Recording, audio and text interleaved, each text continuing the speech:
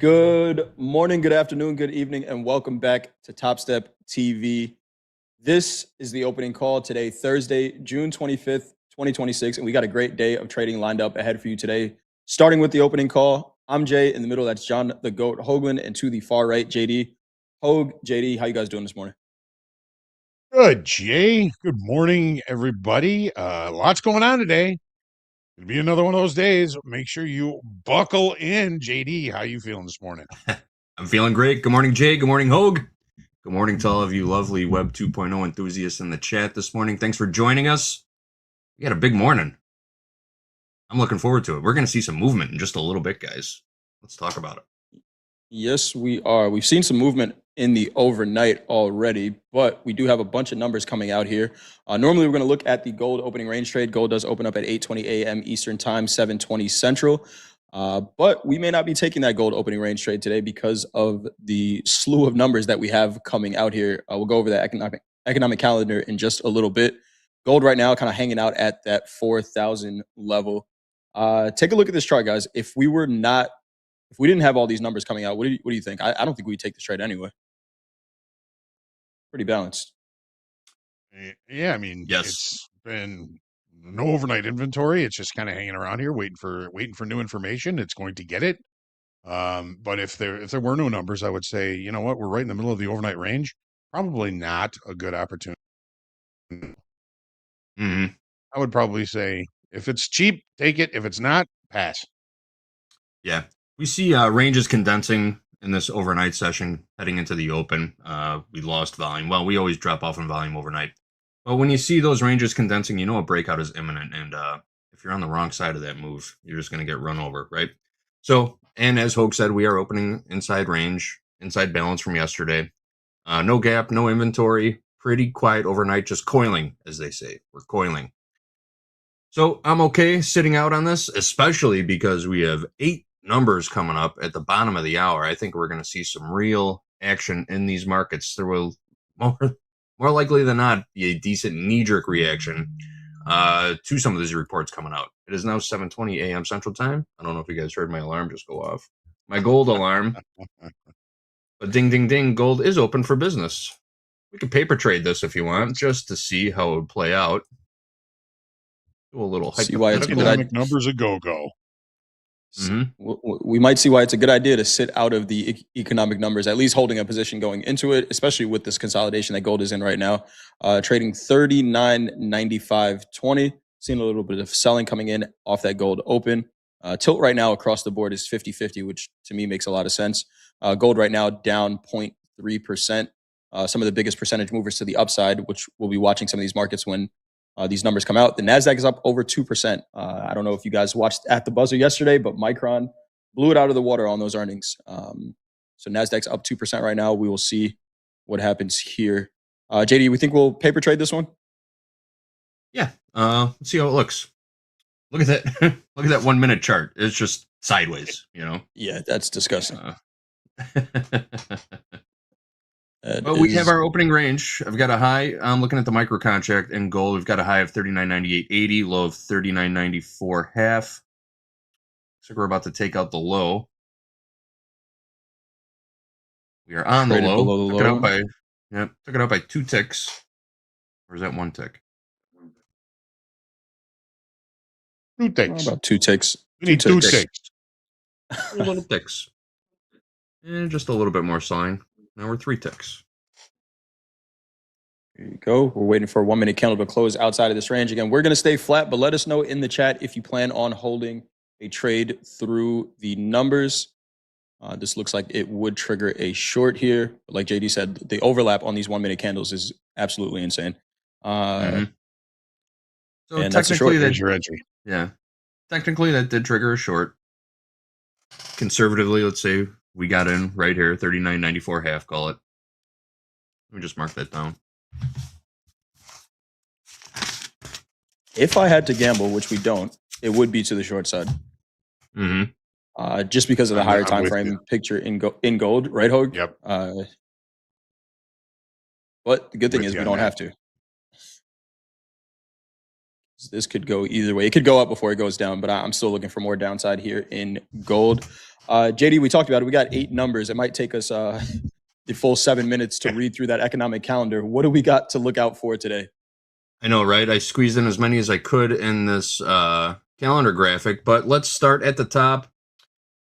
We've got jobless claims, weekly jobless claims, GDP, core PCE, durable goods, the Chicago Fed National Activity Index, corporate profits, retail inventories, wholesale inventories. That's all coming up in just about 6.5 minutes. We have 8 different economic reports being released at the same time.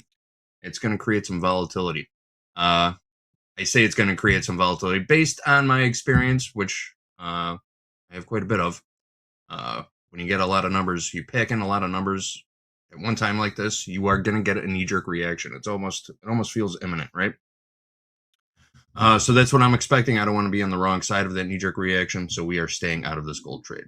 Also coming up later today, we've got natural gas inventories at 9:30 a.m. Central Time, a 7-year note auction at 12 o'clock p.m. Central Time. A couple talking Feds on the docket. We haven't heard from too many Fed governors recently, not since the FOMC meeting, but we've got John Williams coming out to speak at about 2:40 p.m. Central Time, and then Alston Goolsbee is also scheduled to speak later this afternoon. We might get a couple more peppered in throughout the day. I'll keep an eye on the calendar to see if anything new pops up, but that's about all that we've got for today. I find myself wondering if Kevin Warsh has told all the talking Feds to keep a tight lip. I'm wondering also because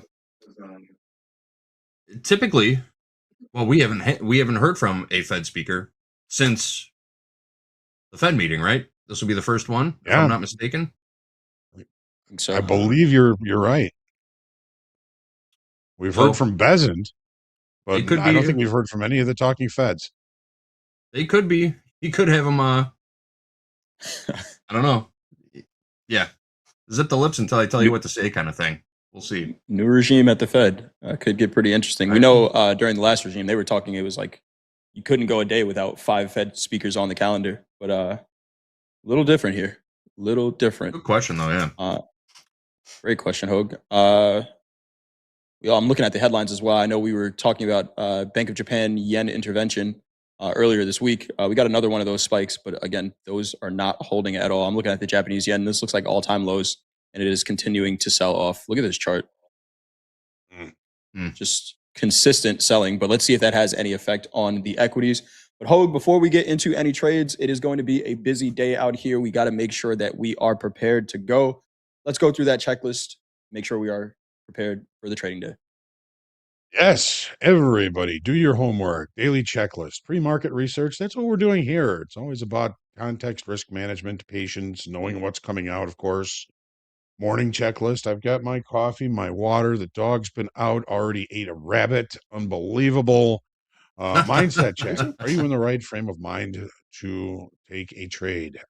Things going inside of trading and outside of trading can affect your decision-making process. Happy traders make better traders. What about your trade entry checklist? What are your hypotheses? What's going to get you out of those trades? Write them down. Do your journaling throughout the day because, of course, at the end of the day, you're going to do your post-market checklist, which should include reviewing each of those trades you took, looking at the outcome, looking at how things felt, looking at what you felt. Of course, be doing your journal throughout the day, finish your journal, reread your journal, and as of course, always join Coach Jay and Coach Paul for at the buzzer at the end of the day to review the day and take a look at what might happen tomorrow. There is your daily checklist. If you have done your homework, we're going to have a great trading day today, and maybe later on we'll go out for ice cream. Let's do it, Hogue. Did I hear you right? Did you say your dog got a rabbit this morning? Is that what happened? Yep. You said that so casually, Hogue. How often does that happen? It doesn't anymore. She's a little older now. She's not quite as quick, but just caught that rabbit right in the wrong place. And I see. it was a kind of a smaller, little kind of a bunny rabbit. Yeah. So I Oh probably man. wasn't expecting 90-pound German Shepherd to come after it. Jeez. Hello, guy. Lacey was hungry this morning. All right, we got she had a good dinner. She had a good breakfast. we got a poll up Wow. in the chat. How do you decide when to take profits on a trade? Is it a fixed risk to reward target?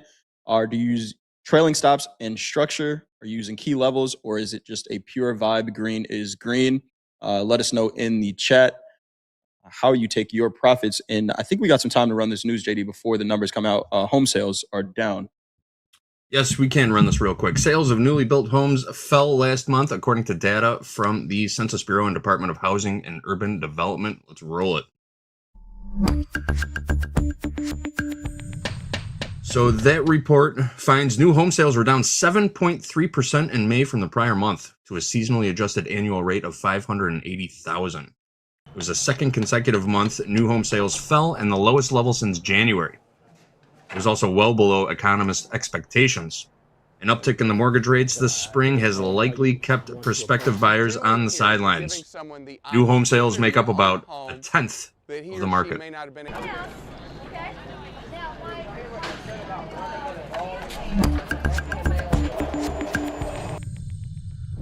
Hey, and Bit of it's a dip. gone. Our short is now stopped out. Invalidated, yep. Good no trade. Invalidated. Good no trade. This dome is clearing out. I've got the micro contract up, getting real thin, getting wide in gold. We've got about 45 seconds, just less than a minute. Let's read Till out these some of numbers these come out. expectations here. PCE year over year forecast 4.1%. Prior was 3.8.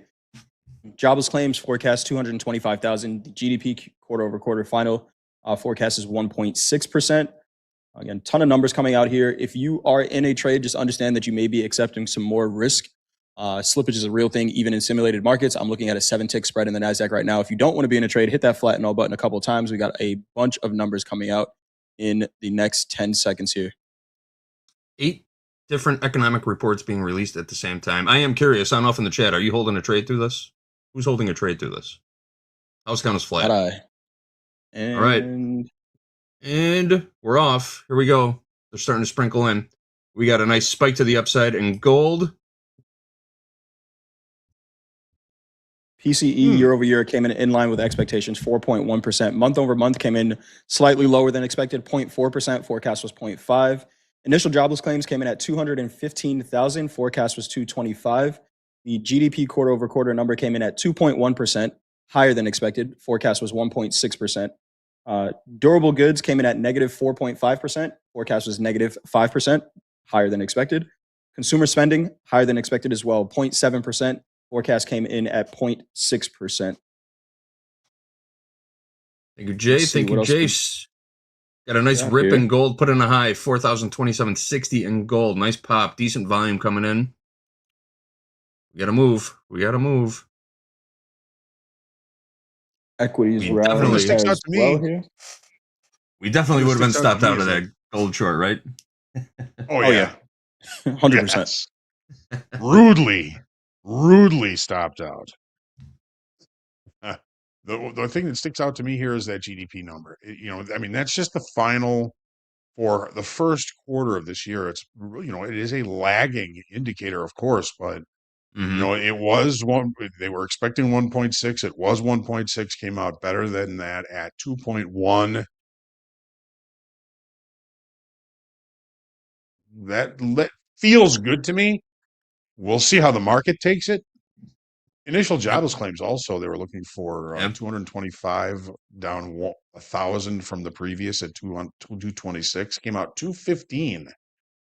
Nice and cool there. Kind of conflicting numbers there a little bit, I think. Jobless claims measures the number of new claims for unemployment insurance. So when that number is lower than expected, it's a good thing. A little bit of selling coming back into these markets now. We're just going to rebalance here. How high did the NQ get? Where do we get up to? 250s about in the NASDAQ? Yeah, 263. Decent moves all 263 around. came. Yeah, there were. Saw some people in the chat. Brad said already made $1,500 and out for the day. Nice. Holding through that number? Sounds Is that like what he's it. talking about? Sounds like it. Risky business. I Risky guess it's a business risky for business sure. anyway.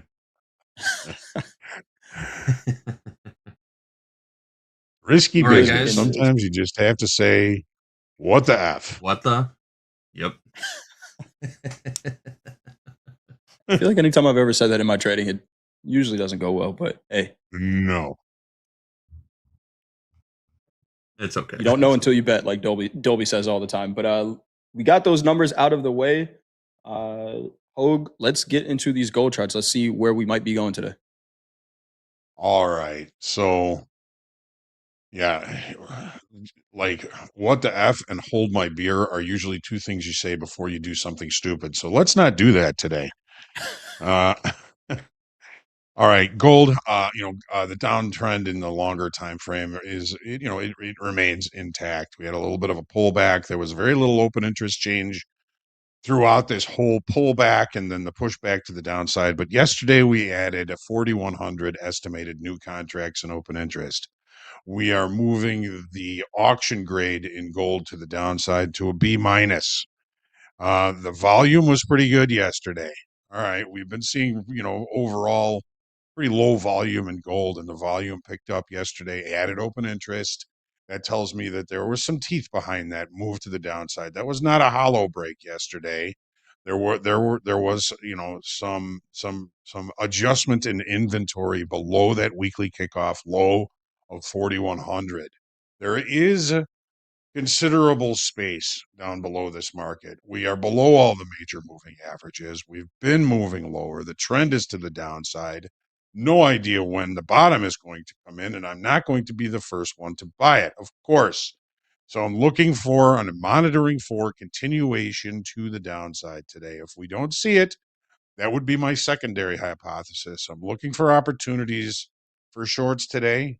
If those shorts don't play out and they don't offer opportunity, the secondary hypothesis will probably be a little bit more visible on the 30-minute chart. Jay, what are you thinking on the daily chart here, my good friend? On the daily in gold here, Hogue, you said it. We've been in a downtrend for the past going on 2 months here, but we are at a level of contention. 4,000 is a big fat round number. We really didn't spend much time at 4,000. I remember on the way up. So let's see what happens here. I would not be surprised if someone is taking profits even on a longer time frame swing trade from the 5,000 level all the way down to 4,000. So while price is trying to move lower, like you said, we need to measure for participation lower. We need new sellers to continue to come into this market. And yesterday was a great example of that. But again, they achieved the goal of getting down to 4,000, lowest prices of the year, lowest prices we've seen since October 2025. Is there more behind that is the question. And, great spot for a test for sellers here. If they fail, what I'm looking at is the midpoint of yesterday's range, 40,054. Oh, sorry, 4,054. We've already tested the low of yesterday's range. It held so far. So there clearly are some buyers down there, whether they're buying to take profits or buying because they're saying this is how low gold is going to go. And we're looking for the price to go back up. But if they do rotate back through this range, I'm looking at the midpoint, 40.54 is that price. Daily ATR, $113. So far, we are at about half of that, about $57 range so far in gold right now. So there is still room on either side. I agree with you, Hogue. I'm looking for opportunities to sell. I don't want to be the seller at the low, especially how vicious gold can be to the upside. So there could be a pretty nice long trade up to these 40.50s here if you're willing to take it. I think for me, I would need to see some flow in that direction in order to take that trade. And we have some levels that we could look at on the 30-minute chart here, Hogue. But on the daily, this is a downtrending market. Yeah, Jay. You're absolutely right. We could see some short covering down in this area, but when we were looking at the pullback and the pushback to the downside, there was not a lot of open interest change there. We said, open interest was waffling in this area. We're up one day, down the next, up one day, down the next, up one day, down the next. So that says to me that we don't necessarily have a situation where we're too short to continue to break it. I think Right. that there's still some bullets left for some continuation to the downside, but we don't get to choose that. So what are we looking at here? When we're looking at the overnight inventory, it was pretty much flat. I mean, the market opened here, but it was so consolidated throughout the evening.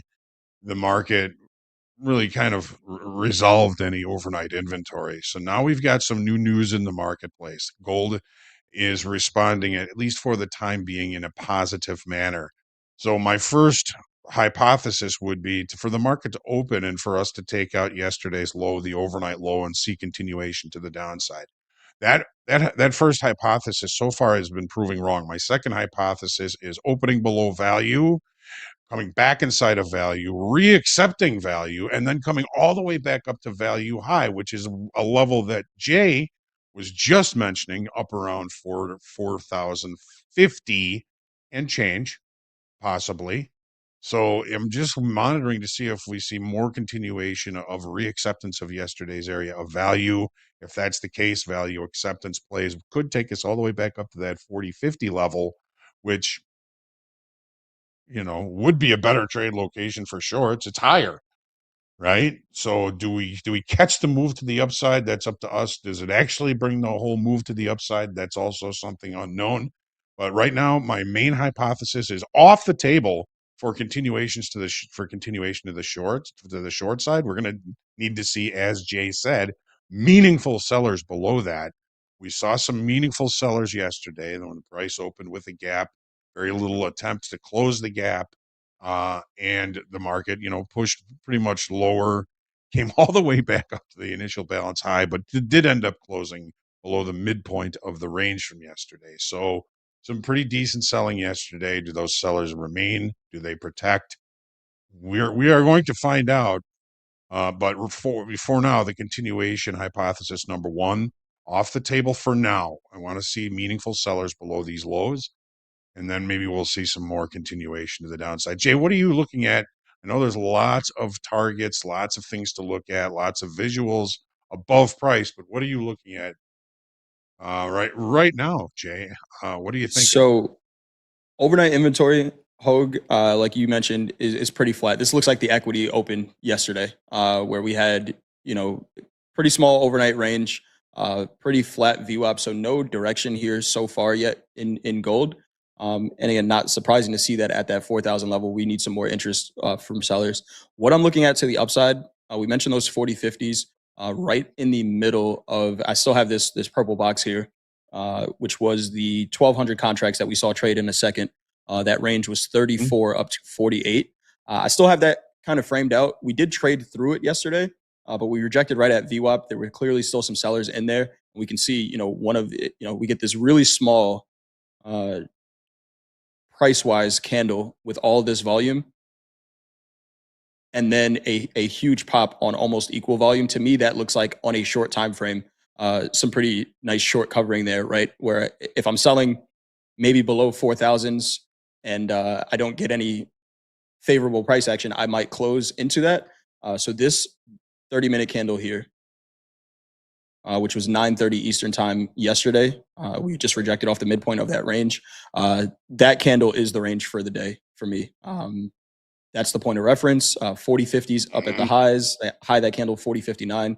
I could see today being a balanced day in gold, just because of some of the price action that we've seen over the past couple of days. You can't trend every day. Gold has been just a really nice market to short all week. And I think at some point we do need to see some consolidation before we continue. Today feels like it has the potential to be that type of day.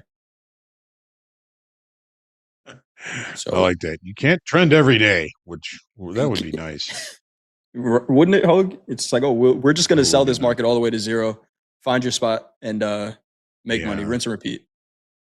Well, the profile yesterday was a neutral day. Neutral days do a very good job of facilitating trade, but they use up the trade facilitation over time. I'm looking for this market to at some point today extend outside of yesterday's regular trading hour range. Basically, initial bounce high on initial bounce low from yesterday 40, 57, 60 to the upside, 39, 80, 90 to the downside. I don't think we're going to stay in range today. I think we're going to extend. Is the market, what's the market's job? The market's job is to facilitate trade. It's likely to go facilitate trade at different price levels today. Be they higher, be they lower. We will see. We will see. I hope you've got your hypotheses ready and your strategies aligned with those hypotheses for your trading opportunities today. I think that's what we've got here for our gold charts. Jay, awesome stuff. You as well, Hogue. You as well.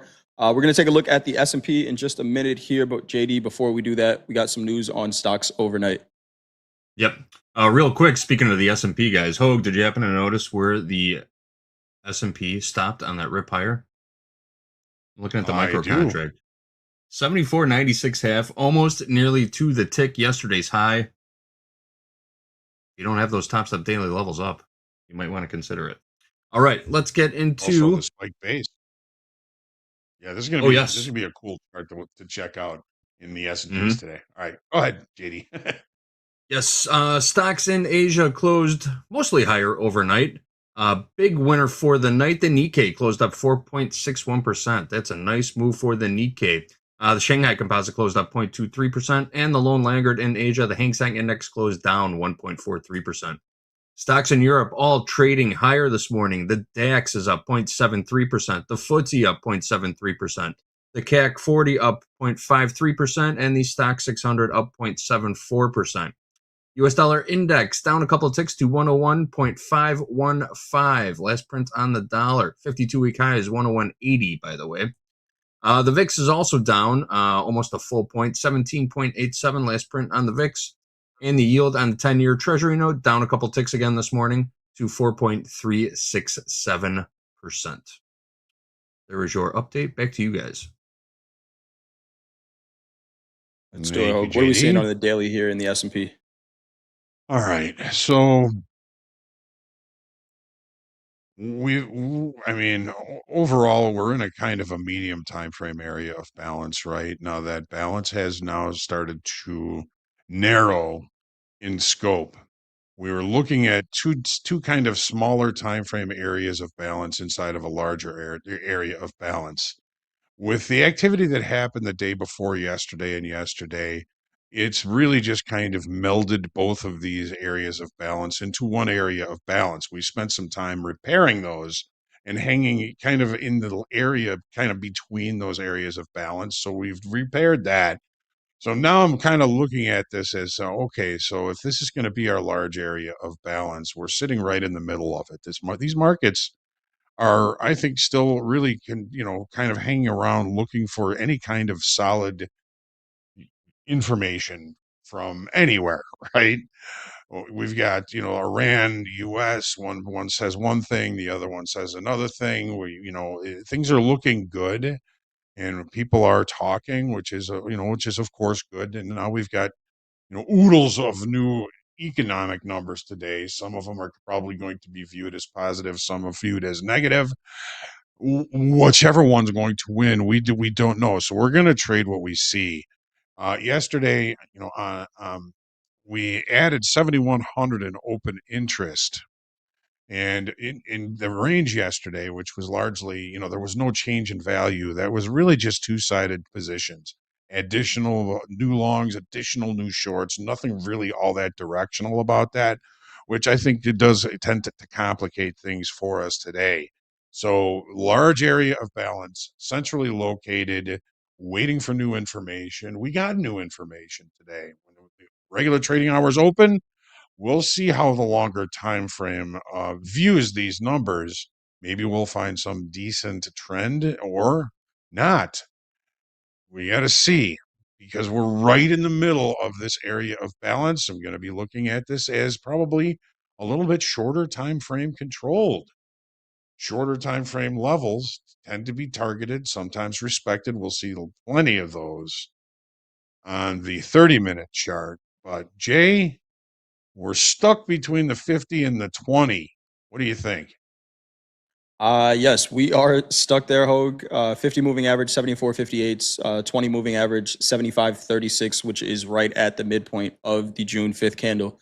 Daily ATR, 100 points. So far, we're at 43, so there is room on either side of this range if we are going to see an at-range day. And I could see a potential test of the midpoint and that midpoint of June 5th and that 20 moving average. They're both kind of sitting right there. We'll see some levels on the 30-minute chart that we do have to get through. But higher time frame, this is a market that's in balance. One of the things we talked about yesterday was if price advertises lower than the June 5th candle low, does volume go with it? We have not seen VWAP leave that range of the June 5th candle since that candle printed.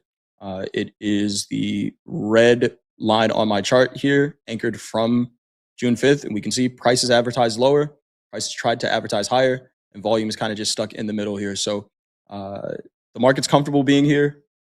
Big enough ranges to trade, but it is a range-bound market, and we kind of have to trade it that way. So any extensions, if the market gets too far in either direction, there's a high likelihood of a snapback in the opposite direction. I think it's going to require patience to get in the trade and patience to allow the trades to develop on days like this. But yeah, higher time frame, we are in balance. Hogue, what are you seeing on the 30? Okay, so Monday to Tuesday we have the session gap that remains unchecked, unfilled. Tuesday, last week's high was where we were looking for meaningful buyers to come into this market, which they did not. Yesterday, value unchanged from Tuesday to Wednesday, largely. It's not right on, but largely unchanged as far as value is concerned. We had an expansion of the range, so we've got a little bit of a megaphone pattern starting from the high and low from Tuesday through yesterday. There's so many reference levels to look at in this market. Yesterday we put in the high right at the spike base, the spike base to the downside, which occurred on the 17th. So we're still seeking meaningful buying above last week's low. Last night, we started to see a little bit of inventory, maybe to the short side, maybe to the long side, pretty much flat as far as overnight inventory is concerned. But in large part, the market held above the regular trading hour session value high from yesterday, around 74.65 is that number.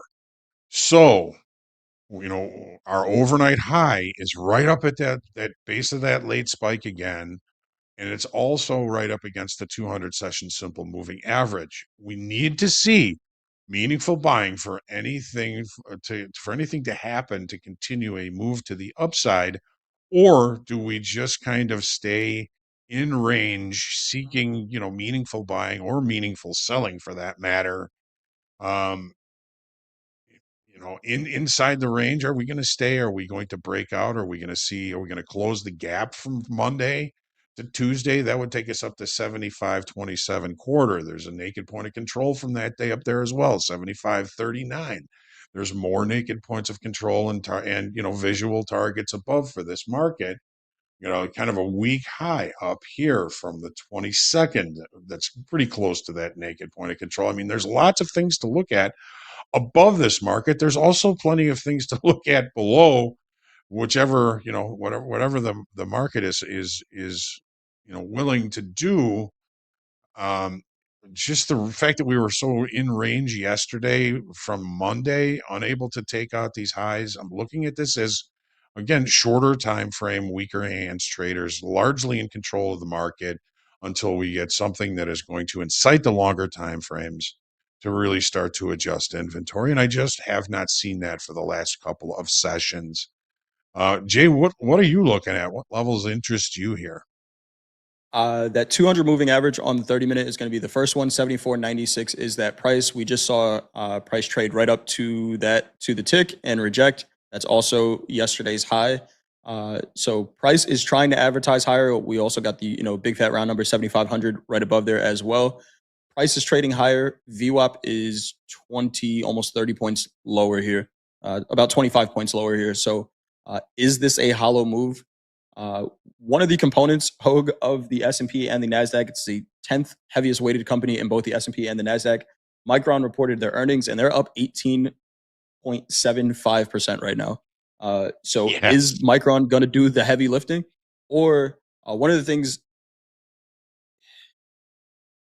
I'm a little concerned about if I'm a buyer is the Micron price action. We had almost a 1% move in the S&P on post-market volume after those earnings. So huge move on low volume. Is this a foundation built on toothpicks? We'll see. Do we have to recover some of that Micron move before we continue higher? That's in the back of my mind. If we don't, and we just reclaim the 200 moving average, then great, we can continue to rally. But I need to see some volume above that 200 moving average for the market to tell me that it does not need to trade back through this Micron candle here. So it could be a good idea to meaningful buyers, absolutely. And so far today, they have not shown that, right? Price is advertised higher. It's going to do that. Price is going to move around. Is it a sustainable move? We'll see when the volume comes in for the New York session. But definitely want to see some buying above that 200 moving average, 74.96. To the downside, the pivot is about the midpoint of yesterday's range. And then support one is right at the low of that Micron candle. So if we start to see some selling, that would be my target to the downside, 74.22. But that is what I got for the S&P, Hogue. Awesome. Great stuff, Jay. You too, Hogue. We can take a look at oil here. We got some news on oil prices. Oil continuing to be our biggest percentage mover to the downside. I think it's every day this week so far. Oil has been the biggest percentage mover to the downside during the opening call, down just under 1% right now. JD, we're going to take a look at those charts, but before we do that, you have some news for oil. Yes, oil is moving down, but gas prices are not moving down. Let's roll it.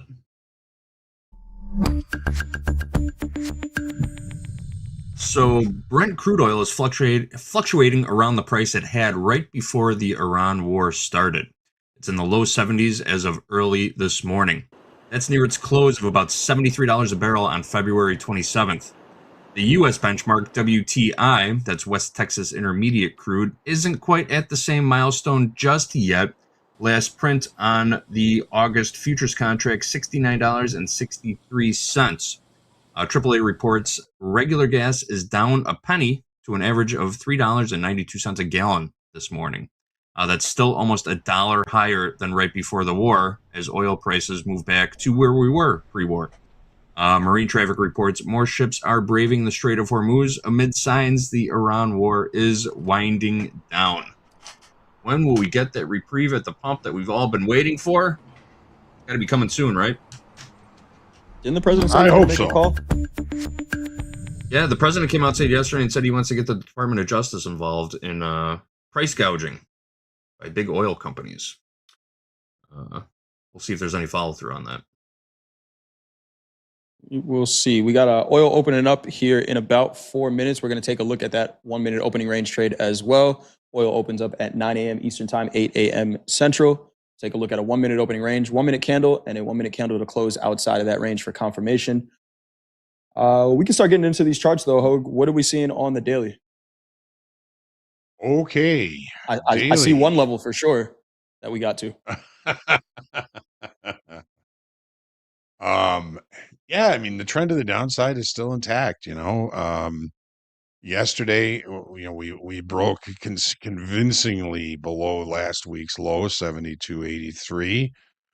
Volume was about average, but we did add 2,500 contracts in open interest. Those would be, of course, new shorts coming into this market. And when we are in an auction, we want more new shorts to come in and continue to sell into this market. However, there is right now, so far, a little bit of a speed bump in the way for continuation downside. That is in the form of the weekly kickoff low. $69. We went 10 ticks below it and rejected in the overnight session. So this is going to be somewhat pivotal for me if I were going to be actively trading crude oil. I'm giving the auction or the continuation of the auction, at least for yesterday, an auction grade of B. That volume was okay. We added open interest on a directional move.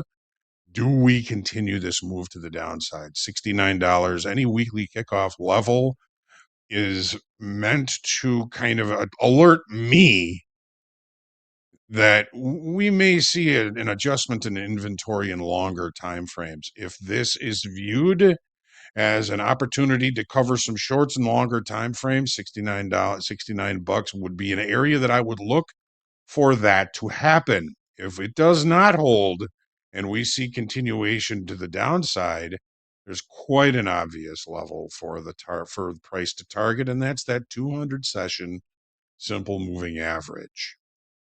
Jay, what are you seeing on the daily? A market that wants to continue to trade lower. Daily ATRs are continuing to come down as well. We're under $4, and I just deleted the indicator. We're under $4.50 here.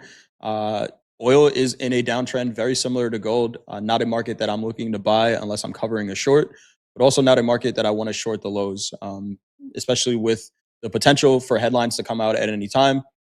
Could spike oil to the upside here, but it's achieved a lot here, Hogue. At this point, we're looking at the next target being pre-war prices, and that's somewhere in the $60 range. The 200 moving average on the daily, $66.32. That's within a daily ATR range. Let's see if we get it. But this is a market that's in a downtrend, wants to continue that downtrend, and as long as we get fundamental reasons to continue it, I don't see a reason for oil to pop back up here, but we will see what happens. Of course, we never know when a headline is going to come out that could change the structure, but for right now, that's a market that I want to sell. What are you seeing on the 30, Hogue? Okay, so to the 30 yesterday, we opened with a gap to the downside from Tuesday's session. No effort to close that gap. Opening range, the high. We pushed lower. We did a whole bunch of consolidation yesterday, but we really didn't have any effort to close the gap. So the sellers really remained in control yesterday. And, adding about 2,500 in open interest, rollovers over. There's a lot of contract months, but just the fact that we added open interest leads me to believe that we did see more selling coming into this market yesterday. So we are going to be opening here in just about a minute, it looks like. Oh, we just opened. So we have opened with a session gap below yesterday's low. Overnight inventory was a mess. No real overnight inventory. So gap rules apply. What we're looking for, if we're looking for continuation of the downside, is for sellers to take control right away and not close the session gap to yesterday's low. Yesterday's session low was 69.63. What's our high here? 69.62. We missed it by a tick. If we continue to reject that, then I could see the market continuing to try and push lower. Get another test of the weekly kickoff low, acceptance below that, then we start to really see if we see some really good selling below that. But this is going to be a tough spot here, 69, this weekly kickoff low. We've opened with a gap. So in the opposite direction, if we start to see acceptance inside of value from yesterday, value low being 69.85 on this chart, on this platform, we start to spend time up there, that could be value acceptance, and price could push all the way back up to value high at some point during the session today, which could bring us up to around $70.50, 53 cents, something up there in that area. We're still holding our gap. Again, if we can't close the gap relatively early, a gap close could actually end up being resistant. What we're looking for is reacceptance of range and value from yesterday, or rejection of range and value from yesterday for another test of weekly kickoff low and the overnight low. Let's see how this plays out. Very interesting spot right now, and right here for crude oil. Jay, what are you thinking? It looks like the 1 minute did just trigger a long if we want to take that trade, but I'd be okay sitting this one out. It's not a ton of risk. Yep. It's about 20 Got the ticks. gap closed. So it's not, yeah, we did. It's not a ton of risk, and we're already right back into the middle of the range. Yeah, I'm okay sitting out of that trade. So if you take a JD, let us know. But looking at the 30 here, Hogue, we have awesome. So we have a flat overnight inventory. Gold is down almost 10% this week. So I'm keeping it in the back of my mind that we're getting to prices where I had no interest of trading gold all last year, right? So I'm kind of keeping Crude. that in mind. Sorry, I keep saying gold, crude. We're getting to prices in crude where the volatility comes out of this market. We're seeing some great moves still all this week, but we're getting into an area where crude likes to be in balance. So I'm keeping that in mind. Overnight inventory flat here. And like you said, Hogue, it's going to be a tough level to get through. We can see the reaction at $69. Price advertised lower, no volume with it. We have $70 right above. Could we see a little bit of short covering from the move that we've had all week? Potentially. But this is a market that if it's not moving, I want to be conscious of the trades that I'm taking in it because there is a lot of chop, a lot of indecision before crude does pick a direction. Right now, there is no direction in this market. So if there's a headline that comes out, if we see some volume that comes into the market that says, hey, something's happening here, then I think it's a better trade. But crude is probably a market that I'm going to keep up on a side screen personally because I could find a trade, Hogue. I just don't know that it's going to be a good one. And right now, I'm not seeing a great opportunity in crude oil personally. Just basically hanging right in the middle of the overnight range. We've closed the gap, showing some signs of rejection of that. I mean, it's a cheap trade here. We'll see how this plays. Don't you get the feeling, Jay, that like one little piece of bad news from Iran and the Strait of Hormuz, we'll be up $5. This thing could just rip. So Yeah. if you are trading it, and you just make sure you are using stops. We always suggest using stops. You should always have a stop in for every position you have, if not for a trade invalidation, for account protection, right? You got to have those stops in. All right, there we go. That's what we've got for crude oil. We're still holding the opening range as the low of the session, just hanging at the low from yesterday, hanging at the initial balance low from yesterday. Let's see if we find some reacceptance of range to the upside or rejection of range to the downside. We've got for crude oil. I always mix it up too, Jay. Half the time when I'm talking about crude, I'm saying gold. Crude, I'm saying gold. Gold, I'm saying crude. We did see some pretty decent upside move here in gold. So we did see that reacceptance of value from yesterday. I wouldn't even think about selling this until we get to value high, right around 44,000. Let's just call it 58. Anyway, that's talking what about we've those got 40/50s, Hogue. Yep. And I'm looking at that big block order that we had yesterday. We just tagged the high of it to the tick, and we're right back at the midpoint. So some interest going on there in the market in gold for sure, at 40.34 up to 40.50 range. Who's long gold? That's a really nice trade over there. But we are going to take a look here at the NASDAQ. Before we do that, JD, you got some news on some tech companies. Sure, dude. Just a heads up. Nothing working, nothing done on that crude trade. I was listening to what you guys were saying, and I held off on it. We're getting a little bit of a pop here right now, though. 69.77 last trade. All right. OpenAI says it just received its first custom chip from Broadcom. Let's roll it. That's right.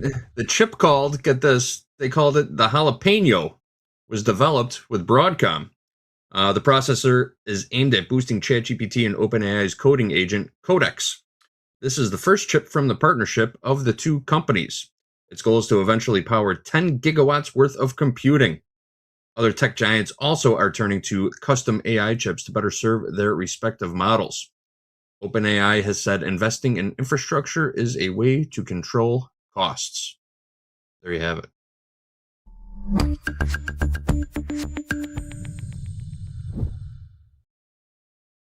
Did they give a reason for naming it jalapeno chip? I love jalapeno chips, by the way, but Yes, me too. did they give us a reason for that name? I mean, maybe they love No. them too. I'm going to look it up, though. I'm looking it up right now. Why do they call it the jalapeno? Yeah. The jalapeno chip. All right.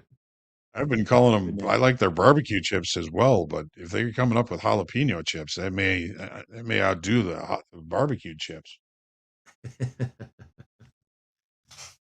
I agree. All right, let's take a look at the Nasdaq here. What are we seeing here, Hogue? Up over 2% right now on the daily. Of course, a lot of that after those Micron earnings. What are we seeing here? Yes, so Micron knocked it out of the park last night, and we're certainly seeing it in the Nasdaq, which was not presenting as strong as the S&Ps for the last couple of days, but is certainly presenting as the stronger of the two as we come into the regular trading hour session today. So, the only thing on the daily chart it's very similar to the S&Ps. We had two areas of shorter time frame balance that were part of a longer time frame balance. I'm viewing this all as one now. We traded yesterday right down to that 50 session simple moving average, and that was the end of the downside auction. A new upside auction began, and that upside auction is continuing. But this is what rotational markets do. They go from high to low to high to low. Are we headed for the high? I wouldn't begrudge that, of course. But when we look at where we are as far as price is concerned, we're relatively close to the center of the larger area of balance. We've got good news from Micron. We're going to be digesting the deluge of economic data today when the regular trading hours open up. Jay, I know you're going to be talking about the June 5th bar here, so I want to pass it on to you. What are you thinking? We closed above the midpoint yesterday. We got down to that 50 moving average that you mentioned, Hogue. We're right back at the 20 right now. The midpoint of that June 5th candle, 29,890. And while you were just talking about, the rotational markets, Hogue, I had a deja vu going back to, all the overlapping candles that we had earlier this year in that October 10th range. It seemed like every other day was an overlapping daily range. It's up one day, down the next, up one day, down the next. And we're kind of seeing that here in this June 5th candle range. So an attempt from sellers yesterday to bring this below the 50 moving average. We stopped right there. Do we just get rotation through the other side? The 20 moving average, 30,201. We can see there is a little hesitation there. We did make a high of the session at 263s. Daily ATR range, 694 points. So far, high to low range, we are at 328. Yesterday's range was almost 900 points. So while the markets aren't going anywhere on a higher time frame, we're in this higher time frame balance. There is more than enough opportunity point-wise in this range. We just need to find where those opportunities are. And, we had some great range trading through the New York session yesterday. It's crazy. Most of the range, even before Micron, most of the range for the day, Hogue, was in power hour. We made the low of the day and the high of the day in power hour before Micron came out. So very consolidated day. It doesn't show that on the daily candle, but this is a balanced market on a higher time frame. What are we seeing on the 30? All right, let's take a look-see. All right, so one of the differences between the Nasdaq and the S&Ps yesterday, the Nasdaq did drag value lower. It was a lot weaker than it was yesterday. I mean, we put in the high yesterday, and the S&Ps up at the base of the late spike. We didn't get anywhere near it until after the Micron earnings and after the regular trading hour session was over. So, we're in a potential reversal here. When you look at the daily chart, there's a lot of excess on the low from yesterday. I'm just going to go back to the daily just briefly here. That's a lot of excess on that low. That is rejection. That is the downside auction dying and a new upside auction beginning. And it looks like that an upside auction is attempting to continue the move. So, we are above the base of the late spike where we've been using that as resistance in the S&P is we're above it in the NASDAQ. Does that become supportive through the session today? Maybe. We're going to be opening probably with good probability with a session gap above the range from yesterday and possibly above the range from the day before on Tuesday. If we can't close the gap to the value to the range high on Tuesday, that's going to create a 2-day island bottom. Well, does that mean reversal? Yes, sometimes it does. The whole break that we've seen in crude oil started with an island top. So I'm very, very interested to see if we can not close the session gap. Maybe we can use the spike base from back here again on the 17th as a level of support, which would keep us from closing the session gap to Tuesday's high. The gap above Tuesday's high is a session gap from Monday to Tuesday. If we can't close the gap today, then I can see this market continuing to push to the upside to close the session gap from Monday to Tuesday, which is up around 30,500, 503 to be exact, and a naked point of control up here at 30,603 could easily be a visual target for continuation. So if, depending on how the longer time frame addresses the open today, if we can't close the gap, if we can't close this gap to Tuesday's high, again, where is that? 30,047. We were all talking about 30,000 as an important inflection level. We're above it now. We're opening with a gap. Overnight inventory might be a little bit long. But we're going to have to see. We're going to be watching closely how this market opens today, and if we can close the gap, or if we cannot close that gap, then I can see buyers coming in and continuing to this push to the upside. Jay, you've been saying for the last 2 weeks, this market needs new buying. It needs an impetus. Maybe Yeah. Micron was that impetus that can move this thing and continue and see this market continue to push higher. What do you think, Jay? It could be it, Hogue. When your 10th heaviest weighted stock is up 18%, that's not nothing, right? So we definitely do have to pay attention to that. But is that enough, right? Is that going to be enough to get us even back up to the highs of that June 5th candle? What I'm looking at here, we have the Micron candle, and we're holding it as support. We can see price advertised into this candle last night, the high of it, 30,052. Price advertised into this candle. Volume stopped right at the high, though, right? We can see this view up where it turned. Not much price acceptance last night into this range, or volume acceptance into this range where view up stopped right at that high. We also have the 200 moving average on the 30-minute right at the high of the session right now, 30,204. So the market to me is in a decision-making spot here. And I think the way I'm looking at it is I'm going to be patient and wait for it to make a decision here. And the decision may be we're comfortable here. We're going to stay in this range where at that point, maybe I'm selling against the 200 moving average, which has already been a decent trade here, and then trying to buy it off the highs of this Micron candle. If we start to see price acceptance into this candle, I'm looking at the midpoint, 29,760 as a potential target there. And just like the S&P, support one when it comes to pivots is right at the base of that Micron candle, right at the open, 29,518s. It'll take a lot of selling to get down there, but we've seen, some pretty aggressive sell side days in the NASDAQ recently. So, to me, it's not out of the question. And I think it'll be another interesting trading day, Hogue. I'm looking at the calendar here. We still have some numbers. We got Michigan sentiment out tomorrow. I don't know that the market is going to wait just for Michigan sentiment. So we'll see what happens here. But interesting spot, decision-making zone. Buyers, great job after Micron. But does it hold above the 200 moving average here? We'll see what happens. Well, we've got the profile yesterday was a neutral day. Neutral days use a lot of trade facilitation. I'm looking for this market to move away from yesterday and Monday's range in one direction or another. market needs to move to facilitate trade. That's its job. It's working on it now. We'll see how this plays out. Jay, thank you very much. As always, great stuff. Thank you, Hogue, you as well.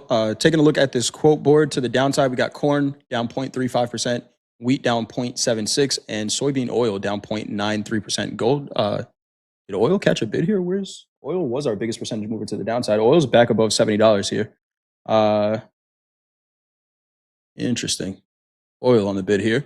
Upside, we got micro Bitcoin up 2.22%, micro Ethereum up 3.25%, and the Nikkei up 4.2%. JD, let's go through that schedule. Who do we have trading with us on Topstep TV today? Let's do it. Coming up next in Fast Markets, Andre and Jack are here to lead the charge. A couple rotating guests will be coming in and out also. We've got Vince and Ted here from 8:30 to 9:30. Dakota from 9:30 to 11, and our man Mohammed from 10 to 11. We've also got a special guest, Francis Newton, going to drop in around 9:30 to talk some macro with us. Hogue will also be jumping in there to do a little chart analysis. Speaking of which, Hogue will be back again at 11 o'clock for more chart analysis during the morning highlights. We did not take any trades here during the opening call. We'll still go over market reaction to those numbers. We had 8 economic releases all come out at the same time this morning, and we got a nice reaction from these markets due to that. That kept us out of those trades this morning, by the way. At 11:15 a.m. Central Time, Jay's going to be back with Yusuf and Coach Ray. Group coaching today. Hogue's going to be back with Coach Emmanuel and Hoop. If you got a question for Hogue, Emmanuel, or Hoop in just a little while, you know the drill. We're going to pin a form to the top of the chat. You can fill that form out, ask your question, click submit. We will get it. And you're going to get your question answered live right here on Topstep TV. I'm going to be back with our buddy from Texas, Mr. Terrence, and Coach Vince for Trade with Topstep at 1 o'clock Central Time. And then in Power Hour, we're closing out the day with Andre, Coach Jay, and our special guest. We've got a new host coming in, Eric Graff. He's been here before. He's been with Topstep for quite a few years now, and he's going to come in and trade it up with the guys in Power Hour. So make sure you are here for that. The great debut of Mr. Eric. Should be a fun hour. All right, guys, that is the schedule for today. Plenty of tradertainment coming your way all day long here on Topstep TV as usual. Thanks for that, JD. I want to take gold rejected right off those 50s, Hogue. 13 points there. It's going to be an interesting market. Hogue, if you had to pick, I know the S&P is always going to be at the top of your list. What is your focus going to be today? Yeah, always the S&Ps. We had that test of crude oil down to the weekly kickoff low. We're already seeing buyers coming in on that. I'm not looking for a lot in that. Just probably looking for the market to close a value acceptance to 70.54. I'm always keeping one eye on gold. So busy during the day. There's a lot I miss, but my main focus will probably be on the S&Ps today. I want to see how these equities play out today. Taking a look at the equities, maybe a little honorable mention for micro Bitcoin right now, up 2.25%. There is a daily candle. If I can show this real quick, we don't have to deep dive into the shorter time frame, but micro Bitcoin, like gold, has been in this downtrend.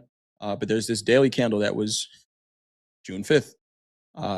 We are right back at the midpoint of that candle as well. We advertised below the low.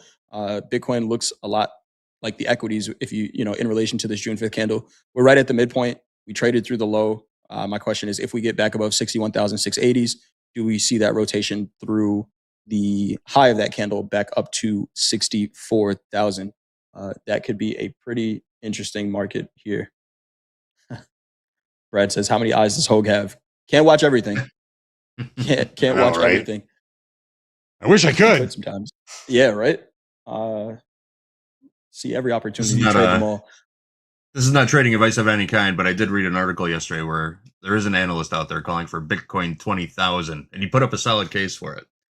I'll find that link for you. 20K. I mean, hey, I've heard 40Ks. I haven't heard a lot of 20Ks, but if it keeps dropping the way it is right now, JD, why not? Why not? We got one more piece of news we could hit before we get into fast markets here. We sure do. On the jobs front, things are easing up a little bit. Are you looking for a new job? It can feel like a full-time job, but there is some good news on the hiring front. In today's Consumer Watch, Jen Sullivan looks at employment trends and how applicants can stand out today. Let's roll it. On paper, the job market looks promising and unemployment rate is low. So why are so many people struggling to get hired right now? In May, job gains came in leisure and hospitality, healthcare, and local government. But if you're not looking for opportunities in those industries, it can be tough to land a new position.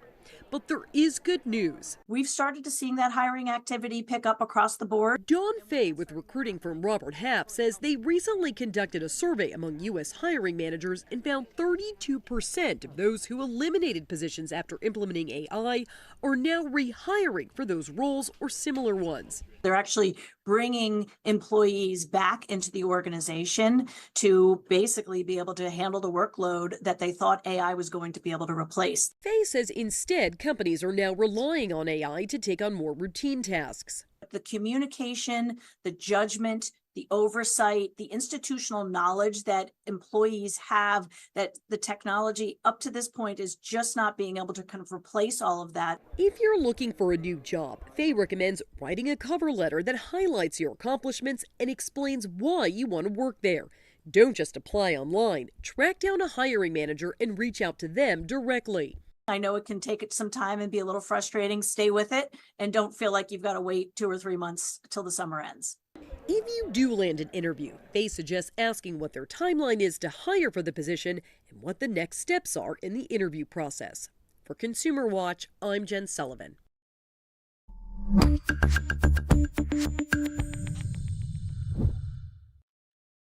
Did they just say that the machines failed? Is that what's going on? It Down sounds with the like machine. it sounds like to me Down with the they machine. realized how expensive AI usage credits are, and it's like, wait, we just paid this AI $100 to read through that Excel sheet.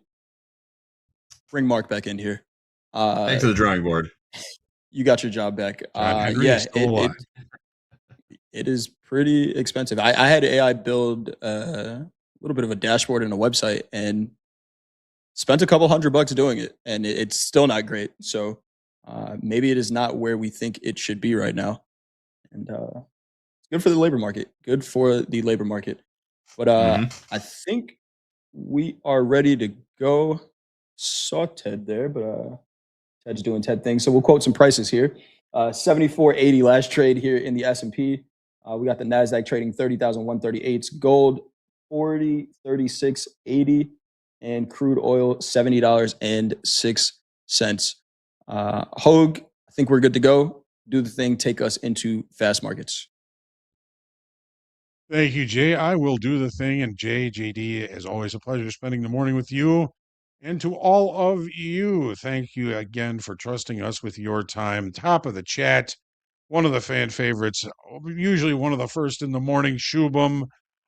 We got Roto Rich, we got Mike 1970, we got Pete, we got Joseph Francone, we got Tandra Takeoff, we got Jeff Metzler, we got G-Man, we got Charles Henry, we got Coog, we got Tristan Trout, and a cast of thousands. As always, when you're sitting down to trade, first thing you do, take a deep breath, remain humble, grateful, creative, and centered in your trading today. Pray for peace every day. It is time for fast markets. Coming in 5, 4, 3, 2, 1. Where's Waldo? Let's go.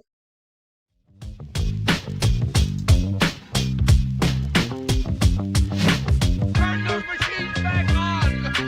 Turn those machines back on. Turn those machines back on. Turn those machines back on.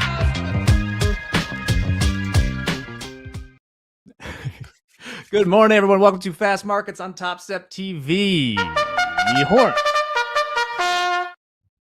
All right, we got Micron eating. We got PCE coming in line. And 30 seconds before we went on air, my wife said, "Where are the van keys?" So I'm going to have to go find those real quick and be back with you once they get off here. Andre, how are you doing? Oh, she found them. Oh, fantastic, All right, Jack. never Thank mind. you. Let's see if we can get those keys. Welcome, everybody, to Topstep TV. This is Fast Markets. Who we got in the house? We got Ted in the house. We got Vince in the house. Jack, you just saw him. He will be joining us here shortly when we're good to go. Let's get right into it. Vince, thoughts coming into this Thursday. What's up, my man? All right, what's up, Dre? Good morning, everybody. Good morning, Ted. Good morning, Jack. Morning, bud. I'm pretty excited about the Nasdaq right now. We have a gap and balance on, coming into the open here, so I'm probably going to focus a little bit on the Nasdaq. ES is struggling. It's at the high of its range from yesterday. Let's see if we can break above that today. And kind of the Dow is in the center. So gold, I'm looking at gold, crude. I'm looking at everything this morning, even the Russell. So what do you guys got cooking right now? Anything? I'll go to Ted. Ted, what do you got? Good morning. Good morning. Morning. Implied move coming into today using the options and the SPY for the S&P. The implied move in the S&P is 54 handles. So up 54 points, we are at 1x. Down 54 points, we're at 1x the extreme move. I'm looking for buy opportunity 74.25. I don't know if you remember yesterday, but we were saying with Hogue 73.99, and it didn't look like it was going to get there because it was like trading like 74.40. Well, it got there. If you were patient and you waited, you nailed that trade yesterday. So I'm going to be patient again until I'm not. But I'm looking for buy opportunities 74 and a quarter, 74.40, and below that 73.99 again. 73.99 again. Let's take a look here at these prices. We got the ES trading 74.86, 90 seconds till the opening bell. Nasdaq 30,156. Dow trading 52,499. I think we made new all-time highs just yesterday or the other day. Well, see, we'll keep an eye out for that. Crude oil, figuring out what to do right around $70. We did bottom out at $68.90. Yes, we did. Overnight, and gold trading 40.35. Jack, you good to go? Or are you going to wait till after the bell? I am good to go. We are good to go. You get a $5 tip. Exactly. Always tip your wife. I think that today could be tricky. I don't love, like, Micron kind of threw an upside wrench into things here with these big gaps. Is that there's going to be a decent amount of forced buying, right? As far as leverage ETFs and stuff go today. So it's almost like I definitely don't want to fade this move, maybe looking for the right chances to get long today, like on the day time frame. We'll talk more about that later, but some really impressive earnings there. Micron made as much revenue annualized as like NVIDIA did in 2025. So, yeah, that's something. Wow. Yeah. Take a look at the open. Numbers. We had a lot of numbers come out about an hour ago or so. GDP, not bad. Core PC in line, still hot though. Jobless came in later than expected. So we'll talk about those here in a little bit, but let's get ready to rock. We are now open. I sent you both that week email, high by the from way. yesterday in the ES. 74.96.50s. We have a weak high there. I think we're going to gun for that. In the Dow? You talking about the Dow, Vince? No, the ES 74.96.50. We have a weak high there. Okay, sounds good. We just topped out at pretty muted open so far. There goes the Dow. Dow finding some more buyers. Now about 100 points. 100 points to go for new all-time highs in the Dow. Got the NQ selling off just a bit.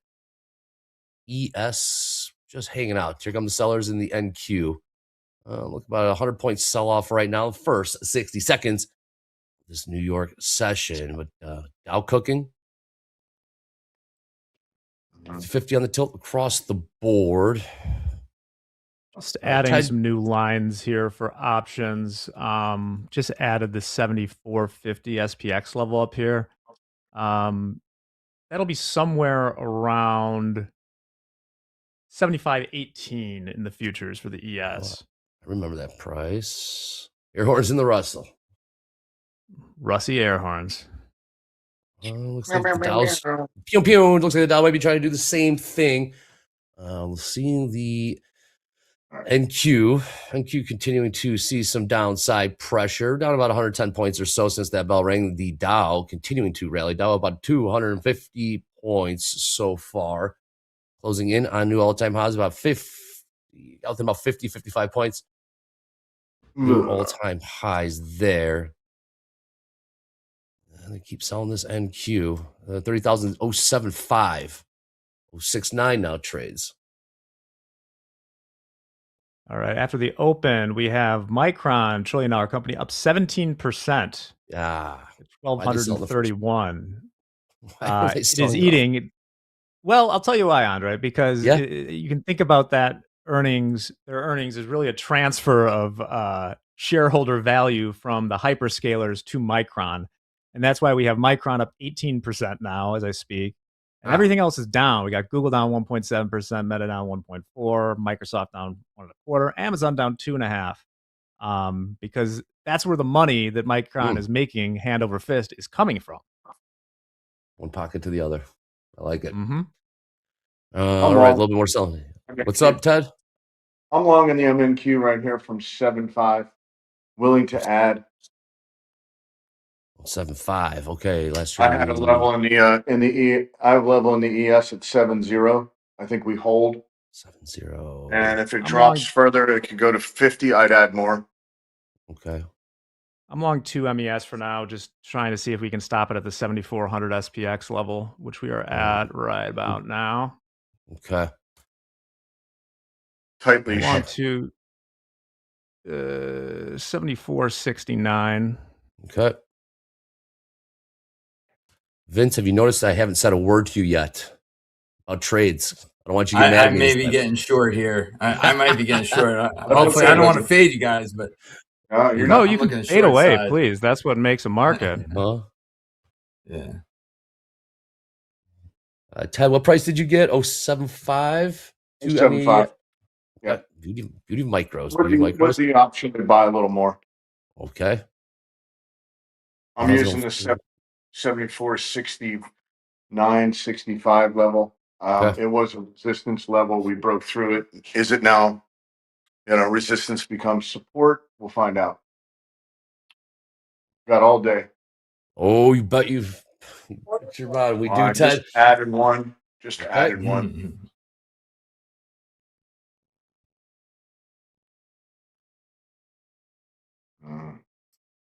Let's see if it holds here. Where are you long from? Yeah, I'm long from 30.069 in the NQ. I'm now in the money, and I don't stay very long. Order filled. You hear it selling. I'm taking a little profit. I heard you take some profits there. Nice. We got NQ. First 5-minute candle, NQ down about 150 points or so as we trade about a 30,040. ES sold off about 25 points in the first 5-minute candle. Good range so far. We trade 74.69 right now. There's a new 5 minutes. What do they want to do? They come in and buy this? Wow. That was a nice rip up. Yes, it was. That new 5 minute opened up for you. We saw some buyer step. Took a little profit. Took half the position off for $175. Let's go. Nice start. ES catching a bit of a bid here as well. 6.9's the level in ES. Being patient. I'm being patient. We got to be. 6.9 was. Got to be patient. Watch. I wasn't. We're coming back to it. I may add again. Like the longs, 50-50 on the tilt across the board here. Take a look at the calendar. We had a lot of numbers before the opening bell about an hour ago. We had GDP, durable goods, PCE. We'll talk about that here a little bit more. But in terms of what we have on the calendar for the rest of the day, we have Fed speakers this afternoon or this evening, I should say. Who's speaking? We got Williams at, that'd be 2:40. That'd be during power hour. And then we got Goolsby after the bell, 5:30 p.m. Central. Of course, any headlines that do hit, stay tuned into Topstep TV as we will give you live breaking coverage of that here in real time as how it affects the markets. Right now, we're going to see if the Dow wants to continue that push to new all-time highs. We got within 50 points of it. I bought it back again. I added 2 from 0.69 in the NQ. 0.69. 0.69. All right. We got till 50-50 on the tilt right now. It needs to go or I'm going to cut it. Oh, Vince, you're looking for a short. Vince, okay, I want to hear your what are you seeing here for a case for the shorts? Well, we have a lot of overnight inventory is long. Okay. I would like to see a potential settlement play or maybe come back and test this point of control 29,760. But people were buying it overnight, right? So it's bullish. Yeah. So I'm kind of going against the trend, but we're going to see. If the buyers can't get what they're looking for, buyers become sellers, right? So we're gonna see what happens here. First of all, Vince, short what market? I gotta ask you which what product. you're talking about. NASDAQ. I'm looking at the NQ, okay. NASDAQ right now. Okay, Yep. that one is staying a little heavier here. I sold at 76, by the way, 10 points. Got That's out. it. Okay. Yeah, I got to tell you, Let's Dakota, go Dakota pull we back nailed. here. Here's a great short right here. We just broke that previous candle body. I'm short Head. 3.9. Sorry. No, you're good, man. Short from Mhm. you said 3.9. Okay, let's go, 3.950. man. 3.950 micro NQ. Okay, NQ looking a little heavy here. More downside pressure here in the NQ. Dow catching a bid. Dow has printed new highs. Looks like the NQ's I gunning want to for see it bounce 30,000. up so I can sell it. 30,000. One, Yeah, leave two. should have. Here come I leave 30,000. two on 30,000. that short.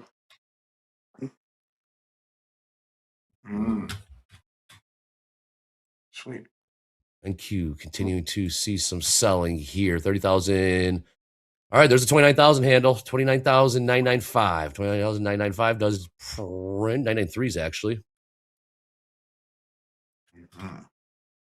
ES also seeing some downside pressure here. So not as much as the NQ. NQ definitely the weaker of the three that I've got up. Russell obviously ripped into the upside. Dow staying bid as well. Out of the trade completely. I got okay. The Dow's Yeah, range leading bound the right way now. down here. I Meta down missed my short, huh? 2.5%. All right. I took a long get out. I took a long up against Apple's those down 30,000. 4%. Apple down 4%. Micron up 19%.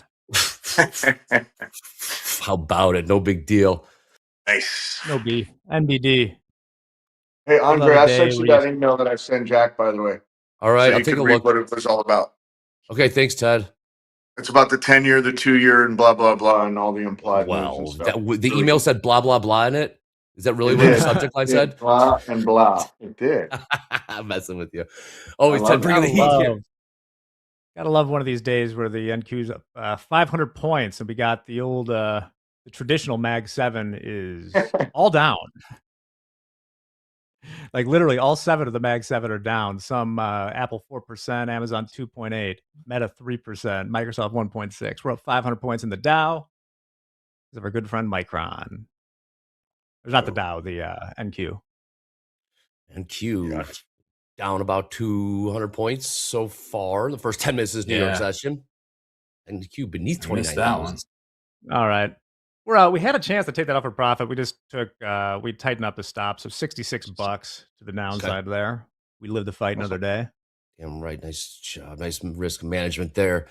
Jack, what's the NQ gonna do beneath 30,000? We're trading 29,980. It's called 980s. What's the ES doing? ES trading Yes, 74.62. we're getting down to 62. Next level down We're is selling. 45, and then 25. Major levels. Major Yep. levels. You got all right, 74.60. Last trade NQ. Gold not doing too much just yet. Crude right at $70 even. Oh, yeah. 900s. Is it too obvious of just a caveman trade? Round number. Yeah. Long of 900 on the NQ trading 29,000.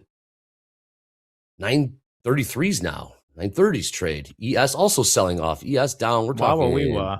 Yeah, we was right. We were down 4. Missed that short, guys. I Yep. missed that short. We're down over 100 points from where I wanted to get in it. It didn't give me the Don't pullback. blame me. Vince, don't even think I didn't say No, nothing. I'm not blaming you, Dre. It didn't give me the pullback. You and me both, Vince. It didn't give me the pullback. I thought we were going to man. retest at least the bottom here. I was greedy. I had 10 points in that trade. Didn't quite get to where we needed it to be, but I'm glad I cut it at the moment. More selling NQ, more selling ES. NQ closing in on 29. 29,900. 3 points to go. ES also selling off. 29,901 hook and 1/2. New lows NQ. Dow staying strong, and we are not seeing the 29th. Where are you going, NQ? Mm-hmm. I think it's getting ready to be a buy. So this dynamic cannot survive for an indefinite period where the hyperscaler stocks are all just getting hammered and just giving all their money to Micron and SanDisk and a few others. Eventually, the incentive structure will change. You would think. Yeah, I don't think that Micron can have like 89% margins on $50 billion in revenue or something forever. I guess, or short the hell out of Meta if you think that's the case. Order filled. I'm long. Yeah, I got along too. That might be just 070. NQ continuing to see sellers in the house right now. Sellers. NQ just getting worked. Same with the ES. ES down over 50 points here in the first 13 minutes of this New York session in fast markets. NQ down, we're talking, I'm closing at 400 points, down 400 points in the first 13 minutes. 13 minutes. We just bottomed out at 29,799. And damn. That's done. That was a $200 loss. Oh. Yep. Well, ES down 55 points here. 55 points. Oh man. Is this the moment? Did everyone is this Micron earnings the moment everyone realizes that this is maybe not sustainable? That'd be cool. Could be here for history. No, probably not. Why am I trying to get long? What Mo say? Don't come cheap. Just got more. According to my P&L, it got more expensive getting long. I've been getting Vince's fun to get short. Right, but in all seriousness, I'd probably wait. I mean, I'm not looking at the NQ. I'm looking at the ES. But at this point, I'd probably wait to jump in until it closes the gap. To the close. What's the gap? What's the price? To the close in the ES 74.28 or something near there. 28 hook. Okay. 28 hook. Okay, so actually, it's 74.28 quarter. If you're pedantic. We got NQ. I know. NQ down about 450 points here. Down 450 points. First, not even 15 minutes of this New York session. ES down. Continuing to sell off down. We're looking at 60 points lower now in the ES. Dow still holding big. Crude still $70 even. Gold not doing too much just yet, but we are watching equities get sold hard. Even Micron's only up 16%. I mean, what's the deal, Micron? The deal, what makes this all very, very tricky is that, we've only existed with memory being a cyclical good. So if you look at their earnings, Micron's still very cheap on a PE. But the question is, there's this huge bottleneck squeeze going on for the hyperscalers right now. And nobody wants to build new capacity. Like in a normal company, if they had those sorts of margins and sales and stuff, would be expanding. But that's not how it works in memory. Let's close this gap. Unbelievable. Yep, we are. They just absolutely smashed any sign of a. We are continuing to sell off here. NQ on the move lower. NQ on the move lower. This is unbelievable. We came within one tick. There we go. We closed the gap in the ES. Gap closed. Unbelievable, and then some. Wow. Okay. Incredible. We look out below, guys. Look out below. We're almost down 600 points or so in the NQ. ES down over 70 points and keep going. Red. Dow. Sheesh. There we go. 75.25. 600 point sell off in the first 16 minutes of this New York session in the NQ. ES down. Oh, hell. Almost 70, 80 points first 16 minutes of this New York session. This is my target right here. I would be getting out right here. Holy. Oh, Vince. Horseshoes and hand grenades. It's very frustrating, guys. Very frustrating. You got this, Ah, Vince. let's You look at got the this. next one. All right. 50-50 tilt. This is just Falling knife here, but I'm buying it. you fall. Jesus. They ain't done, man. They ain't done.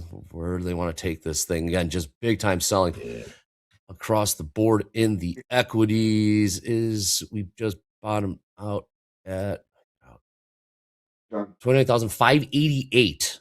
When that bell rang, we were trading 30,100 or something like that.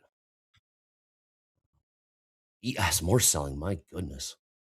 Simply incredible Unbelievable. Did stuff. something come out or I'm not seeing anything, man. Oh, no? I huh? think it's what I mentioned. Like, PC came in line and stuff, but there's like right. the Micron numbers were awesome. Awesome for Micron. Right. All of their money it doesn't come from nowhere. It comes from the stocks everyone owns in these indices that make up a huge part of it, right? Their money all comes from Google, Meta, Microsoft, Amazon, and now they done selling? Maybe. Damn it. My hand caught in the cookie jar, boys. Well, that was my target there, 29,600. So we got this, Vince. We got this. Yeah. Oh man, we are not. We are continuing to sell off here. Wow. More selling ES. ES closed. 74.15 was the level of your guys, right? Wow. ES. Wow. Yeah. 74.25, then 05. Holy moly. Who's riding these shorts in the chat? Who's riding this move to the downside? ES down almost NQ down 700 points in the first 18 minutes of this New York session. ES down 85 points. Gold, crude, not doing much. Dow. VIX is up to 19.5 on this. 74.04 is yesterday's low in the ES. Vince, you in? Nah. I'm actually looking at gold right now. I'm like, I know what you're trying to do. You're trying to distract yourself. Cheek, Jay. You're trying to cheek. I know what you're trying to do. We've lost Ted. There's Ted. Oh, is this just short covering right here? Yeah, look at this turnaround. 100-point turnaround. 100-point turnaround. Bounce in the NQ. ES, about 15-point bounce. What are we looking at here? Top of the hour, still in 11 minutes. You know what, though? The Dow's holding up pretty well. Sure is, kind man. of interesting. I don't know if you looked at it. I mean, look at the Dow. It hasn't really gone anywhere. It's still range bound off its open. It was gunning for new all-time highs. Oh, this is going to be green. This is green. I'm in trouble. Are the sellers exhausted? Or is there more selling? Yeah, well, they might have run we out of just juice. Did they run out of gas? Did the sellers run out of gas? They may have. The buyer's going to dip crude it down. They might pick up the gas. Yeah, hey, Crude's only $70 on crude. Here come the buyers. Here come the buyers. Oh, we came also so close to closing that gap. Just about 4. We didn't quite close it in the NQ, but that might be good enough. Gap truthers in shambles, maybe. We'll see. Lows are the lows in the NQ, or the lows in the ES, because the NQ. We got, how big is this bounce right now? NQ looking at almost 150-point bounce. ES, we got a 20-point bounce. We still got the top. What a fast markets indeed. Yes, these markets are fast. Upper left-hand corner, you see the name of the segment. You see, well, it's describing what the markets are right now. Why am I telling you this? Hit us up at Topstep TV on the X using the hashtag Fast Markets, using the hashtag Power Hour, and submit some cool content you want us to share with our community. We'll turn that around to you, well, in Power Hour. Again, hashtag Fast Markets, hashtag Power Hour at Topstep TV on the X.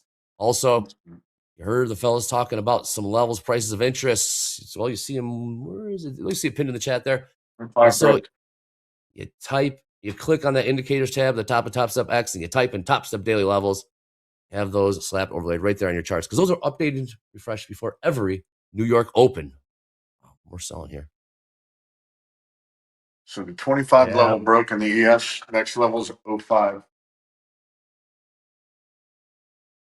Dude, this is hammer time, man. I mean, Even with that sell-off, I mean, the ES is still in yesterday's range, right? It hasn't left yesterday's range, intraday range, which is All interesting. right. Gunning for the full gap to the close, maybe. Oh, not quite. How do you guys look at this M&Q dome? It's insane. Jack, I turn away from it because it'll make you sick. Really. It's cooking here in the ES. It'll He's give at you the level 2. jitters. Level 2 data on top step. No real news. No real news. This is just a trade because there's volume behind this. More selling coming in here. Look at this. There's Go the gap Nulos. close in the NQ. Yep. It's Buyers got closed. spooked. It's closed. Yeah, buddy. All right. All freeform jazz from here. Same. Well, dip a toe in here. 29,000. Where we bottom out at? Sheesh. Even with the Nasdaq where it is, its value's higher from yesterday. So just we're looking at saying. over a 700 point sell off in the NQ. ES with a 80 point sell off. We were just trading 74.90, 95s. Okay. And when the bell rang, it was we just absolutely. Micron is all over the place. It's only up 10% now, which is awesome. It was up 19%. Why am I getting long? I don't know, 10 minutes ago, 15 minutes ago. Stop getting long. Andre, just ES gunning. What was that? Yeah. Yesterday's intraday low was 74.04 quarter. So let's see if we can hold that, right? We're at 06 half. Stop it. Wow. I just get on board. Just caveman this. Getting close. We're getting close. Yes, we are. 74.05. Yeah. 74.05. That was 90 point sell off. Great googly moogly. Incredible. Absolutely incredible. This is this third straight rocking day. We did have numbers Ooh, and earnings. They put selling done? Selling done? I can't even see. 73.95, and then you have gap room to 83. Oh my 85. goodness. Sellers are not done. Sellers are we not took the done. low there. Took out the low, yeah. Yeah, Look at this took it out. 5-minute chart. See, we sweep Right a here. little stop run back there and maybe rally off of that. See what happens. That's here. what I was. I'm going Now to keep the my Dow's eye selling. on it. Now the Dow's selling off. ES looking to see the 73 handle. 73.99 half. Now Prince, new lows there. 90 My points. downside target is 73.67. This is amazing. This is wild. 800 point sell off. 800 point sell off in the NQ in the first 25 minutes of this New York session. Really liking my stop now. Are you long? No. Oh, yeah. Oh, getting out 100%. Never stop. Yeah. Always great. There we go. Oh, man. Just blowing through. It's one of those 83, I markets like- where you just can't 83, get I in like. it. Okay, this is. What's the tilt? Tilt's been 50-50 this entire time. I would love to see this thing trade 83 for another crack it along.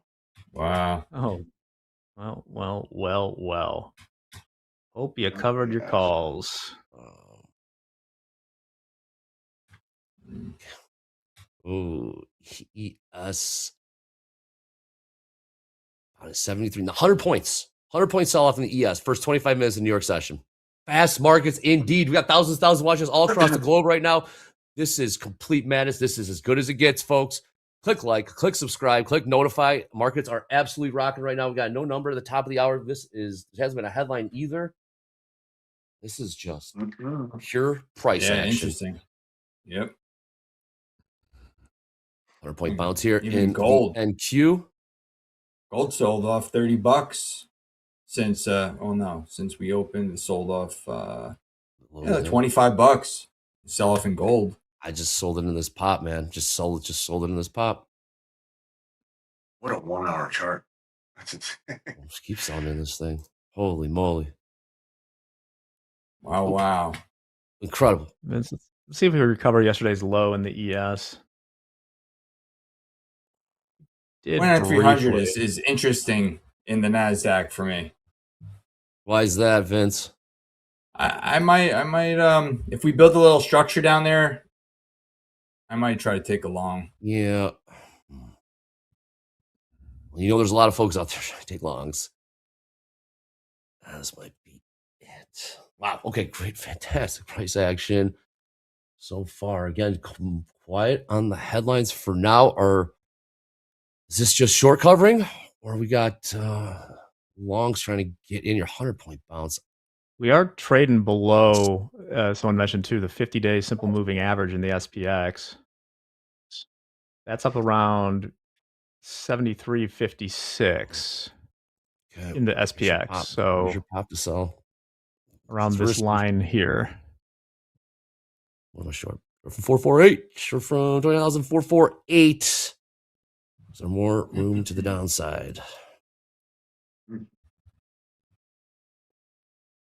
Insane. Micros are moving so fast. Damn. It's amazing. Unbelievable This is stuff. amazing. Let's sell more selling. More selling in the NQ. Wow. Oh. Stay out of the way. Get on board, Ted.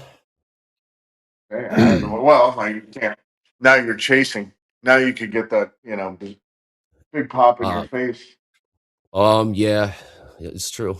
Crude just popped a little bit. 99 and 83 are the levels in the S&P to keep an eye on right now. So All right. do nothing.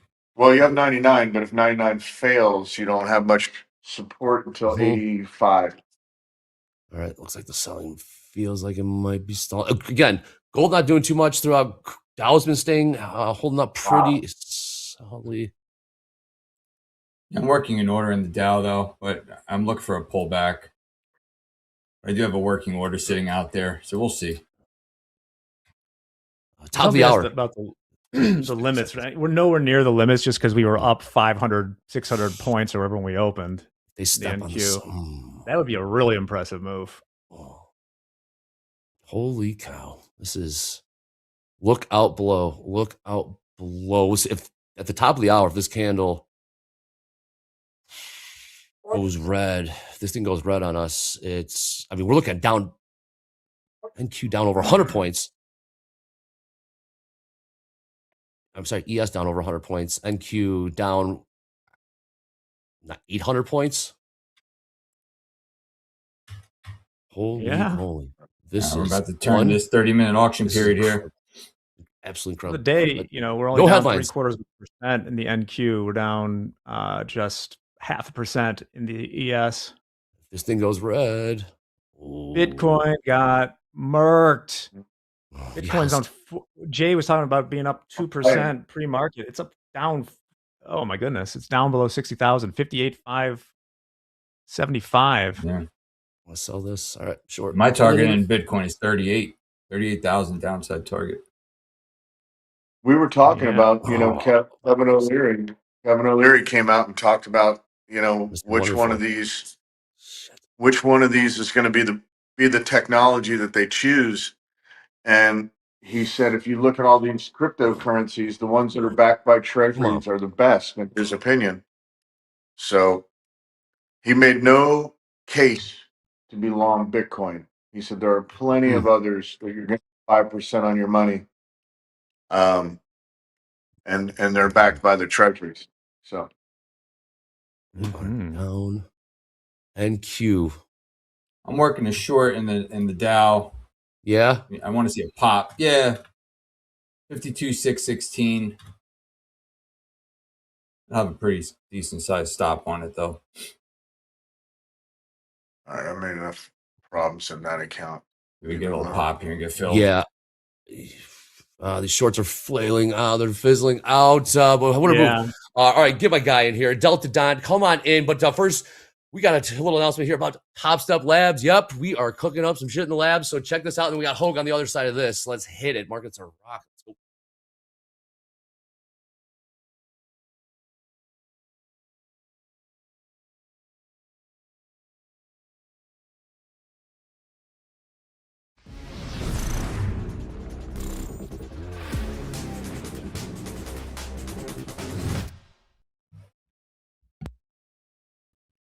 All right, what a morning already. So starting off here with the Nasdaq. Nasdaq was looking pretty good. We had some important economic numbers come out. One of the things we always kind of mention is what are the longer time frame traders going to do? How are they going to respond to these numbers? How are they going to respond to everything that's going on? One of the first rules that I always follow as a trader is if that first 1 minute opening range is one extreme or the other, I'm not looking for trades in the opposite direction. And in the Nasdaq, the 1 minute opening range is the dead high of the regular trading hour session. We gave up the late spike. We gave up the gap. We gave up the value high from yesterday, which is basically 29,841. Once we started to show signs of acceptance in that, the other extreme of value is the target for that, 29,440. We exceeded that. We did not take out yesterday's low in the NASDAQ. That might prove to be somewhat important in your trading today. We're seeing a pretty decent pullback off of yesterday's low. Did we see some buyers come in there? Well, obviously, that appears to be the case. Huge range this morning, almost 900 points in the NASDAQ in the first 30 minutes. Sellers were in control from the very beginning until now. We'll see how that plays out. What about the E-mini S&Ps? Same story, but a little bit different. I want to go back to the 30-minute chart here. And, we're looking at Tuesday's high, Wednesday's high, all of them below the base of the late spike to the downside from the 17th. We opened below it, but above value. We still are holding resistance above price in the S&Ps. Opening range, 1 minute, opening 1 minute, 830 to 831, the dead high of the session. If that is the case, it's very difficult for me to start looking for longs without some sort of basing. So we have what do we have? We have 100-point move in the first 30 minutes here in the S&Ps. We looked below yesterday's low. So far, we do see a degree of rejection below that. We're back inside range, back inside value. But whenever the opening range is the dead high, and then we reaccept inside previous day's value, typically the target is going to be the other extreme of the previous day's value area low. That was 74.05 quarter on this platform. Doesn't usually drive that quickly to it, but this was a really decent shorting opportunity considering that we were holding resistance. The opening range was the dead high. We had a whole bunch of information come out earlier with no idea on how the longer time frame was going to respond to that. I think we got our answer. It's going to be a very interesting trading day. If it hasn't already been, you didn't catch any of that move to the downside, strap in because there's going to be a lot of opportunities today. Crude oil, took a look at our weekly kickoff low, $69 last night, rejected, opened below range and value. Yesterday's session low was 69.63, opening below it. First 1 minute was the dead ass low. Same situation in the equities, but the opposite. Opening range for opening first minute, dead low. Acceptance inside value low from yesterday, 69.84. Straight to value high, 70.51. We actually talked about that as a distinct possibility during the opening call. Crude oil, gold didn't leave the opening range at the dead low, but pretty darn close to it. We're basically just still inside the range and value from yesterday. We're kind of thinking we would like a pullback to higher pricing to look for opportunities for continuation to the short side, as we did see a pretty decent downside auction yesterday. Market hasn't chosen a decision or hasn't chosen a direction yet, but we were looking at, okay, we'd like to see a pullback to see if we can't find some decent area to look for a short at a higher level. Still haven't done anything on that just yet. Remaining patient as the market is in range and in value. Very little change in the perception of value. Stay patient. So Seeing a nice pullback off these lows in the equities. And what's going to happen? Make sure you are demanding good trade location and whatever tools that you're looking at. Always use a stop. That's my story, and I am sticking to it. Very exciting morning so far this morning. Hopefully, you've been able to catch at least a piece of this move. What's up, guys? Andre, The Vince, Dow, Ted. Hogue. Dow is up. New all-time highs. Dow. YM. Of course. Q. Of course. Q. Whoa. Ah, man. New all-time highs at the Dow. 52,789 would be that price. I don't know. Oh, we got Well, I got caught in that. I had a working order to get short the Dow, and then that just happened. So I'm out. Oh, Go figure. What do Yeah. you? That was ridiculous. I don't even know what that was. Which part, Vince? The sell-off or the buying? No, that buying. I got short. I got short Hey. up against value high, and I had a pretty decent sized stop, and it just is a runaway train to the upside for no reason. Yes, it is. Also, just a few gotta minutes. put the money somewhere. Jack will be joining us with Francis Newton here. Crazy. What a market. It's incredible. Absolutely incredible. Oh, we got Delta. It is incredible. Negative? Negative 1,400 in the S&Ps. Negative 3,200 in the NASDAQ. Ooh, 3,200 NASDAQ. All right. Again, well, just to recap, about a 900-point sell-off in the NQ first 30 minutes of the New York session. ES, 100-point sell-off. But the Dow, you ask, new all-time highs, no big deal. Crude, right around $70, and gold trading 40.28. Ted, what do you got your eye on? Yes. We hit that 25 and then we hit the 99, and I'm human too. I got shaken up after a few losses, and I was not willing to buy 73.99 or 74.25. So I'm smart enough to walk away until maybe the afternoon session. Same. I got short one too many times.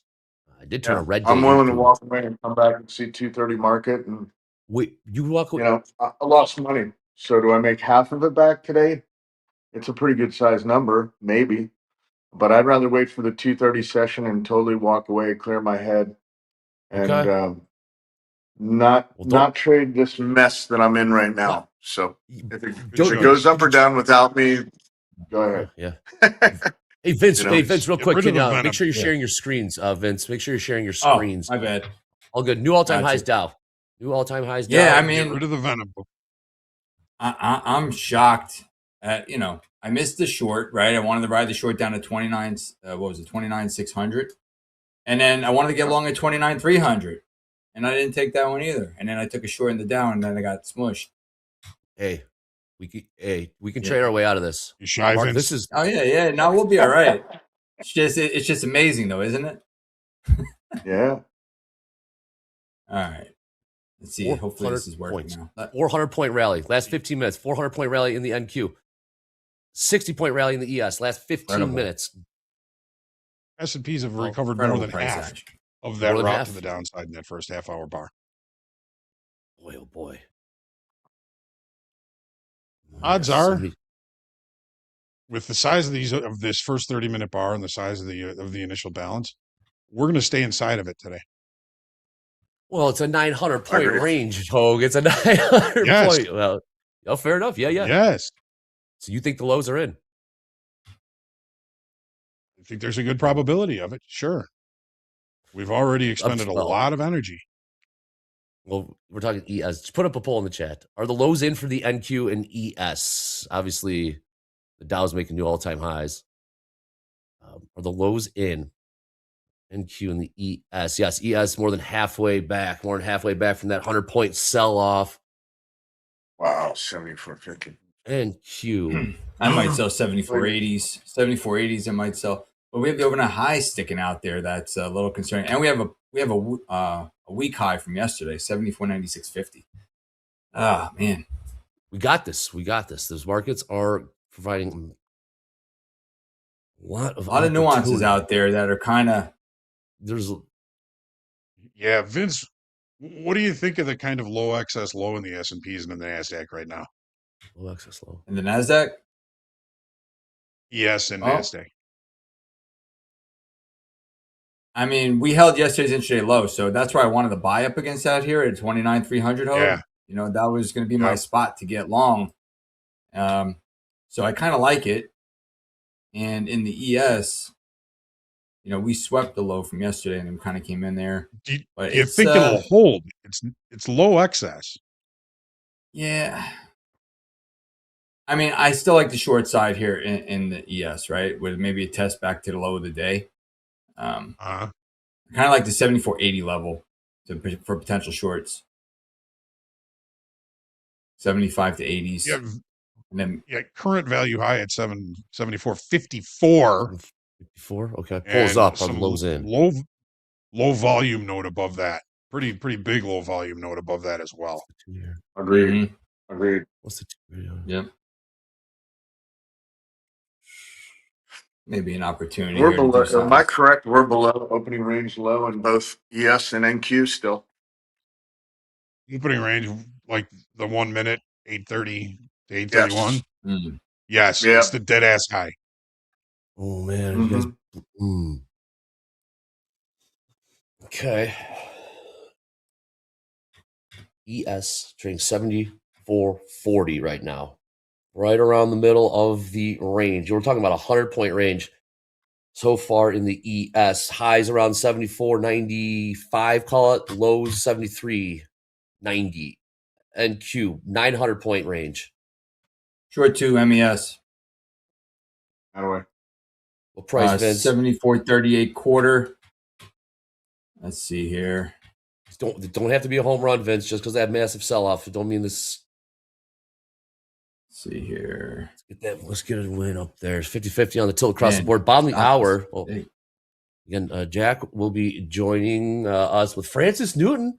We'll be back on, talk a little PCE, break down the macro as regular there on Topstep TV. Good trade. Excellent short. Slick tick. That ass high just means it's the first opening range. That first 1 minute is the high of the regular trading hour session. That's all that means.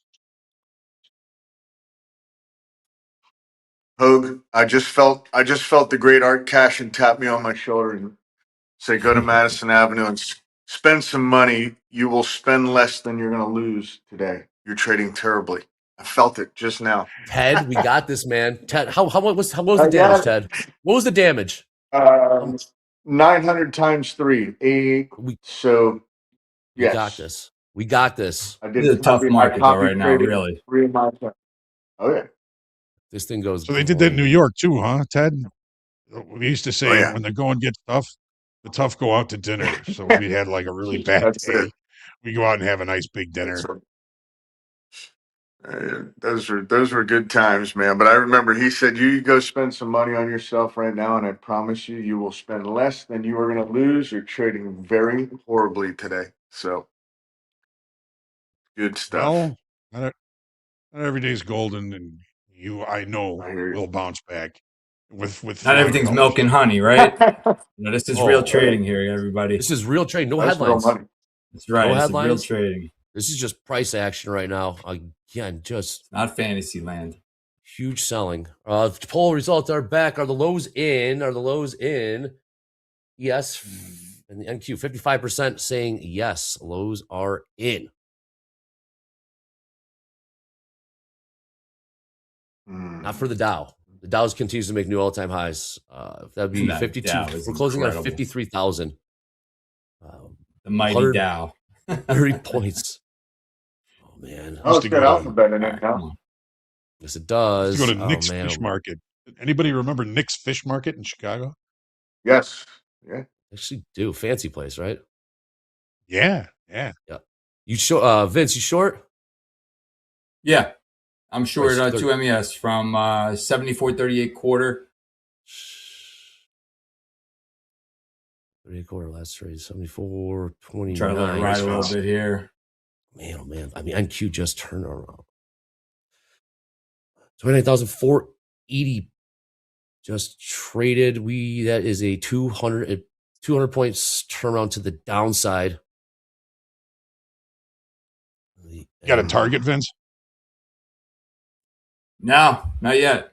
I mean, I'm thinking maybe like 74.05 for right now. But oh Yesterday's boy, low. here we go. take it, Vince. Yeah, I know. I see you sound like me. I'm out of it. We're All out. right, it's a winner. It's a winner. Still a winner. Ted, you were taking a break. Where'd Ted go? Me? Oh, he's still here. I'm here. Okay, I'm here. let's get a I haven't little left. choppy. Let's get a little choppy right Oh. now. Was that Vince? Did you get out, Vince? Yeah, I got out. Yeah. Good Oh, cut. okay. All right. Yep. I'm gonna wait to see if we get a Right, little right. higher. It's. I didn't hear you, Hope. All right. What'd you say? All I heard was the execution. Usually when I hear that, I think it's Ted. Yeah, I got out Oh, with yeah, like a point or so. It wasn't a lot. Mm. I took like a point out of it. I'm Boy, sitting oh on boy, hands these are until some 2. tough 2:30. markets this morning. Tough markets. Shoob. Right. We've warned you so many times, What happened? but I've done it a million times, so I feel you. What happened? Mm-hmm. Shoob was within $3 away from his target and thought, why not just reach it and then he'll close down his system. Had a loss, created a landslide, hit his DLL. I Oh, don't know how yeah. many times I've done that, but how many Yes. times we've warned you. $3 is close enough. It's like horseshoes. Yeah. Close enough is close enough. Absolutely. I might get long the Dow. Freaking the only market that's really moving in a direction. Yeah, it is. It's we got Dow. And these are all new all-time highs. Dow within 80 points try the of Dow here. 53,000 even. I mean, We'll try to find a continuation trade here. Something interesting about today, the velocity that I noticed in micros. I have not seen where I'm long 3 micros and within a second I'm down $100 and I'm adding, and then I'm down $300. I have not been in. Yeah. I have not been in 3 micros and been down $100 in a couple of seconds in weeks until it was those days where we were up, lose 1,200 points in the NASDAQ, 1 or 2 Yep. micros. Yeah. So when I see that velocity come in, the loss, I don't have big eyes like, oh, I can't wait for that to be in my favor and I'm going to get the velocity in my favor and make money.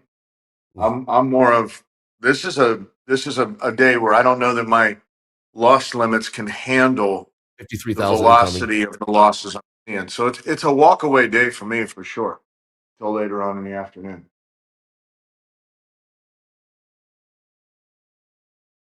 Dow. Here we go. 53,011. 53,012. Dow making new all-time highs. Look at that chart. That's the YM, the 5-minute. We look at that thing go. 700 point Rapidly rally. approaching weekly kickoff high. Look at that.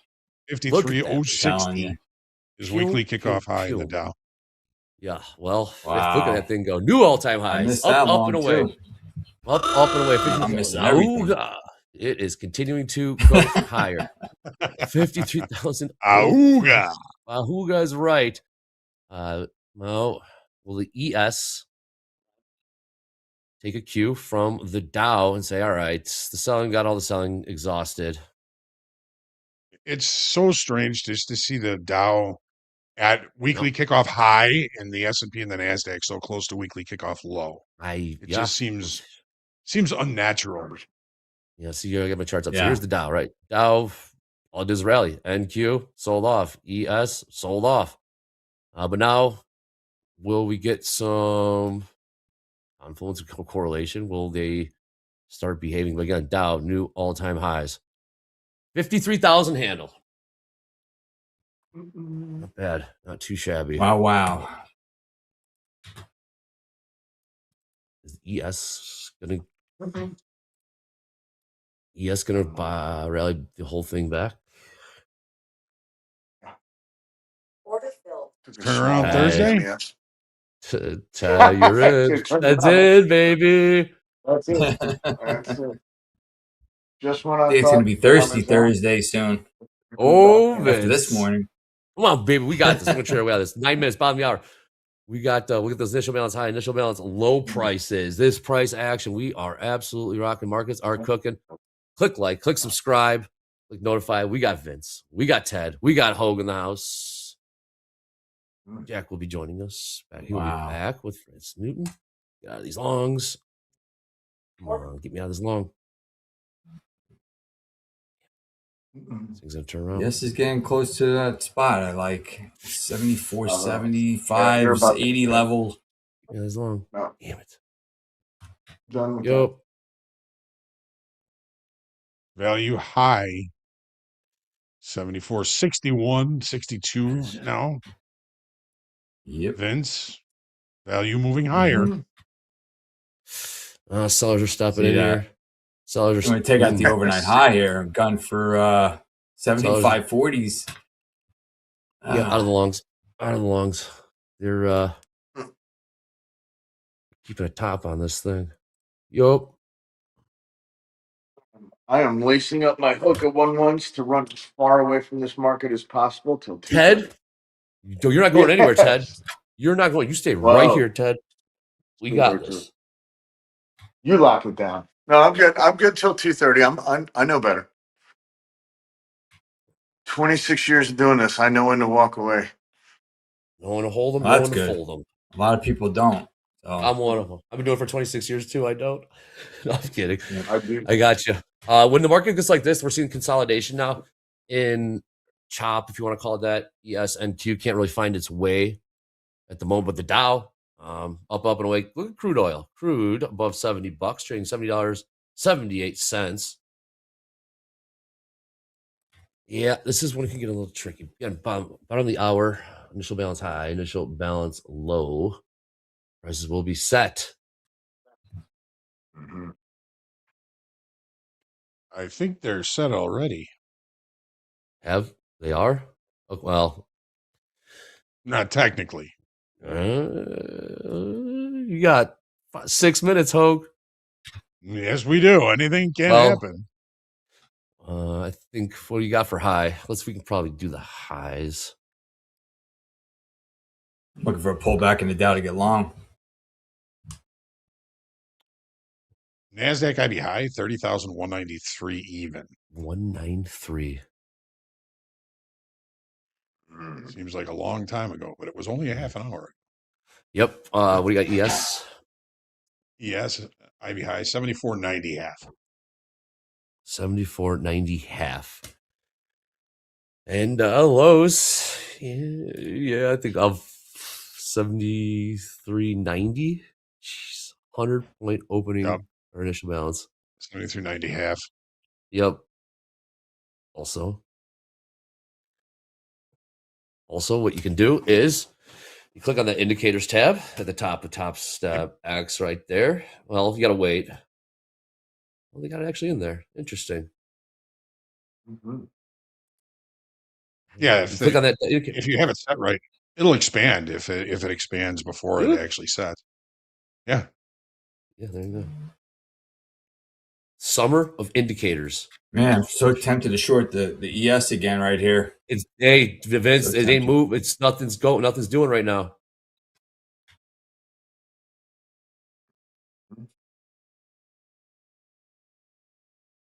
It's right around value here.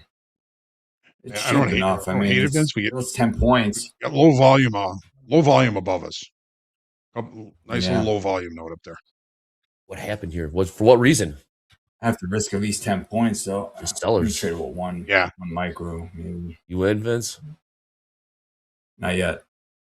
I want to see it bounce a little higher first and then sell into it. You got any volume? Or any size on the bid ask? ES, nope. ES ladder, the mini's looking much thinner. Any stocks down or up? Well, Dow's making new all-time highs. Continuing to do so. 300 points higher. All right, we're short one MES. Just one MES. This market is wild, so I'm gonna keep it toned down. Wild is mild. Mild word for this market today. Yeah, this is like a bucking bronco. You don't need big size to trade in this thing. What do we have? A 900-point swing in the NASDAQ in 20 minutes? And also to that point, MNQ, I mean, the ladder, it's thicker. There's more. It's just NQ. Yeah. There's one on there's a spread. There's gaps on the ladder. It's going to be, the fills might not be ideal. Slippage is a real possibility in NQ and for all markets for that matter. But MNQ, a little bit more liquidity in there. I mean, I'll the tell you ES what, if there ladder was a is thin. great- I mean, we got an average of 25 on the bid and offer. I mean, there's no market here in the ES. There's nothing there. I know. Look at the If ladder. there was a really the live great ladder market out shows there- Look at there's that thin, nothing. ain't it? It's thin crude. No market. $78.98. $70.98. New session highs there. Gold's just been chilling 40.38. It's a nice short, Vince. Oh, is it? Thanks, Hogue. I mean, Yes. Who likes it? Okay. You're Well, breaking all right, below guys. that previous. All right. Fast markets still continues on. Vince, you got this nice short. I'll go to Ted. Ted, couple words before you tie those shoes, those Hokas, Yes. and run a million miles. Hey, Couple words, and then let you get out of here. We'll go to Vince after that. A couple words, Ted. you listen. There are four talking heads here. I would just four say slow- everybody take it slow. Take it slow. Four, Markets are crazy. four right sets now. of Hopefully we get four a little sets bit of balance very here. well trained eyeballs, and if we're not seeing it, doesn't mean it's not there. But you got four sets of eyes that've got thousands of hours of screen time and trading time, and you got to know when to walk away. It's my time to walk away. So I wish everybody the best of luck trading this afternoon. I will be ready to trade again at 2:30. But in the meantime, I'm walking away. And good luck to everyone. You're not yet, Ted. Is he gonna sign off right now? That'd be hilarious. All right, Vince, couple words, and then we'll go to a break and bring back Dakota and Jack. But a couple words, Vince, and I'll let you manage this short in the ES. Yeah. Mm-hmm. Yeah, just take it slow, everybody. I mean, this market is wild this morning, right? It's very easy to get chopped up with these types of ranges. Stay small, use a decent sized stop so you can survive a trade, and just trade your plan and be safe out there. Mhm. It's kind of crazy today. So hopefully the next crew coming in can do a good job here in this market. Oh, they will. right. They'll be bringing the heat. All right, thank you, Vince. Thank you, Ted. We'll take a quick break, and we will be back with Jack and Mr. Dakota after this. Thanks, guys.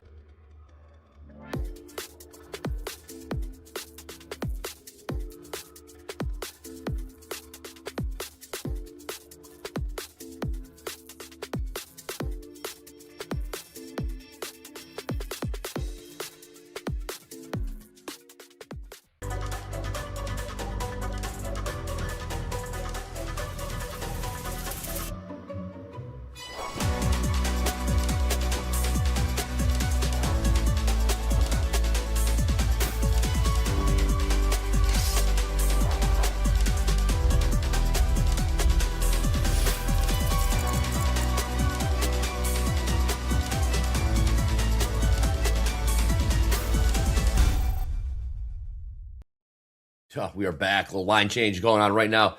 Mr. Dakota back in the house. Jack back in the house. Dakota. How about it? Man. Marcus. Andre. Fast markets, baby.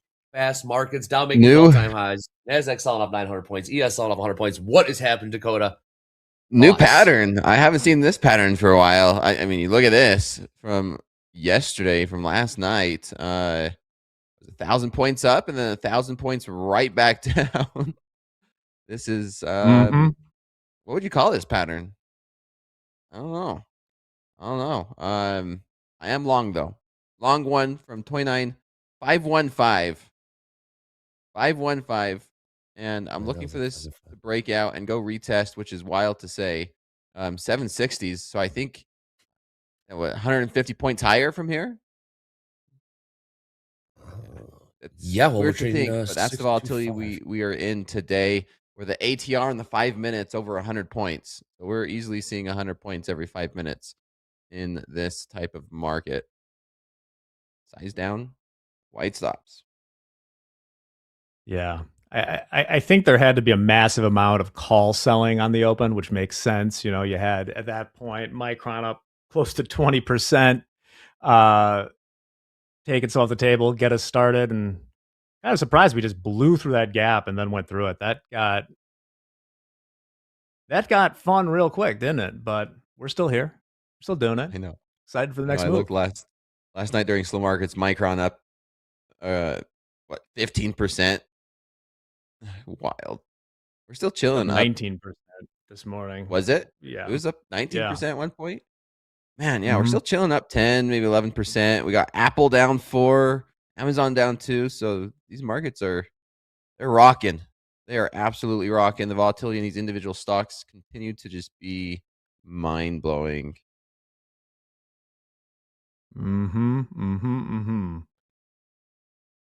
All right. What do we do now? Options board looks like a mess. We're back above the 50-day simple moving average in the SPX. Be But it noteworthy does. if we close below that. Here we I go. don't think We're breaking out now. Yeah, We it's, consolidated here for 20 minutes. Up oh, 200 points. There it goes.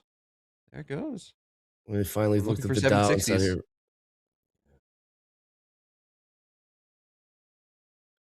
ES working its way. ES, what do you got? About 75%, maybe 80% of the way buying its way Yep. back. Yup. We're back. Are we back to We're all the way back to my VTFD? entry. Yeah, We're back to baby, my yeah.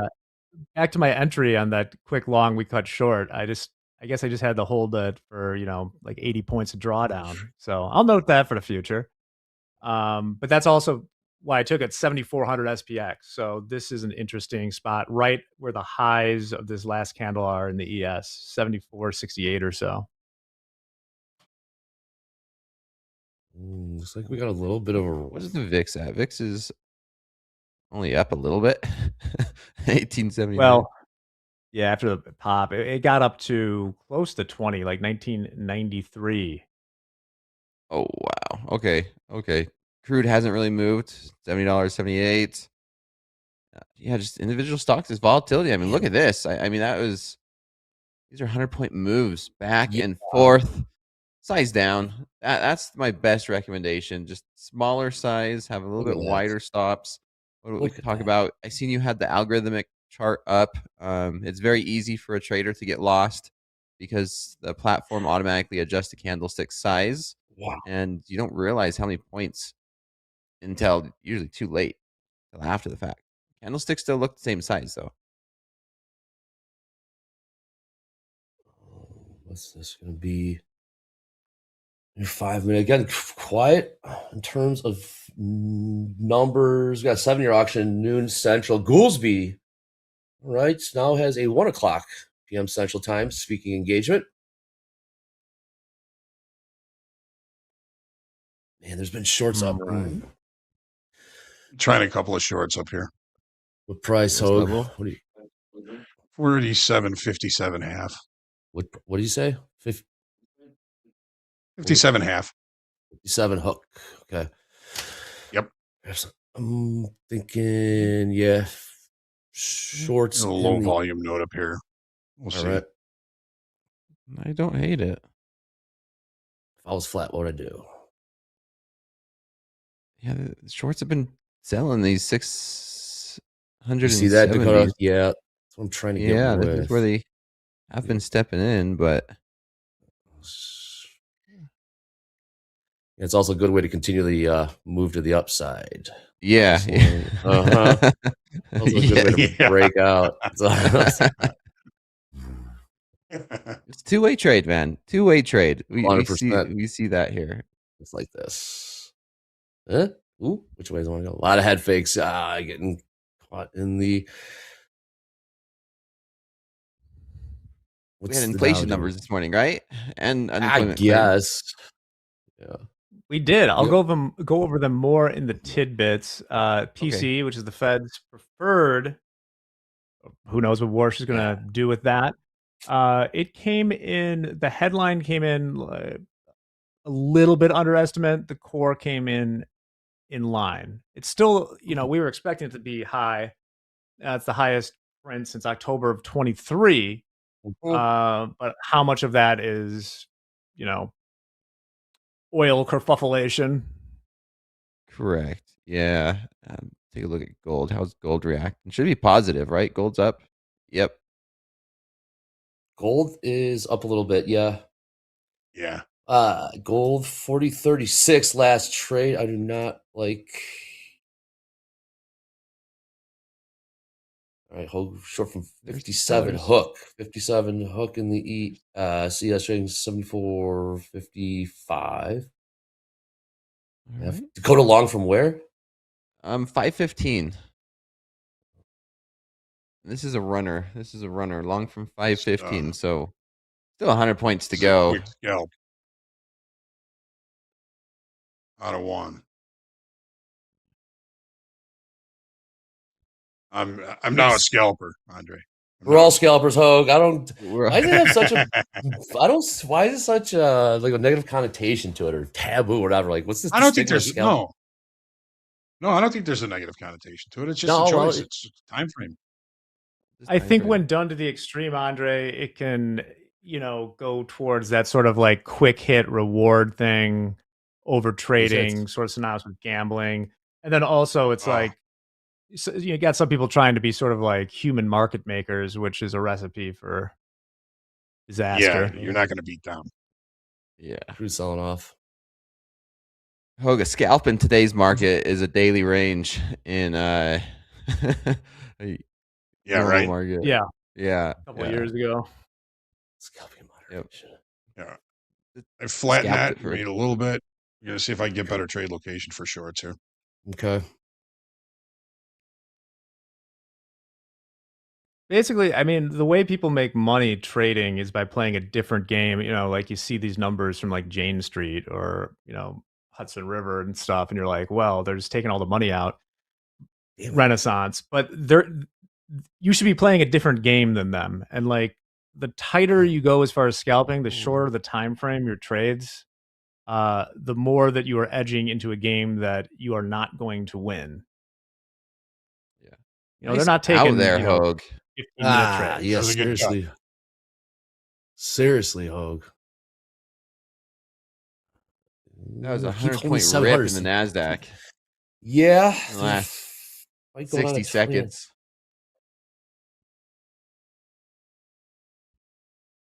Eventually, they're going to pop it. 29,700 seems to be where the rock fight is going down. There's 703, 70.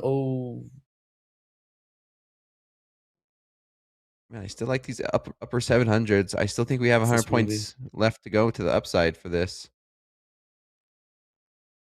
The value high is all the way up at 29,776. Yeah, that's where I'm looking, Hogue. Yep. There's your spot. Yep, that's the zone. 700. On our way down, that's 700. kind of where we hung out for a minute and then broke down. So, yeah. 770s, 780s, 80s. Where am I? They're above 700s. Oh, man. Oh. They're going to do it. They're going to do it. And they keep holding. Keep selling it. 28,700 in the NQ. Oh, they're holding above it now. 29,000 and back beneath it. What's going on in the ES? Yes. Same story over there. What's the price? 65, 74. For now, we've held that 74.68 level that I talked about. That's where we got long for a quick one on the way down. And we're showing the door pretty quick, but it's holding there. That's 7,400, a big round number in the SPX.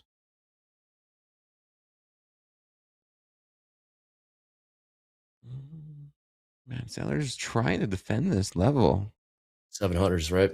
If they They're back give above up, this it. thing's taking off. This reminds me of those 30,000s. Those 30,000s a couple days ago. You would not let it get above Last 30,000. night, It was man. just look up below. Mm-hmm. Dow's selling again. Dow making new all-time highs. That price would be 53,097. Really? Oh, God. Okay.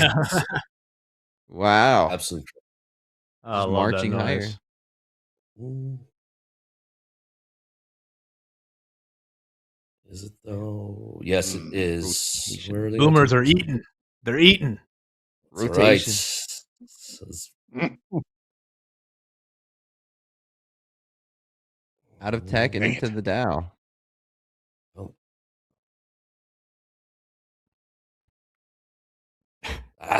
All right. Well, maybe some of our live really. funded leaders, maybe some of our live funded leaders are trading the Dow because I'm hearing they've got some big numbers on that leader. Or bam, away back with up Boys money, in up like space. 51, up There we go. 51,000. Julian up almost 40 large. Ziwi up 31,000. Lucas, seen that name a couple times, 22 G's. Alex S up $15,155. Job well done. Seeing some nice numbers getting put up. Keep an eye on those Good. names and P&Ls and balances throughout the day. 1,000. Job well done. Top 5. So 700s, huh? They rejected there, Andre. We are. 3 times. Are we turning Yep. into a little bit of a consolidation here in Low's the coming. last 30 minutes? I mean, it's not a small consolidation either. It's a 200-point range. Mm-hmm.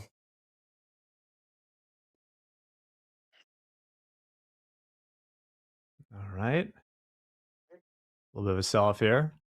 Mhm. So, Platypus, you're right. I have some definitely mysterious and diabolical trades on. I'm not even looking at them this morning because I don't want to know. Trust the hedges. I think I'm okay. There you go. I must have Everything- lost the sell market button. I missed my spot there. I think lows are well. The way they held those 700s in the unqueue, I think we're down 100 points from it right now. 29,006. Just 29,000. hit the Yeah, button oh, and man. sell. Hammer this thing. That's all you have to do. Get in. Did you get short up there? Yeah, I did. I'm short from 680. Nice. All right. Glad one of us caught it. Well, trust me, I've been long up there and wouldn't go, so you just do the opposite sometimes. ES now selling off the 20 point, this 5-minute candle, 20 points lower. What's crazy about this is the NASDAQ, we're green, 0.3%. Yeah. Yeah. It's funny. That's hilarious. Let's take a look at our friend Micron real quick so we can see what's going on here. Here's our 15-minute chart. Micron. Go to my screen real quick. This goes red. This is what we're looking at. This is what's driving today. We're still up 10%. I mentioned we did top out. What's really crazy after the numbers, it's still not. Oh no, it did reach its all-time high. SanDisk did not. But yeah, $1 trillion company, 1.3 trillion to be exact. We're gonna do this Out of Boise, I believe. Crazy stuff. How's SpaceX Quadrupled doing? its revenue, right? Yeah, yeah. Yeah, we'll talk about it. SpaceX is super chill. It's hanging out down around 152, so just a little bit above the well, not super chill from its overnight highs, but is hanging out around where it opened trading on the IPO day. It's currently down 1.3% on the day. Now it was up significantly before the bell, but not moving too much. Okay. Selling We're down. gonna do range. We're gonna do 600s to 700s then, NQ. Is that what we're looking at? Maybe, Andre. I don't. Consolidating right around this point. This could be the middle of the range. I have to lower the range at these lower 500s, like 515. That's where I'm long from. They're not done selling right now. What's the Dow is rolling over. Damn, they are not done selling this, guys.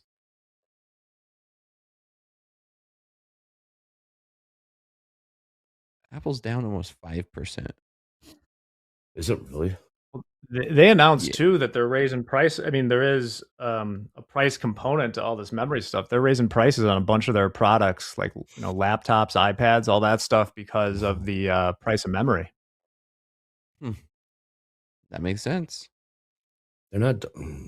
What's Delta now in That's the what's- NQ Hogue? They're hitting the bid. Time to sale. I mean,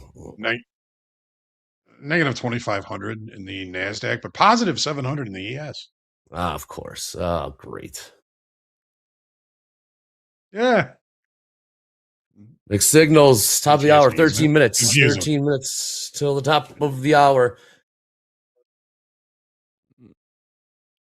NQ trading 29,000. Conflicting signals. Yeah, I'm looking at. We're right in the middle of this range at 600. Yeah, probably don't want to be. These shorts are running out of gas. Shorts are running out of gas. No, they're not. Now they don't want it above 600. It's 29,600. They just did this at the 700 level. We trade 29,598.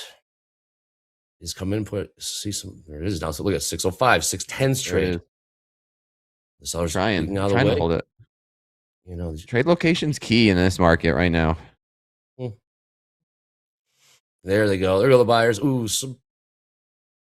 They're Boy, still oh boy, oh stepping boy. in. I can't even look at the Just like Dom. that, Dom's just gonna like give that, me- man. Just like that. Yeah.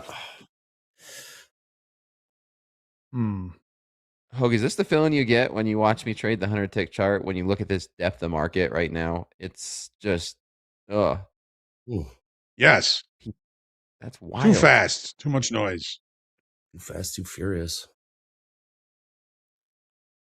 Great. Raising my heart rate just looking at it now. Keep selling this thing, man.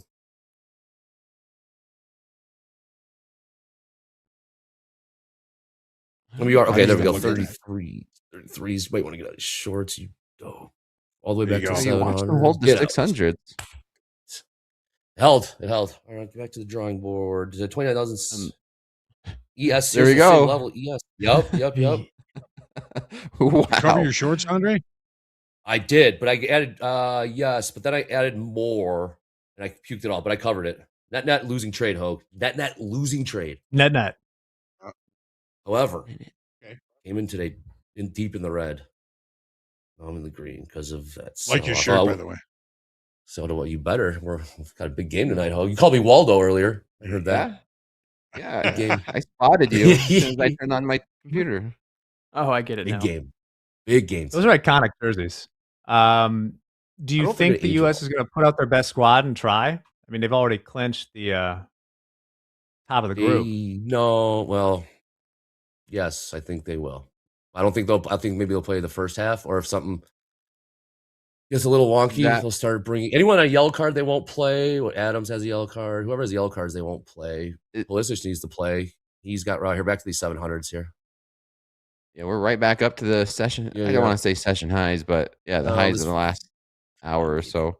That's Team USA's soccer jersey. Rest. They haven't played in a week. What do you, they don't need to. They haven't played in a week. They should rest. You guys keep in mind, this is like we're not. It's the United States soccer. Like we're not like a powerhouse. Like reps are needed. I'm gonna troll. We're not. Yeah, it's by no means we go in cruise control here. I get ready for the Bosnians. Look out, Bosnia.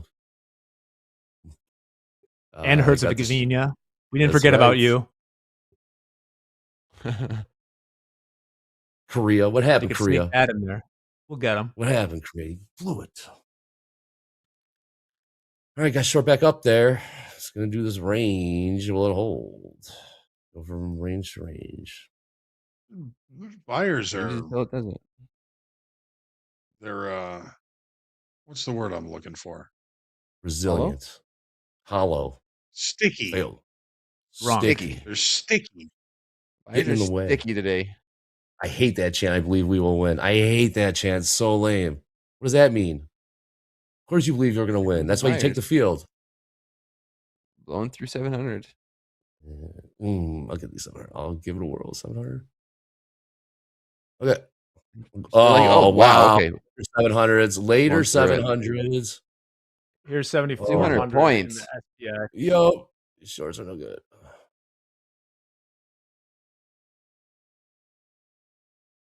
$220. Still looking for those 770s, Hogue. Are those just stops? That's where I'm looking for my take profit, up 200 points at the moment. Look at you, Dakota. I know it's casual. It's just, yeah. If you don't think about the dollar amount and everything, and you're just looking at the candlesticks, Oh, I think about the dot. and then you zoom out and look at, wow, okay, this is actually 200 points on a normal day. Uh-huh. Probably 50-point move. Look at this thing through the 70s. Yup. Oh man. NQ.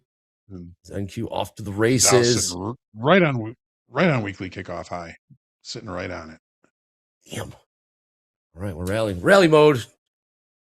Wow. Yes. Look at that. 770s, Oh, 250 woo. points, and I'm gonna go ahead and just lock this baby in. 250 Get out of points. my chair.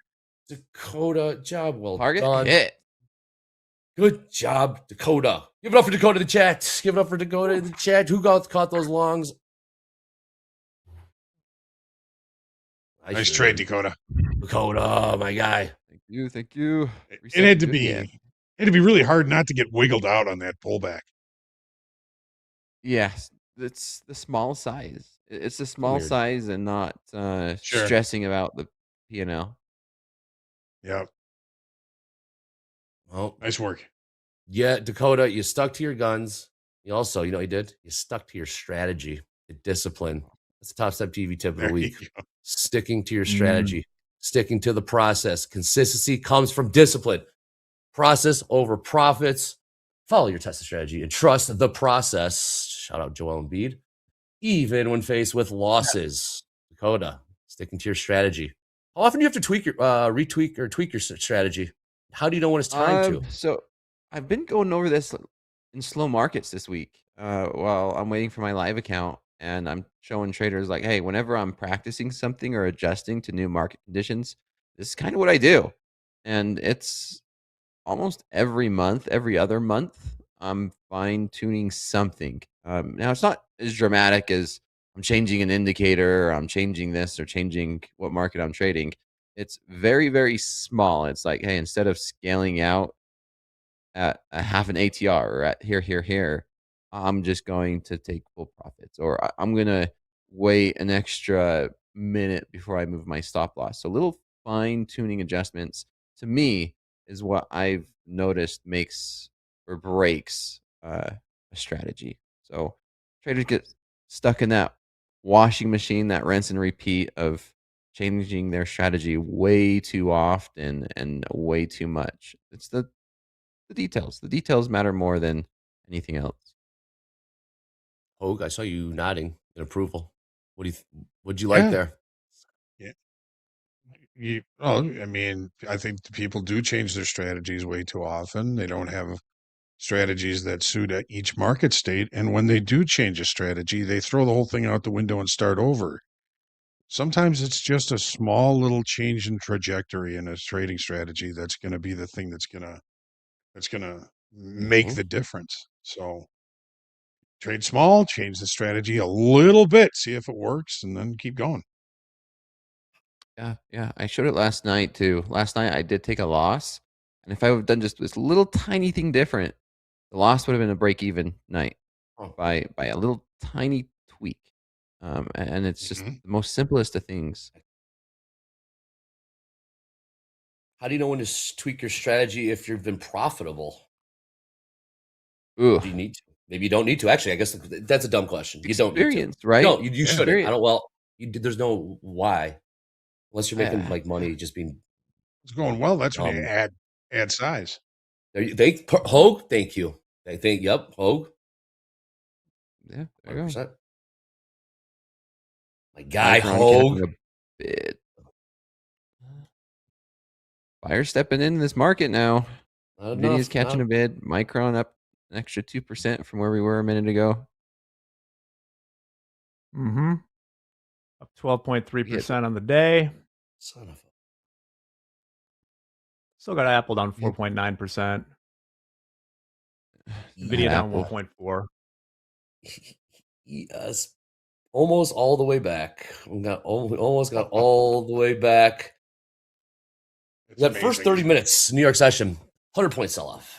100-point sell-off in the ES, 900-point sell-off in the NQ. That was making new all-time highs all along the way. Gosh, was it?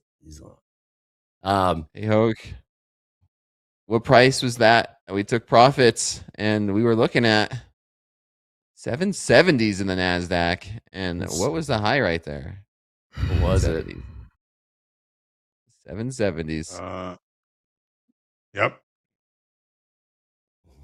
And here come the sellers. Wow, they sure are.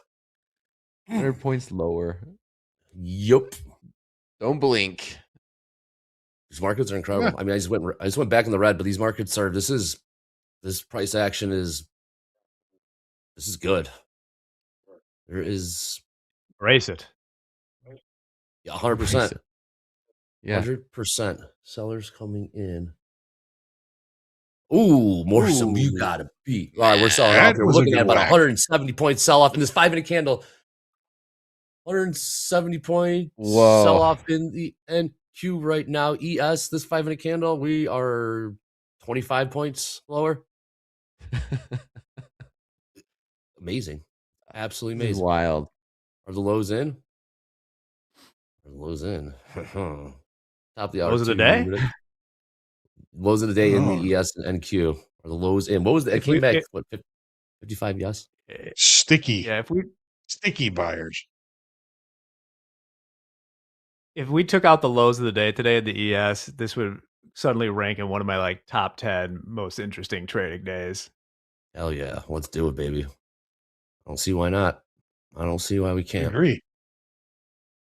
Just like that. Wow. Speaking of selling, here they come. ES they just hit that bid. Wow. And here it comes. The lows in. We're gonna find out. What I'm gonna look to buy this if we get back down towards these lower 500s. Playing. Or is that just stops going off and this is where you get long? Oh my goodness. This is where the longs. Lower 500s, huh?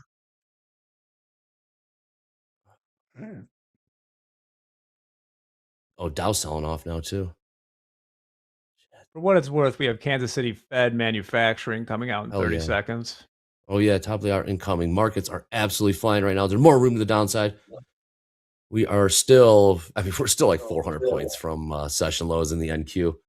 ES, like 60 points from the lows. Wow, more selling ES. Woo, baby. They're selling these pops right here. Yes, they are. Aggressively. Not aggressive enough, Dakota. You need to be more It's aggressive. a little wobbly. Wobbly today. Yep. Terrible location. 5-minute. The candle just closed. Let's see. They smoked this candle. 560s. 560s. If I'm short right now, I'm looking for 560s. ES. It's a big 3-bar reversal in the S&Ps on the 5-minute. They just hammered the ES. I'm short with you. I'm short one. Just a very small size. One at 625. Looking for 560s. Yes. Yes, flirting with some more selling here. 74.45 last trade. So 50 points from session lows. We did see a burst of selling come in there, and where'd they go? And where'd you go? Buyers just step right back in. Yo, man, oh man, just like that. Nope. Ruh-roh is right, Dakota. Might cut this one short. You get back. Get back here. Get back here. Sticky. No. I know. Okay, I'm gonna just cut it short. I'm cutting it short. No sense holding on to that. I'll do the same. That was very costly. Very, very costly. The lows are still in, folks. Lows are still in. Man, the swings are incredible today. All right, let's take a break. We're on flat. getting costly around here. Let's get Dr. Volatility. We haven't heard from him yet. I've been hearing from him from in my ear all morning long, but let's get James. James, come on in. Hit us with some news announcements and what we got. What's up? Absolutely. What's up, guys? Hey, everybody. I have some big news in chat. We really need to have a one-on-one. We need to have a heart because what I'm about to announce next, I need you on your best behavior. All right. You may be familiar with Jerome Powell, and he likes to leave us fun little voicemails. Well, guess what? We're opening up our voicemail box to all of you. That's right. If you want to call Topstep TV, you want to tell us a little joke, you have a question for us, you want to tell Andre how bad his hair looks, you can do it all by clicking on the link that's going to be posted in chat. In fact, I'm going to go ahead and do that now for you. Here, our voicemail box is open. Click on the link, fill out your voice message, and send it to us. We're going to start collecting these, sorting through them, and then start playing them on air. So we're going to take anything. All right, we're soft launching this. I want your best trading stories. I want your best prank phone calls. I want you to call us with your best Jack impersonation.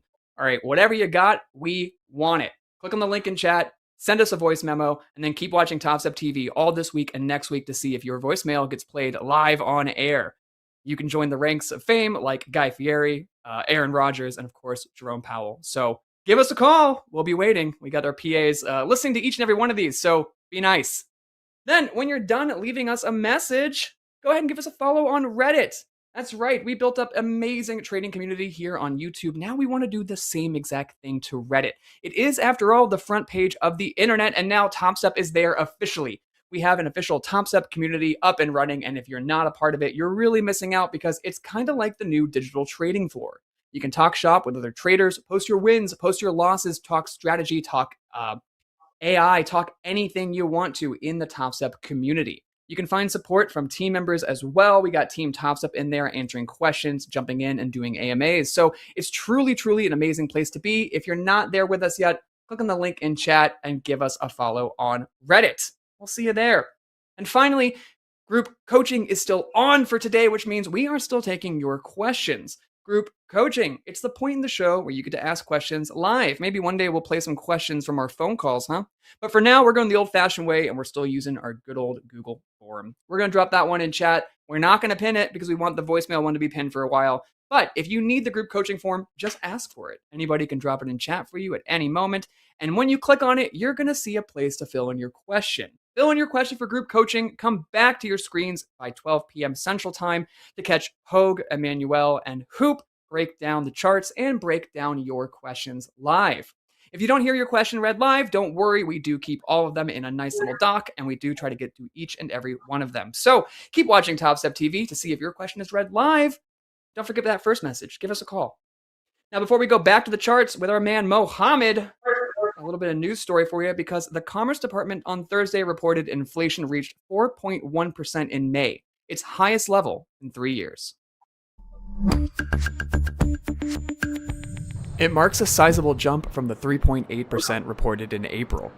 It's also widening the gap between average salary increases and eroding spending power. But there's good news. If you strip out gas and food prices, what is called core inflation stands at 3.4%, only a slight rise off of April. That means if the lower oil prices we are seeing now remain stable, we should see the inflation rate come down soon. The Commerce Department's number is very similar to the 4.2% the Bureau of Labor Statistics reported earlier this month. The agencies use slightly different metrics to calculate inflation. Let's go. Mr. Mo. Momentum. Let's go, Good baby. What's happening, morning, Mr. Mohammed? everyone. Let's do it. Yeah, this market screwing me up and down, actually. Hello. I'm not doing well today. Hello. Hello. Welcome to the market. Hello. Let's do it, Mo. Yeah. What, Yeah, the Pop momentum by is a not, dinner. That's its the job. momentum is not in my side, actually. Whenever I get that momentum, it just disappears. And with this kind of market, all what you need is to slow down and make it small size. Small size. Small. Yep. Where are they going? Where are we going here? Like that short, Mo. I'm short with you. I'm short too. I'm short with you. Yeah, this looks short. That's why they hit the bid there. I see now. Oh, mechanisms. I want to see those 560s come into play. Short Dakota. Looking to the opening Yeah. range, looking to Yo. looking to the opening range in ES. The middle of the 30-minute opening range is 7,440. Mhm. So I was waiting for this to be hit. It didn't. So I chased the market, buy it, and they sold strongly. I think they are looking to 7,440. If this holds, I would look to buy this. If this doesn't hold, I think we are going to visit the low of the day. So Mo thinks those are wow. There goes crude. Crude continuing to pop here. Bezit is speaking also. Oh yeah. Regarding what are the headlines? Treasury Secretary Bezit. We're going to get on the other side of this Iran conflict, and the inflation will. What is it? The inflation will come back to target. Back to target. Mo, you short? I'm flat. I'm flat.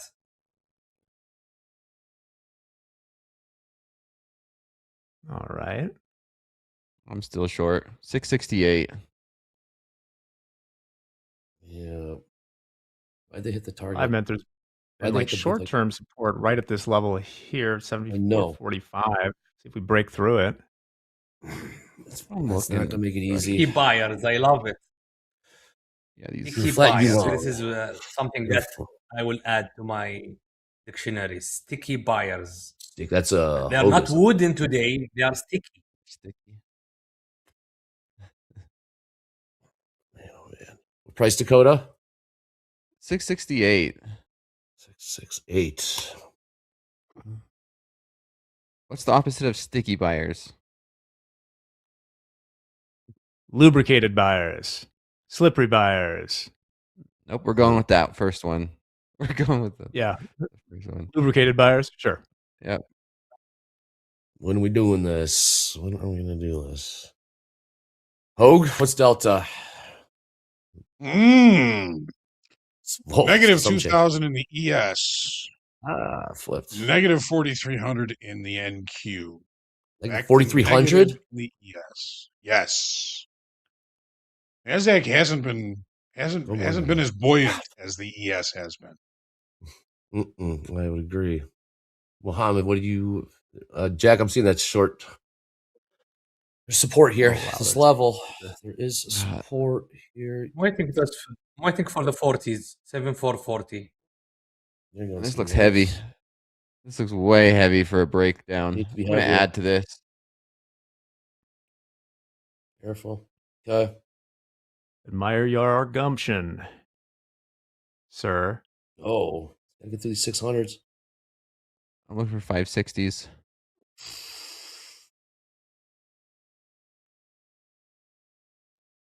Not gonna make it easy, Get man, towards the end of the day, I'm going to keep a closer eye. I've marked it on my chart now. The 50-day simple moving average in the SPX. In the futures, that's down around 74.25. The market likes to close above that. It's a statement when it closes below. In fact, right now, the last time we closed below this was Tuesday, April 7th. If I was flat right now, I'd be looking for a long in the NQ and ES. Wish they touched the 40 first, so I go long. Well, I'm short, but just seeing the price action, they keep hitting the bid, hitting the bid, hitting the bid, hit the bid. Yes. 7,440. Okay. 74.40. No, 441. Dow has been selling off a little. Man, oh man. This is how break these 30s, Andre. Yeah, well, it's the Mo. We need the Mo. We need the momentum. We need the Mo. We need the Where's the Mo? That Delta keeps growing negative, but we need those lubricated buyers. Yes. You in, Mo. Let's go. get it. 7,440 now. I'm short. Trust me. Here we come, Andre. Here it goes. Don't say it. Decoder. Oh, hey. Nice. Let's get 560s. Nice. We got to keep going here.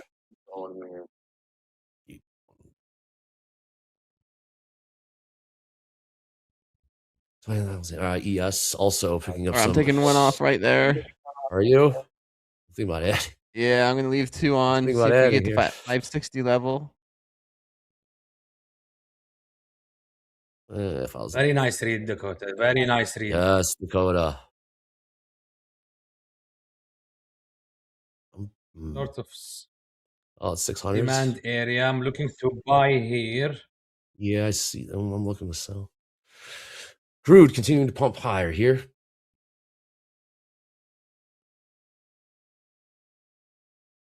Hmm. I know, Hogue. What's the scarier No, trade? just they're flying about crude. Weekly kickoff low is $69. What did it hit? No. 68.90. No. 10 Damn ticks. right. The overnight session. Here you go. Opening range. The No dead low. swap. Come on. There you go. Profit 560. 560s. Took one off This there. is insane. I got a runner. Are we done? Are the lows in?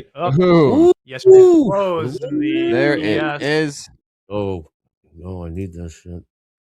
That could be some stops. There's the 50-day moving average I talked about. Let's see if we support it there. ES. Dow continuing to sell off here. Dow about 400 points off those all-time highs. Going. Hope so. We're almost back to settlement. So we're break even for the day on the NASDAQ. Just Pretty much, right? Day. Yeah.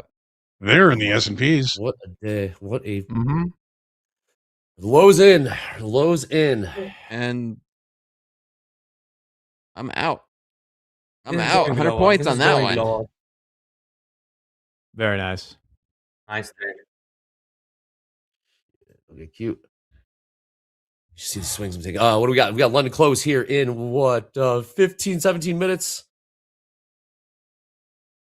We Oh, I are might seeing some more selling coming in here. Crude continuing to rally. Crude, $71.65 last trade there. Just now 67 cents trade. 71% short tilt in the or ES, I should say. I accidentally passed this combine. What does that mean? Accidentally. Oops. It Did you means I say was just accidentally? I want to Yeah, it accidentally. means I was pass just it out. practicing, waiting for my live account, and In the I chats. hit past Chat. the profit target on this combine. Chats. The Yes, lobster no, too buttery. The wine too yeah. refined. The Ever white- accidentally passed a combine. ES still selling off here. Yeah. No, Come on. you don't pay attention to the P&L. You don't pay attention to the balance, and you just trade. Yeah, well. A lot to be said. It's a lot to be Someone said. messaged me that the profit target on this is 3,000, and Dow continues to sell off now. Right off weekly kickoff high in the Dow. Wow, it's going to run away. Oh, wow, wow. All right, more selling coming in here. Beneath the 500s in the NQ, 29,048. Oh, my goodness. Yes, same story. Buckle up. We are selling and selling hard right now. we just blew through settlement. Okay. Do we go test the... Wow.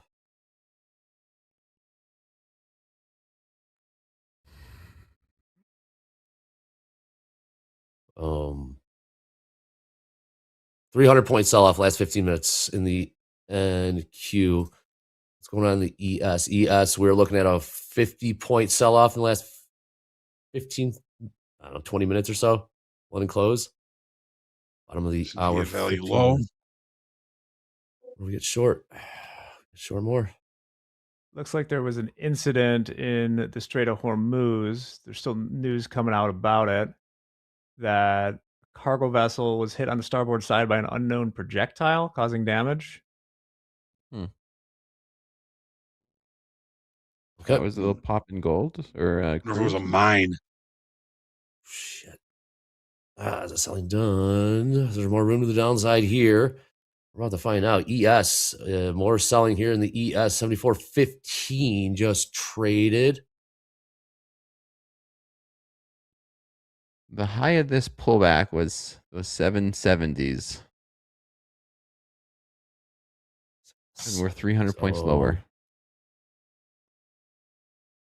This is incredible. These markets are absolutely. This is. I mean, what the Dow's giving back all its gains right now. By the way, we made new all-time highs. The Dow. Dow has been just methodically selling off, down 400 points now. 52,631 was that price. And crude continues I'm to long pop. 5. I'm long 5. Long 5. Oh, I What was price, just Mo? thinking the same thing.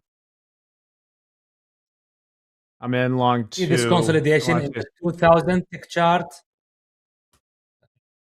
Like this consolidation Oh, at long. this demand area.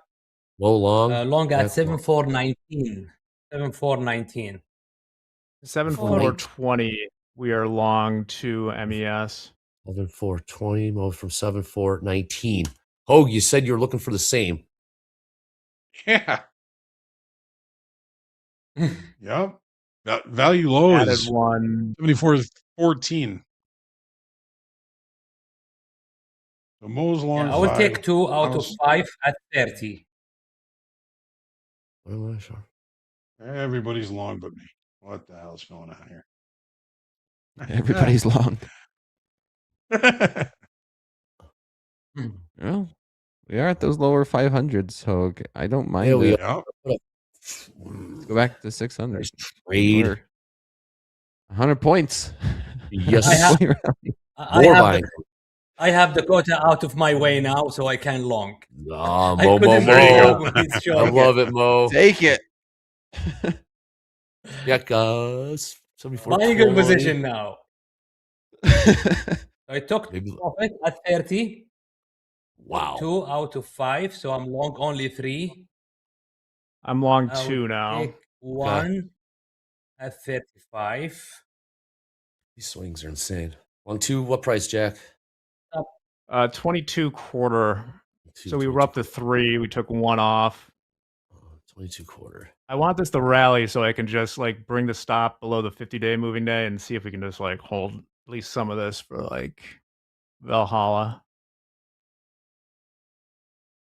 I'm tightening my stop, to be honest. This is a strong move down.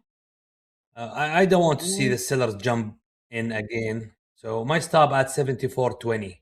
I'm buying there right now. I like that as a stop. 74.25 is what I've got as the 50-day simple moving average in the SPX. At 29,600. What a trade, guys. Look at this. Yeah, Nice seriously. work. Nice long. ES Jeez. pumping higher as well. 74.33. Let's trade there. What's going on? NQ 29,601 just printed. This is green or red, green or red, green or red. We got 10 minutes. 10 minutes till the London close. We are Bottom of the not out. hour. We are not out of the woods yet, you know. So we're still You don't this think? down. This is strong Just- down. Yeah. This could be just higher, Yeah. a lower high. So my stop at 22, 74.22. Swings are insane. If this want to go, it should hold. I don't know if we're ever out of the woods. Might be on the fringe of it. Especially in this market. You seen this movie before? No. Oh, then it just gets choppy. Okay. The round of selling, perhaps, in the Dow. Maybe a little profit taking. NQ 29,547. The real demand area at 74.04.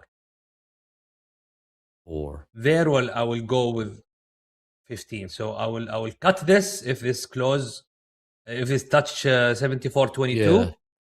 Then I will try a different This is a chop. location at 74.04. Maybe I will go Alright. short as well. Are you out then, Mo? No, I'm still on with Oh, you're 2. still- okay. Hoping that this is a higher high, so that's good. And higher low. So because we have the low, but we still don't have a higher low yet.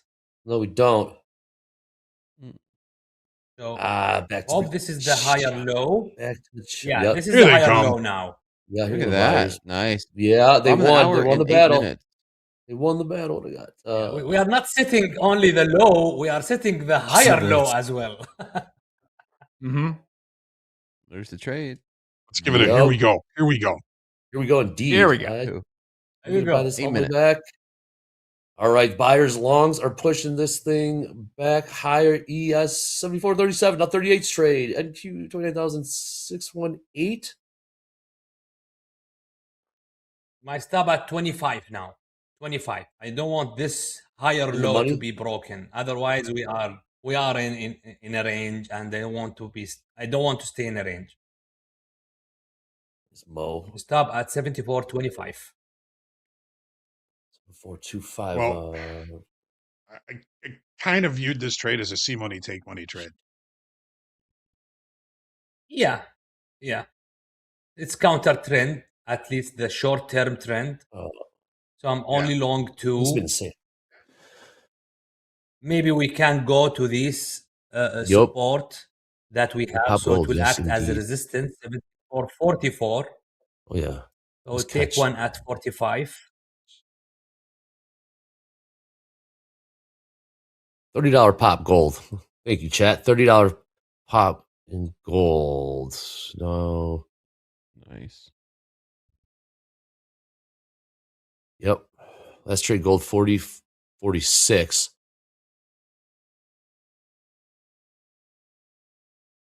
More buying gold. More buying gold. Like yes. Yes, will the equities follow? Do the equities want to follow? 40s. Pop in gold here. Looks like 40. 74.40. The middle of the opening range. 74.40. Okay. Nice trade. Quite on the Mo. headlines. Quite on the headlines right now. Mm-hmm. And just like that, we're right back up where we've been. Where you been? Yeah. What do you got, Delta Hogue? Negative 2,200 in the ES, negative 5,300 in the NASDAQ. Jeez, really? Wow. Love that negative. Keeps growing. Yes. Especially in the I NASDAQ. know. That's pretty deep. Starting to smell a little squeezy here. One of them getting squeezed. Can you see what price? I've never asked. Can you see what price that did where Delta has increased? I can see it by priced.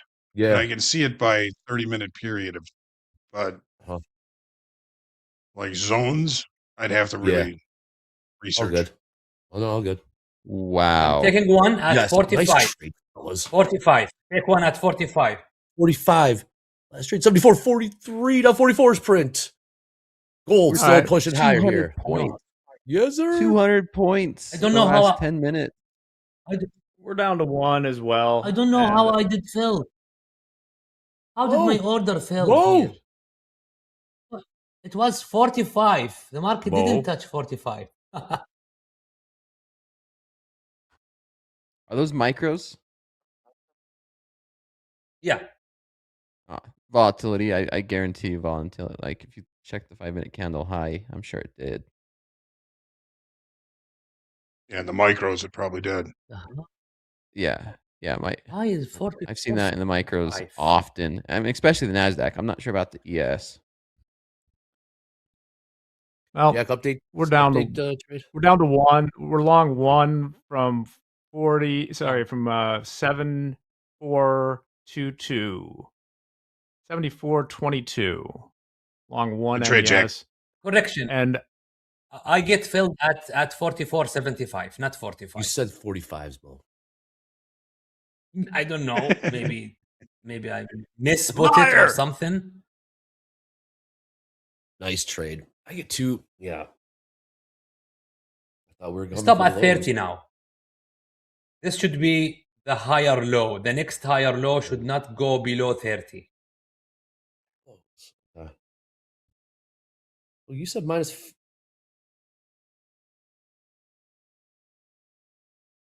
Minus 5,000. Yeah, click like, click subscribe. Let's get those likes up. These guys are carving this thing up right here, right now on Top Step TV markets. These markets have been absolutely rocking. Sure There is have been. Minus opportunity. 5,700 now, Andre. How's my day going? 5,700. Got to. Yep. Get with the size. Negative. How's my day going? Big swings. Red to green. Big swings. Green to red. Now I'm back in the red. It's been incredible. Give some likes for Waldo. That's right. Likes for Waldo. Absolutely. There it is. First 30 minutes. Why at 45? First 30 minutes. We I had would a add 900 at 45. point sell off in the NQ. Yeah. Well, you said I'm it. adding Higher at it was. 45. Buyers are sticky. Mm-hmm. I will add at They 45.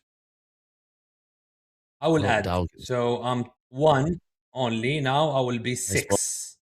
I'm 6 now.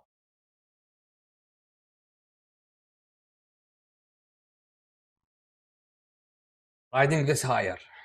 Take at 50. 74.50.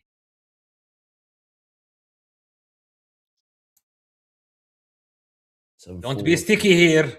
Won't be stingy either, Mohammed. Yeah. We want the buyers to be sticky. Yes, sir. Yes. Yep. Where's gold going? Want Gold. the sellers to be stingy.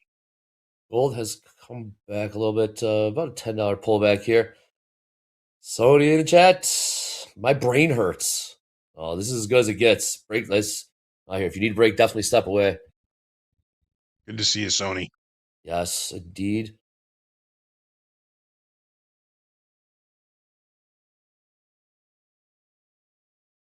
And this thing can go either way. This market can go either Yeah. way.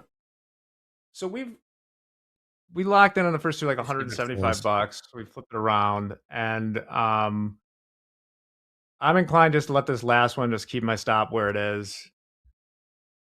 I think we close above the 50-day moving average today, and as I said, it's one contract. Just got to believe in the runner. Believe in that bid. Believe in the natural bid. And the Dow made new all-time highs today. Yeah, the sellers might be exhausted here, Hogue. Sellers might be. We're just in this range. In this range. Apple down 5.25% now. Here come the buyers. Tech getting hit. Yep. Micron still up 12%. Micron's doing the heavy lifting. Yeah, but it's taking. The question is, it makes sense that we're kind of like Scratch or whatever. Is it wealth creation or is it just wealth transfer? Right? Yeah. Letting close 15 seconds. 15 seconds. Get those questions in for group coaching. If this thing goes red, pin to the chat.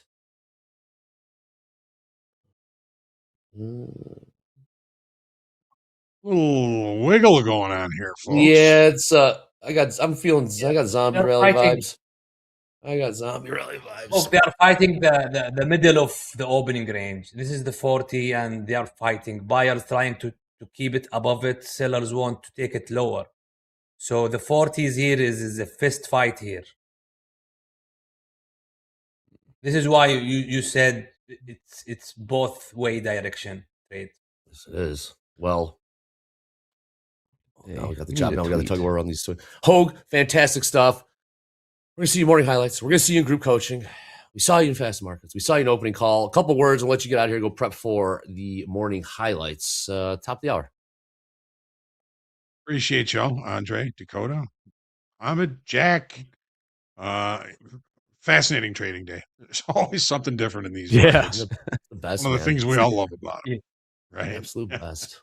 I'll see you during the morning highlights. We'll see you in a little bit. Trade well. See you. Take care. Hogue. Stuff, Hogue. Give it up for Hogue. Buyers right, let's push it. Shit. What do we got here? 29,650. Last trade or NQ. On our way. 60. I'm getting zombie rally vibes. I don't know, man. We're seeing it now. I'm getting the zombie rally vibes. Post is clear. That's all we got for likes. Can we click? Please click like. You'd be so kind. They're not going to feed us if we don't. Seriously. They've been feeding us. Well, they're going to that space food that Dakota choked on. That was incredible. Yeah, no, Okay, thanks that was on great. that. I still have some. Dakota, I was in a meeting in the office, and somebody was. It was like somebody reporting the Kennedy assassination or someone. Someone came in as like, Dakota's choking on air. I'm like, what? They were scared. Was that individual scared that Everybody go crazy. or were they laughing? No, these were like social media folks, and they were like, "This is the greatest thing ever to happen." 3 out of 6 at 50.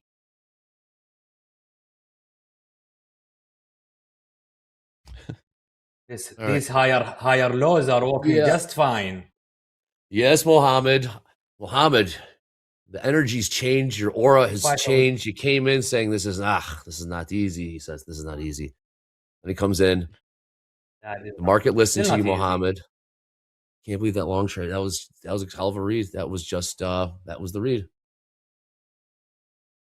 I put in a limit order to what are we trading? You guys cover the rest at just below the 7,400 SPX. Yeah, nice trade. Okay, I've been taking.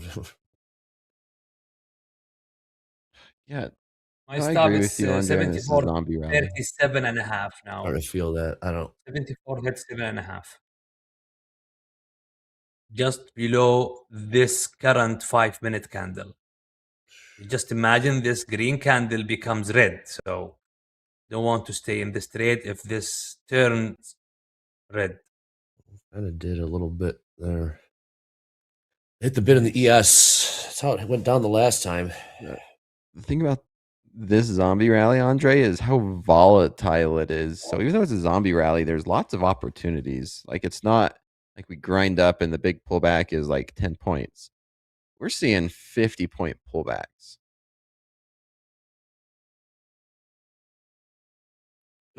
Yes, that was 50. Mo? Are you having a good time, Mo? Yeah. Trading is just as fun as any other thing. I mean, we got here. You know what I would do without trading. I hear you. I hear you. I got Davey. What's up, Davey, in the chat? This is the longest. I like this one. This is the longest I've hung out with Topstep TV guys, from 400 green to 350 red to 174 green. Just getting in there. Thanks for hanging out. Lockout. My stop is holding so far.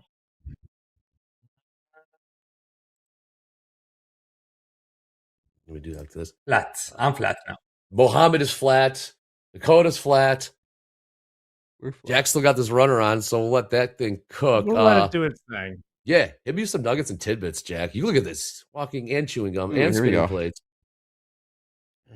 Tidbits away. Let's do this thing. Yeah, let's do it.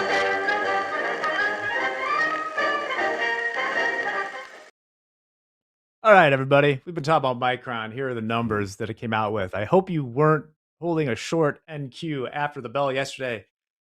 Came in 41.5 billion versus 36 expected, $25 per share, 21 expected.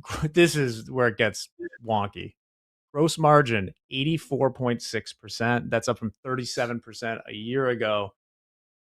Man, just incredible numbers. The question is, how sustainable is this, right? The hyperscalers don't enjoy paying that 84.6% gross margin on this memory. Now, typically in the past, this has been a super cyclical industry. And so the bottleneck is nobody wants to, if this was durable, right, you'd want to build more factories stat. But nobody knows. So the question is, how is this resolved? Does somebody throw in the towel? Find alternatives? It's crazy. But the next tweet here kind of sums up my feeling on it.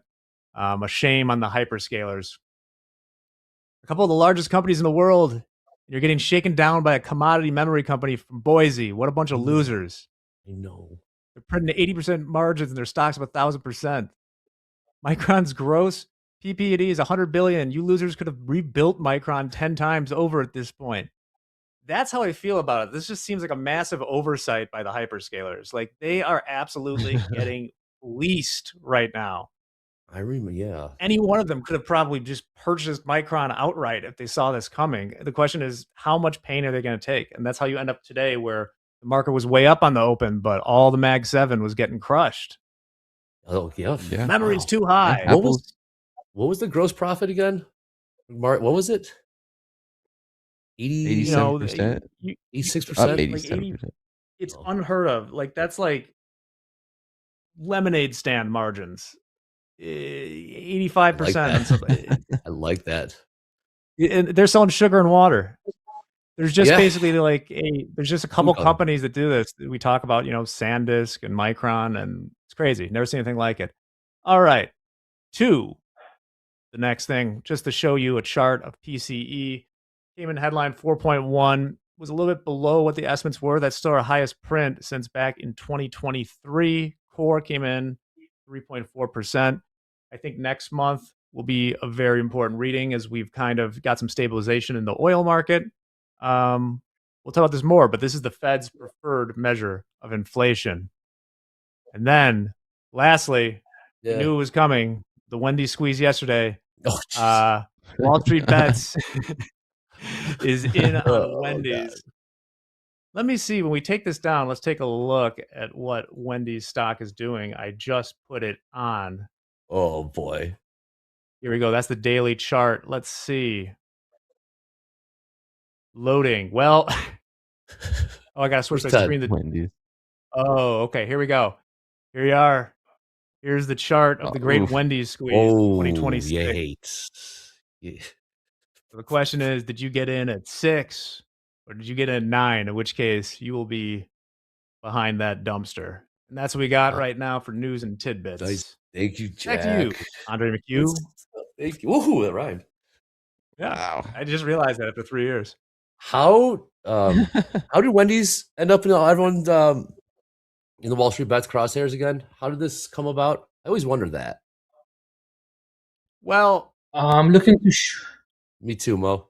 Go ahead, Mohammed. That's more important. I'll get back. I'm looking to short this actually. Me too, This Mo. weakening of the buyers now. It looks like the buyers are done with whatever they wanted, especially with this 5-minute reversal red candle. So I have a stop market sell at 74.37.5 to trigger the short. Off for now. Again. So Dre, what do we have? Yeah, hold on. I just want to remind everyone that we have the link to our voicemail box is now open. Cannot wait to see what comes from that. But yeah, what's up, Jack? We got 4 so far. So here's what happened with Wendy's. Yeah, send us a voicemail. Send us your Wendy's comment. I volunteer to listen to them all. Or your Wendy's order. Yeah, give us your Wendy's order. So basically, they got a new chief strategy officer from Potbelly, and Wall Street Bet noticed that it was heavily shorted, like 26 or 30% of the float. And also, as I explained yesterday, Wendy's has meme status on Wall Street Bets. Basically, it's the old, time to go send my application to Wendy's, or you'll see me behind the Wendy's dumpster if you're really in trouble. So those things work together to do a little squeeze action. Yeah, I'm getting squeezed right now. Buyer stepping in right now. Mo, did you take the short? Yeah. Yeah. They triggered me at 74.37.5. Get triggered. Now stalling off. See? As long as we are below the 40, below the 40, it's fine. All right. Oh. Yes, when's the NQ going to follow with them? Yeah. Buyers are sticky. Yeah, that's one way to say it. We got ES down ticking right now. Dow down ticking right now. NQ staying bid. Pick the wrong Oh, man, I'm zombie rally, Andre. Yup, short squeeze city. Took the bait. Let's see though, this could be just a little short squeeze. Crude trade $71.39. Jack's still long one, correct? Yep. And we're just going to let this ride. We got our stop 5 points below the 50-day moving average in the SPX. So it stops at like 74.20. I put a limit way up there, a little bit in front of the 7,400 SPX strike. So I have the limit at 74.64. It'll hit one first or it'll hit the other first. And either option is just fine. We have taken off the risk by covering in this case. Well done. That stop, those longs, you had your stop in there, and we all got run over, being long. Great trade there, Jack. That was one of your best trades of the day. Well, yeah, the other one was a loser. So no, that was a loser. I'm saying no, that losing trade that you lost like what, $50 or something. But you had that might be the best. $66. $66, yes, and just to set up. Look at this. Just to set up this trade right here. That is printing right now. Wow, shorts just got ran over. No more trading for me. Dakota. Andre. Star Slow Markets. Sunday through Thursday, 7 p.m. Central. Who will be joining you today? Tonight. I have Braden on today. Braden will be joining me tonight. And if anything, my last night was absolutely wild, seeing this volatility. Oh, yeah. And it's always good. I don't remember a bad session we've had with Braden. He's a great trader. Can you remember a bad session you've had on fast markets before? Every session with you guys is a good session. My guy. That's my guy. Mohammed, what are you doing over? Mohammed, are you just counting your money over there? I'm just adjusting my stop for this trade to 74.47.5. Because this doesn't do what I want it to do. So you know what? I will just close the position. Take the minimum loss. Wow. This has been tricky. All right, buyers stepping in. What do we got? Canada's Prime Minister Carney saying that Trump called me on Wednesday. Topics discussed with Trump, including NATO and Iran. It looks like the NQ is on the move. You called it, man. This zombie rally, it's not like a normal zombie rally because of how volatile it is. We're seeing opportunities. That's the thing. It's not like we have only a 10-point pullback. We're seeing decent pullbacks for trading opportunities. NQ, indeed we Look are. at What's this ES doing? 5-minute candle. This is ugly. Ugly 5-minute candles. You can see the rejection, strong red candle, and then some sort of a doji and the rejection green candle. I mean, these. Wow. What's this? What you expect if you trade in the middle of the range? Oh my goodness, indeed, Mohammed, because we are rallying right now. Nice. NQ. NQ. That's a profit for me. I exit early. Mohammed, Mohammed. All right. Squeeze. Sometimes all what you can do is to lose the least. I agree, Mohammed. Cut it quickly. Yep, the buyers are in the house right now. We are cooking to the upside in the ES 74.51. 52s now trade. Nice trade, fellas. What was that sell off about in the first place?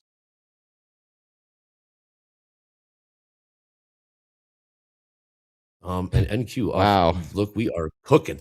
We are absolutely cooking right now. Ripping. Mohammed with the laugh.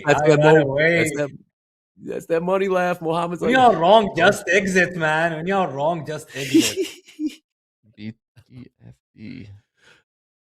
Now that we're man. getting kind of close, like within striking distance of that, I'll probably trail at some point, just so I'm not. It'd be silly if it gets, unless I'm not watching it, if it gets within a few points to like still be risking 50 points to the downside.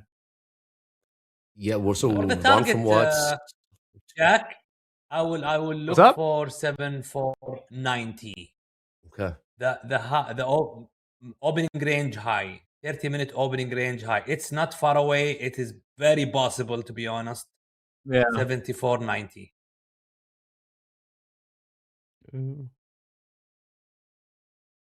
Otherwise, just stay in the trade. You don't have anything to lose.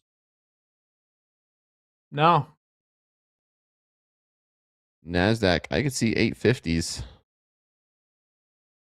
Stop there, man. Why stop there, Dakota? 30,000. 30,000. I mean, Andre. what we saw, yeah. We were there already once in the New York What was session, he selling about? right? Yeah, the sellers. I mean, these are discount prices, right? Yeah, buying That was just dip. technical Jack selling. bought the dip. That was technical selling doesn't last forever. Like that, get it out of the way, and the bargain hunters jump in. Thought if we work this thing higher again, we're looking 100-point range in the ES, 900-point range in the NQ. What's up, Doom? Micron catching a bid again, up almost 15%. Oh my goodness.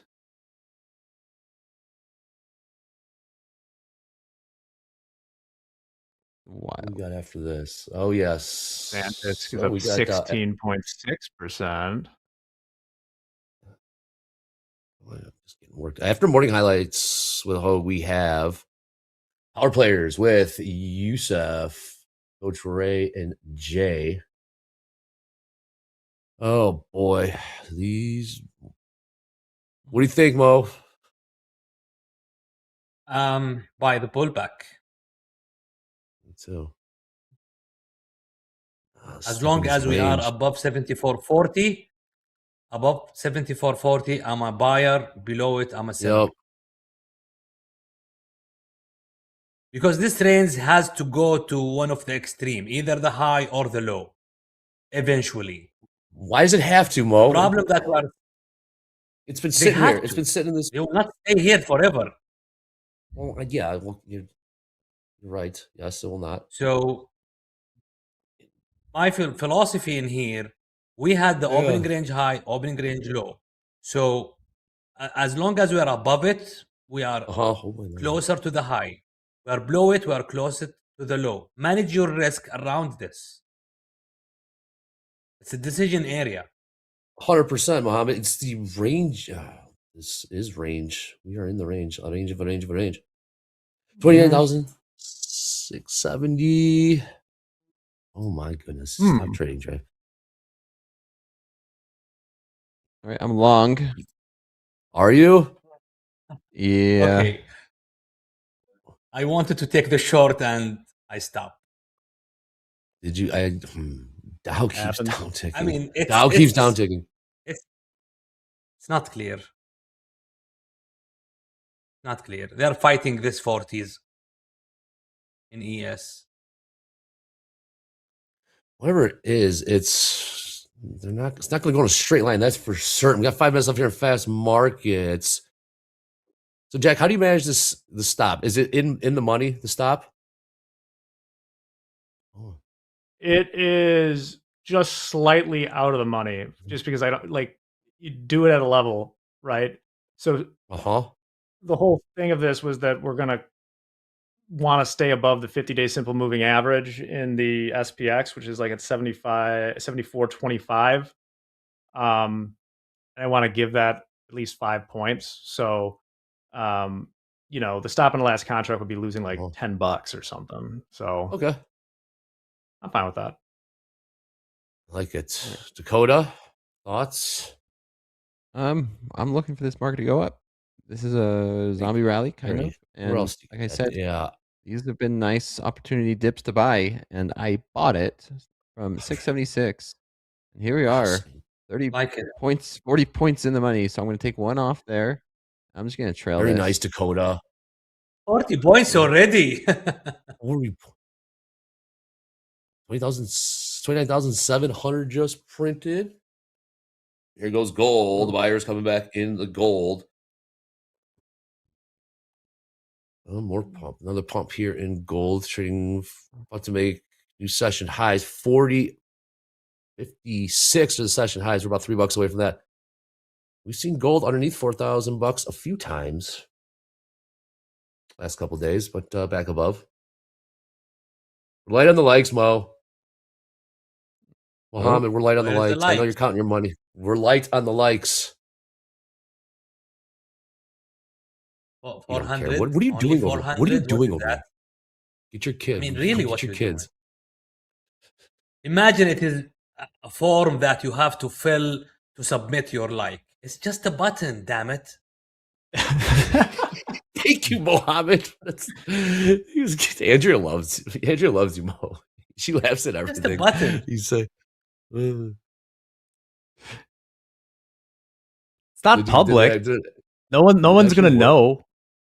You're not gonna get your coworkers being like, "Hey, you doing some day trading?" No, it's a freaking button. Just press it. All right, I'm out. A little 30 points on that one. It's just a button, indeed. Did you? The market is chopping in the Yeah. middle of the. I don't know about InQ. Very Maybe expensive. InQ Where are is you the going? same. Oh, InQ. Dow keeps selling off. It's not gonna make it easy. All right, Mohammed.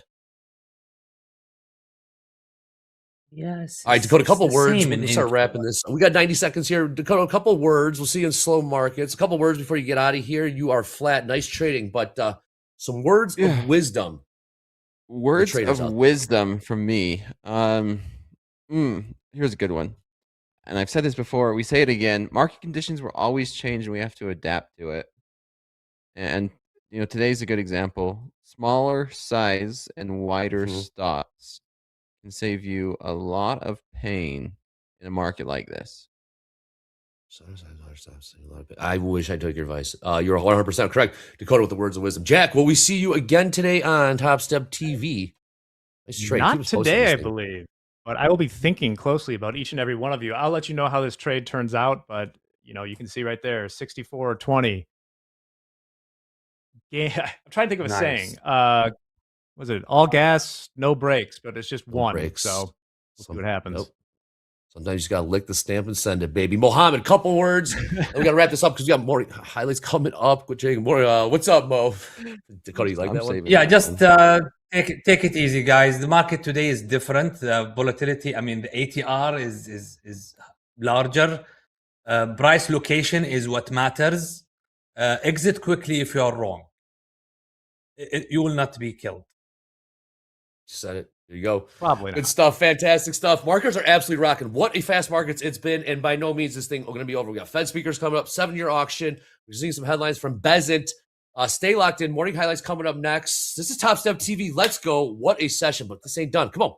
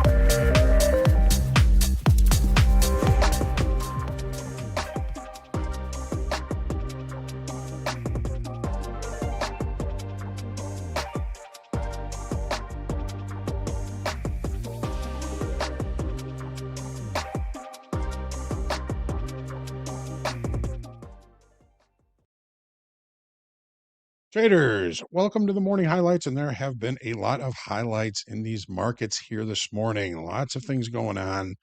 I have so much to tell you, and not a lot of time to tell you. So we're going to get through what we can, starting with gold here this morning. No opening range trades were taken due to the plethora of economic numbers that were due out at 7:30. The opening range in gold, I don't think would have played for us. So what happened? And always in context, we know that we're below the weekly kickoff low. We've got a gap above. We found range yesterday. We're still inside that range from yesterday. As a matter of fact, we did what we call a value acceptance play. We just completed it. The market opened outside of value. Once the market reaccepts previous day's value, there's a pretty good probability that at some point during that session, that price will visit the other extreme of value, which we just hit. Looking at this value high here for 4,058, we just put in a stop at 4,058.70. Value acceptance trade complete. Let's take a look at crude oil.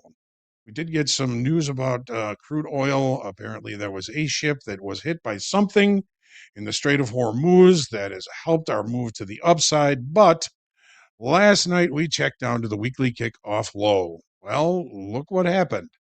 If we did adjust inventory in any time frame, that adjustment in inventory is either getting out of shorts or new longs coming in down against this weekly kickoff low. The opening range ended up being the absolute dead low of the regular trading hour session, and we have been one time framing higher. We did not take that trade today again, but that's all right. We will catch the next one. So we are right now inside of the gap that was created between Monday's regular trading hour session and Tuesday's trading hour session. Let's see if we can close that gap today. Maybe that'll give us some better trade locations for shorts sometime in the future. Let's take a look at the S&Ps now. Wild morning here in the equities. So I want to start with the 30 as always. So we've been respecting as resistance the base of the late spike from back here on the 17th. And I do tell you that there's a lot more I could be telling you about what we're seeing in these markets, but again, time is of the essence. The high on Tuesday, the high on Wednesday, the high last night. What did we do today? We left the opening range at the dead high after some important numbers came out. We talked about this on the opening call. We don't know what the longer time frame traders are going to do once the regular trading hours open up. We saw the opening range, the dead high. We had 100-point move to the downside. We finally found some buyers down there, and we are starting to find an area of balance here. I'm going to be avoiding the center of the balance. I'm going to be focusing on value high, value low, which probably is pretty close to where our value high and value low are from yesterday. So still 2 days in a row, no change in value, but some really good opportunities in these markets. Let's take a look at the trades that were taken in the ES today. First, house account got long 2 MES 74.68, got out of those about 74.63. The market did not hold an option level that Jack was looking at, so the market again put in a 100-point move first thing in the morning.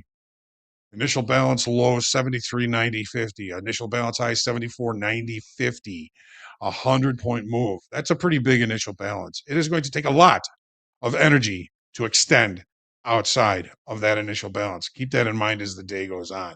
Well, we had Mo come in, started out long 5 MES 74.19, got out of 4 of those at 75.38, decided he was going to add 5 more to that trade.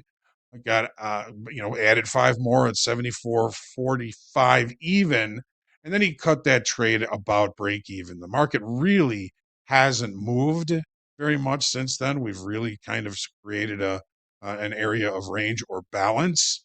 The next house trade that was taken, Jack was looking for longs down here around 74.22. He got long 3, got out of 2 of those at 74.42 and is still holding the runner on that trade. He says he's gonna let it fly. All gas, no brakes. No brakes. Mo got short 10 ES here at 74.38. And he just really kind of got caught in this chop here. He got out of those approximately 74.45 for a little bit of a loss on those. Let's take a look at the NASDAQ. NASDAQ, very similar story, but just a little bit different. The NASDAQ actually opened, and this again, the 30, opened with a gap above yesterday's session high. Opening range is the dead high.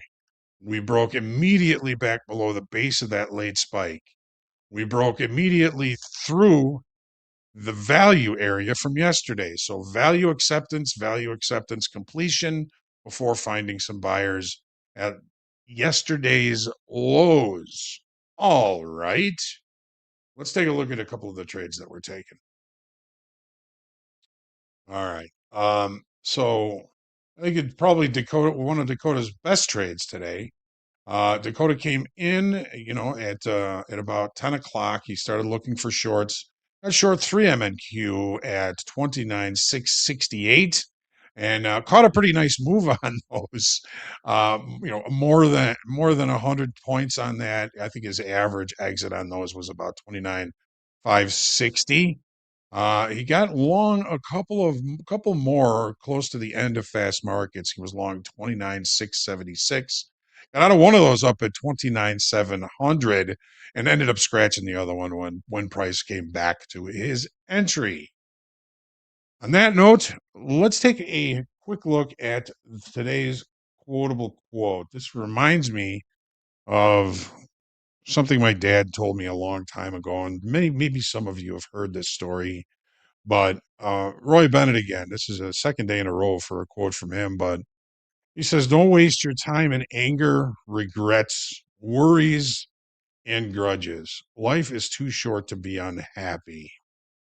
So the way I relate to this story is I was in the trading pit and I was trading away, and there was a trade on the other side of the pit, and I was desperately trying to hit the bid of this broker, and he just wasn't seeing me. The locals in front of him, the other retail traders, if you will, saw that I was trying to sell that bid, and they turned around and they sold it. So they saw I was trying to sell this, and so they turned around and they took the trade. And I was so angry. I felt like they stole the trade from me, and I was seething for the rest of the day. It turned out to be a really good trade.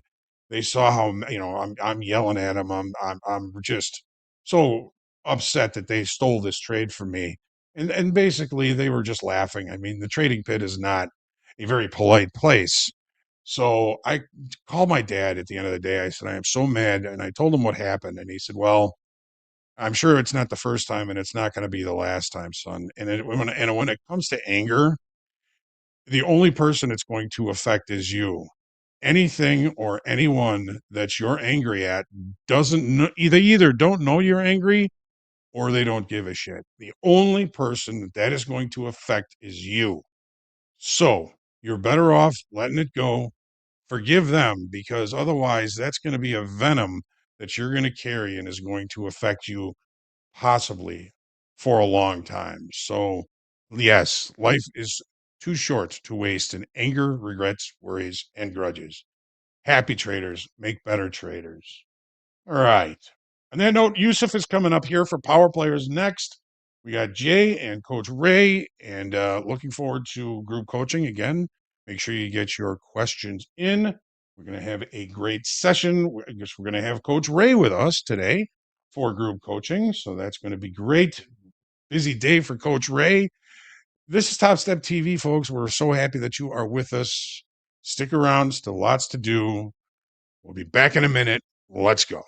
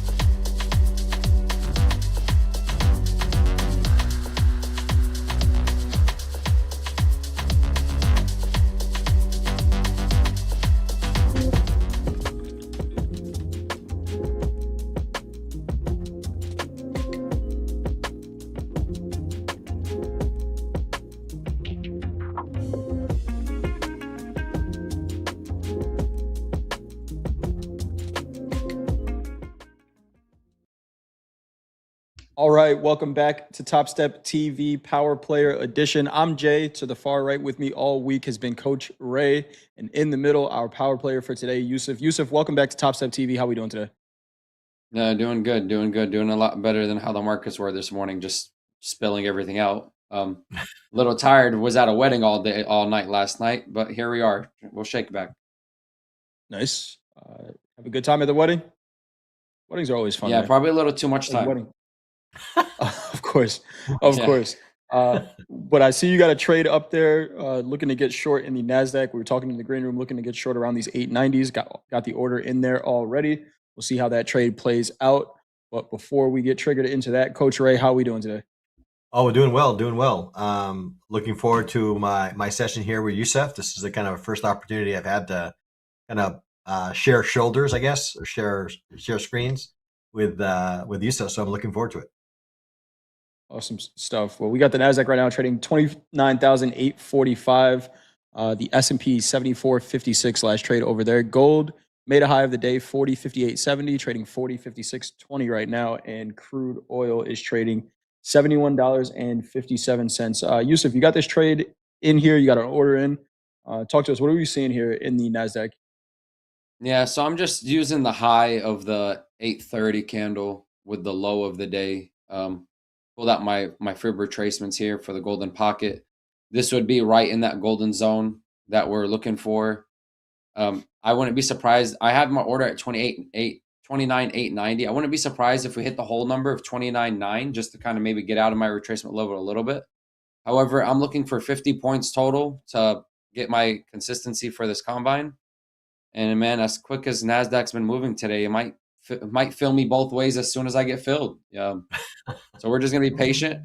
Maybe get that 890. I might do what Hogue was talking about. Might even, if I see it, probably stumble around 85. Might just automatically fill it at the 85 level, so I don't miss out on the trade. But yeah, patience is key. Patience is key here. So you have your fibs drawn from the high of the session and the low, and then that golden pocket is right around that 890 area. So Yusuf has a game plan. See how this plays out. And like you said, the way the Nasdaq has been moving right now, I'm looking at an ATR on a 3-minute. It's 60 points. So yes, in very short order, we could see both sides of that trade filled.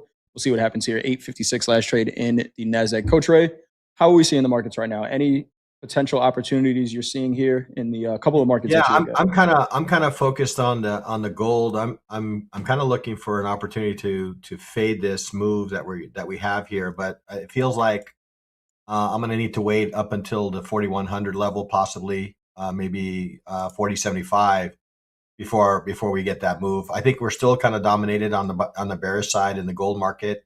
And I'm just kind of looking for my kind of picking my spots, trying to figure out an area where I can potentially short it. Right now, we're showing a little bit of bullish participation, not overly aggressive, but certainly kind of the grindy variety. So that kind of gives me a sense that I just need to be patient and wait for kind of a level above me. Maybe again, like at this 40.75 level is kind of looking kind of interesting to me at this point, but we'll have to wait and see, right? So prior area of support now turning resistance is kind of what I'm looking at. Stuff. Taking a look at gold. Any trades for you earlier today, Ray? That major sell-off in the equity. Yeah, no, I did try to participate in a short. I did a little anchored VWAP off the Nasdaq. That didn't work out all that well.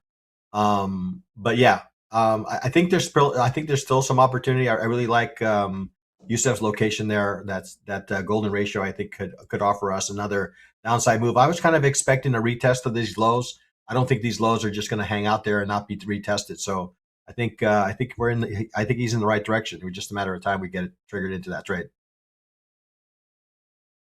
29,826 last trade here in the Nasdaq. I thought it was really interesting that the Nasdaq did not take out yesterday's low. It got pretty close. Got to within about 30 points of it and turned around there. So we'll see whether or not that does take out that low.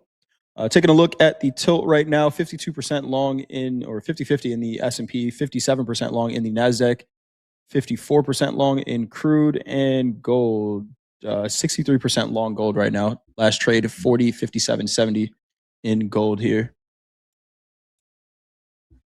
Seeing a lot of green on the quote board right now. There's 36 different markets we can trade, and there's only 4 of them that are red. We've had a couple days. We've had a couple days recently where that was flipped, where the entire quote board was red. The only thing up was like lean hogs or something like that, but a lot of green on the quote board right now.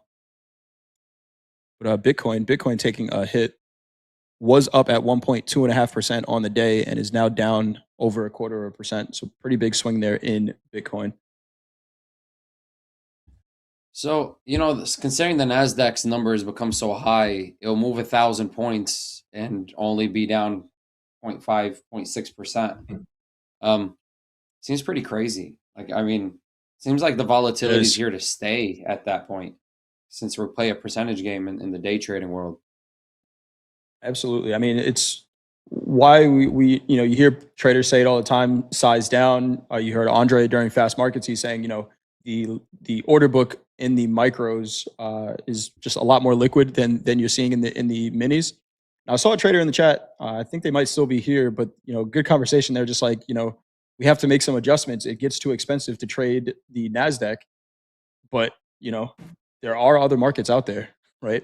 How many traders do we have that are trading the Nikkei right now? But it's very similar, Yusuf, right? It's the price is so high, and a 1% move in the Nikkei means a lot more than a 1% move in the Russell or something smaller. So at what point do you have to consider, like, okay, maybe this market is a little too expensive to trade?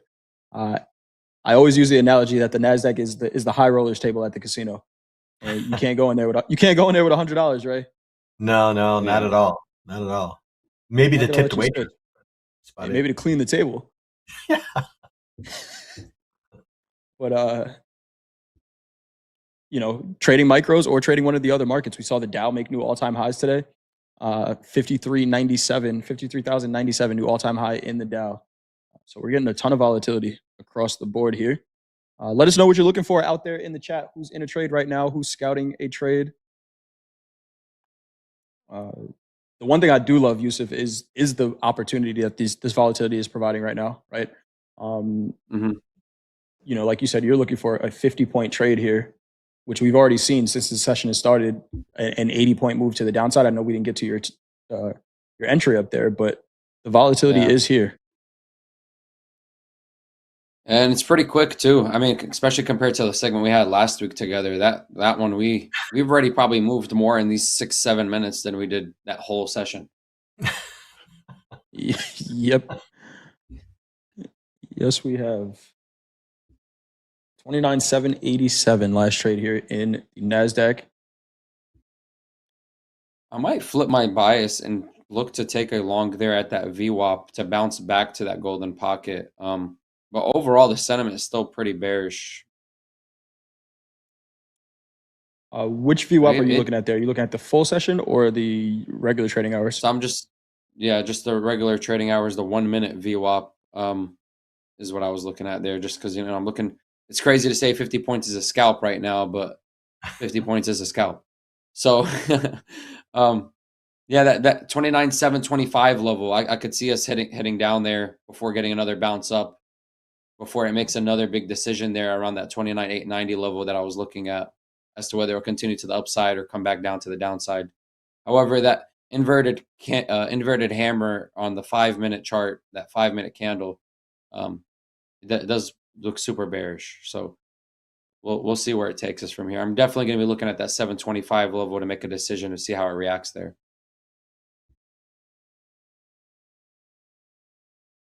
Nice little bounce here off the 750s. Yeah, watching the MES here a little bit. It seems like it's the weaker of the two equities.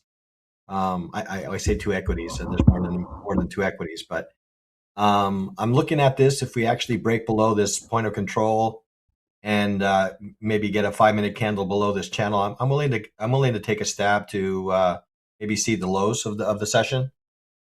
So just kind of watching this 5-minute candle the next minute here and see how that closes. If it closes as strong here, it just closed here. So I think I'm going to go ahead and take a short here.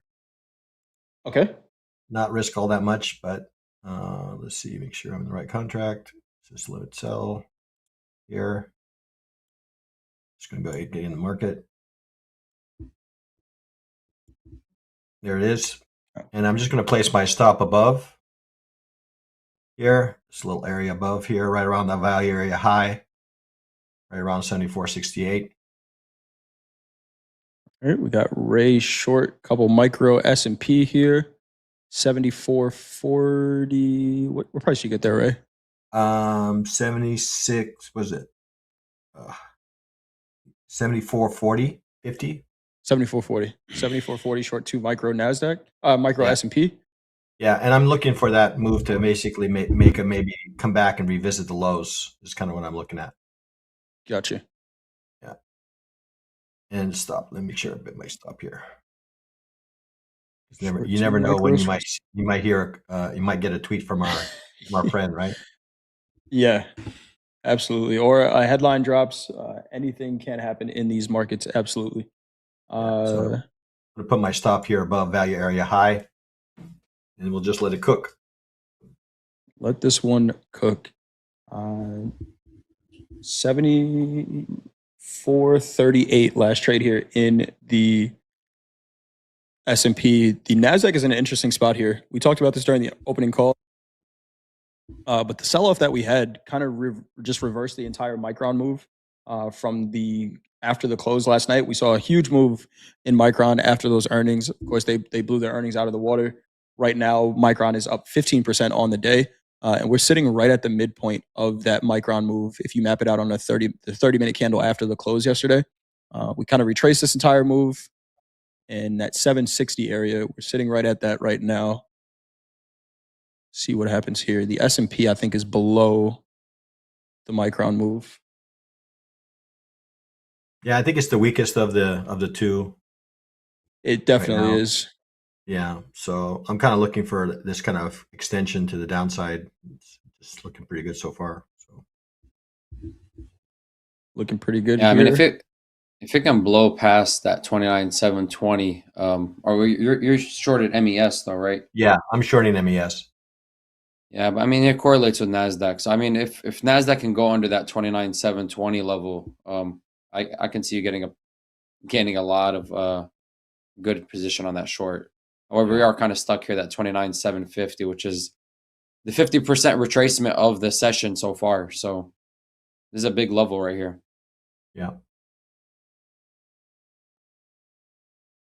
Yeah, I mean, we're below VWAP, although VWAP right now is a little bit flat, which is not great, right, as far as directional bias. But I'm just kind of based on the earlier move that we had earlier this morning, right?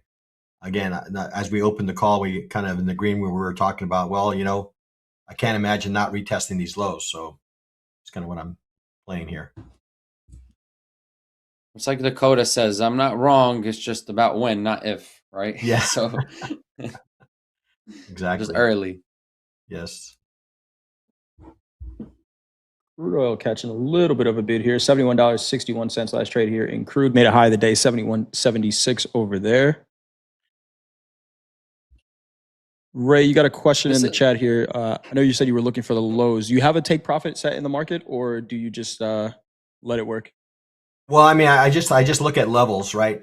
So I'm looking at consolidation levels, right? So you see this little V bottom that we had here, right? Well, that's my target, right? If I had something like I have here on the left-hand side, well, that would be my target. But I don't have that. If we can get below 74.24, we have kind of clear sailing down to this V bottom. So I look at price structure to kind of arrive at my targets. I don't necessarily predefine it as 2-to-1 or anything like that. I just look at price structure and let price structure kind of dictate where my target should be. Let the market do the work. Taking a look at see what the delta is for the day. Try to get those for you all. I do the same thing as you, Ray. I don't focus on RR. I just wherever the structure is taking me. Yeah, exactly. And then I use as I get closer to my target, then I start using channels to kind of get a little bit more aggressive. Let price structure kind of take me out of the trade if it wants to take me out. Exactly, kind of dictate your trailing stop based off. Yeah, exactly. Based on the channels. As I get closer to the target, I don't move my stops or anything like that. I've already accepted the risk that I want to take in this trade. There's nothing more for me to do, really, as far as I'm concerned. I've done my job. I saw a lot of strategies that that I'm familiar with work out pretty well today. Trend lines did well, Fibonacci's did well, RSI did well. It's just a matter of execution. And just in this market, I wouldn't recommend anybody doing a market order because you don't know where it's going to All fail you. kinds of slippage there. Yeah, especially if you're trading the bigs. Yeah. Especially if you are trading the big contracts. There's anywhere from a 2-tick to 10-tick spread in the Nasdaq, and if you're not paying attention to it and you just hit market orders, you're paying up just to get in your trades there, which is another suggestion for trading the micros or trading a less volatile market. The Russell's out there, the Dow's out there, the S&P is out there. You see Ray trading the S&P right now. Much more comfortable market in the S&P. I'm doing a measure here. High to low range for the day with a 1-lot micro in the S&P is $500. In the Nasdaq, high to low range with a 1-lot micro is $2,000. Now, that's not saying you're going to catch the high or the low of the move. That just speaks to the volatility of the market, right? You're going to be able to make more money, but on the other side of that, potentially lose more as well.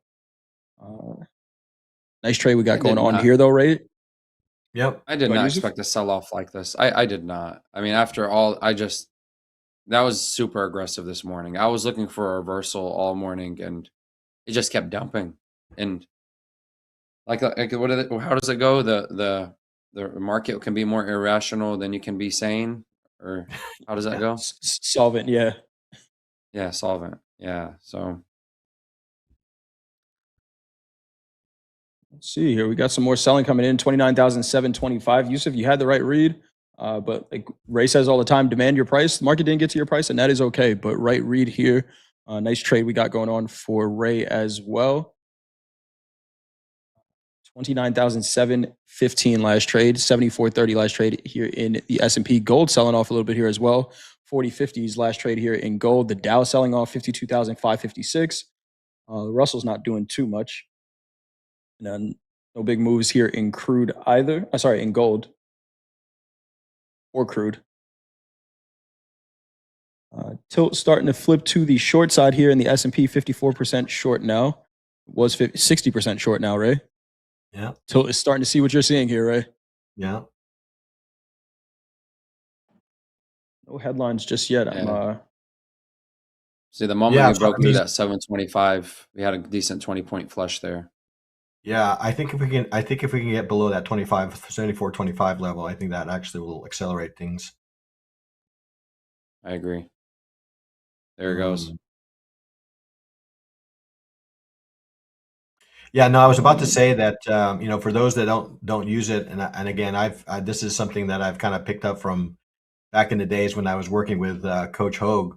This initial balance range, I think, is a godsend as far as an indicator for me to kind of frame the market. It gives me good reference levels for entries, good reference levels for targets. And it's not an indicator necessarily, just like the volume profile. It just kind of frames the market for me. And so just want to give a little plug to the indicator.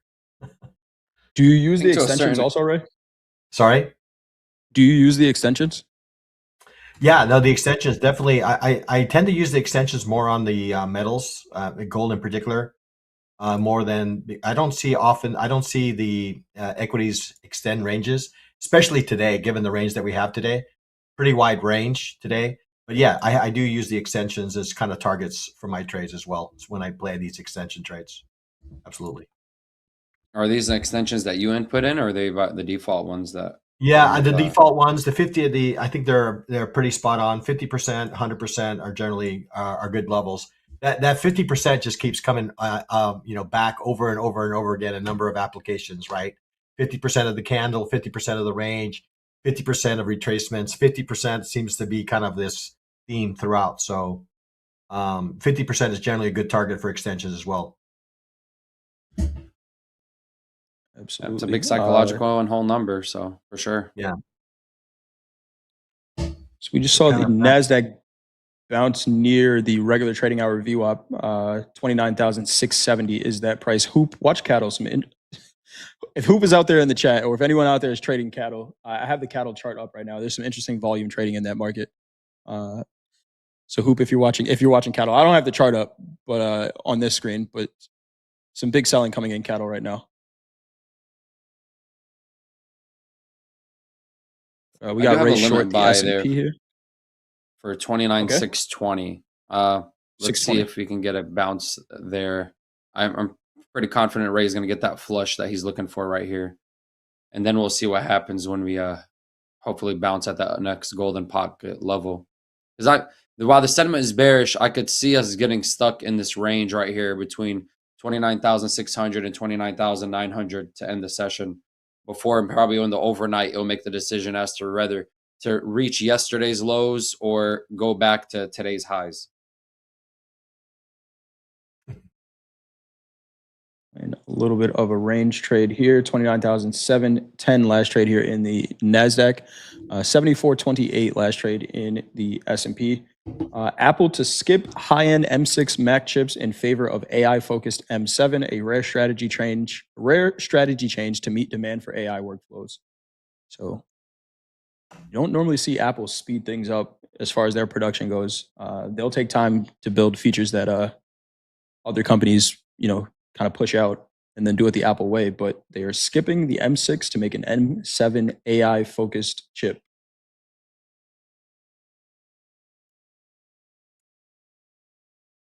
They don't really want to give up these 25s. No, you got settlement right here also, 28.25 in the S&P. See what happens here. It didn't hold those on the NASDAQ. It didn't hold those 29,725s. That was a solid rejection there. It's definitely going to seek lower here. Taking a look at the Delta for the S&P, this is for the full session, is negative 8,000. In the NASDAQ, that is going to be negative 5,300. So congruent with direction for the day. There's a question here from Brendan Peck. You guys use VWAP in your trading? Yusuf's in a trade. Yeah, I went ahead. I'm just going to go ahead and take this short. I mean, it's just too clean of a position. I wish I got in a little earlier, but I'm going to do a 1-for-1 here. Let's see. I don't see why I wouldn't go reach back down there. The RSI still shows that it has a lot of ability for it to sell off a little further before we get a clean bounce. So risking 1-for-1 on a combine, there's not much risk there. So Yusuf short 1 micro from what price? 29,694. 694. Seeing some more selling coming in here. Dow is right back to the low of the opening range for the regular trading hour session here. See if the Dow leads us lower. After making all-time highs today, is down about 1% from the all-time high. Yeah, let's get that close below 25. I'll be happy. It's fighting. They don't want to let it go. No, they don't, right? Yeah. Not seeing anything there on the order book. It's pretty clear. It's actually a very thin order book in the S&P right now. There's like nothing on it. You were asking about confluence. You're asking about VWAP earlier, Coach. Yeah. I mean, a question. Yeah, go ahead. It was a question from Brendan. Can you help me understand the VWAP action here? The micro S&P is below it, but NASDAQ is above. Since they're correlated, how do you know which one to trust? Is the bias bullish or bearish? I guess it's a question about VWAP and correlated markets. Do you, Ray, look at the NASDAQ when you're trading the S&P? Yeah, I mean, I think you want to get it. Yeah, you want to be. I think definitely they're correlated in some ways, but sometimes they diverge, right? So, I think each market, I think it's its own kind of entity, I would say. But yeah, I definitely in the equity markets, I do take a peek at the NASDAQ, or and sometimes you get even the Dow kind of leading the way, right? So sometimes they lag each other. So yeah, I wouldn't necessarily read into too much of that. I think at the end of the day, price action is king, right? And let the price action of whatever instrument that you are trading kind of dictate exactly which direction you're going. Taking a peek at these other things and maybe help you manage and maybe get some extra confidence in your trade, I think is perfectly okay. But it wouldn't necessarily drive a decision for me, right? Absolutely. We got some nice selling coming in here. Nice trades we got going on here, guys. We got some news that we could bring in really quick, and then we'll come right back to the charts. Air is being pumped back into the AI bubble after it leaked a bit on Tuesday. Let's bring in that clip. Yeah, we've been talking about this quite a bit throughout the day today, but just to keep everybody updated on what happened yesterday, Micron Technology reported massive quarterly results yesterday after the closing bell.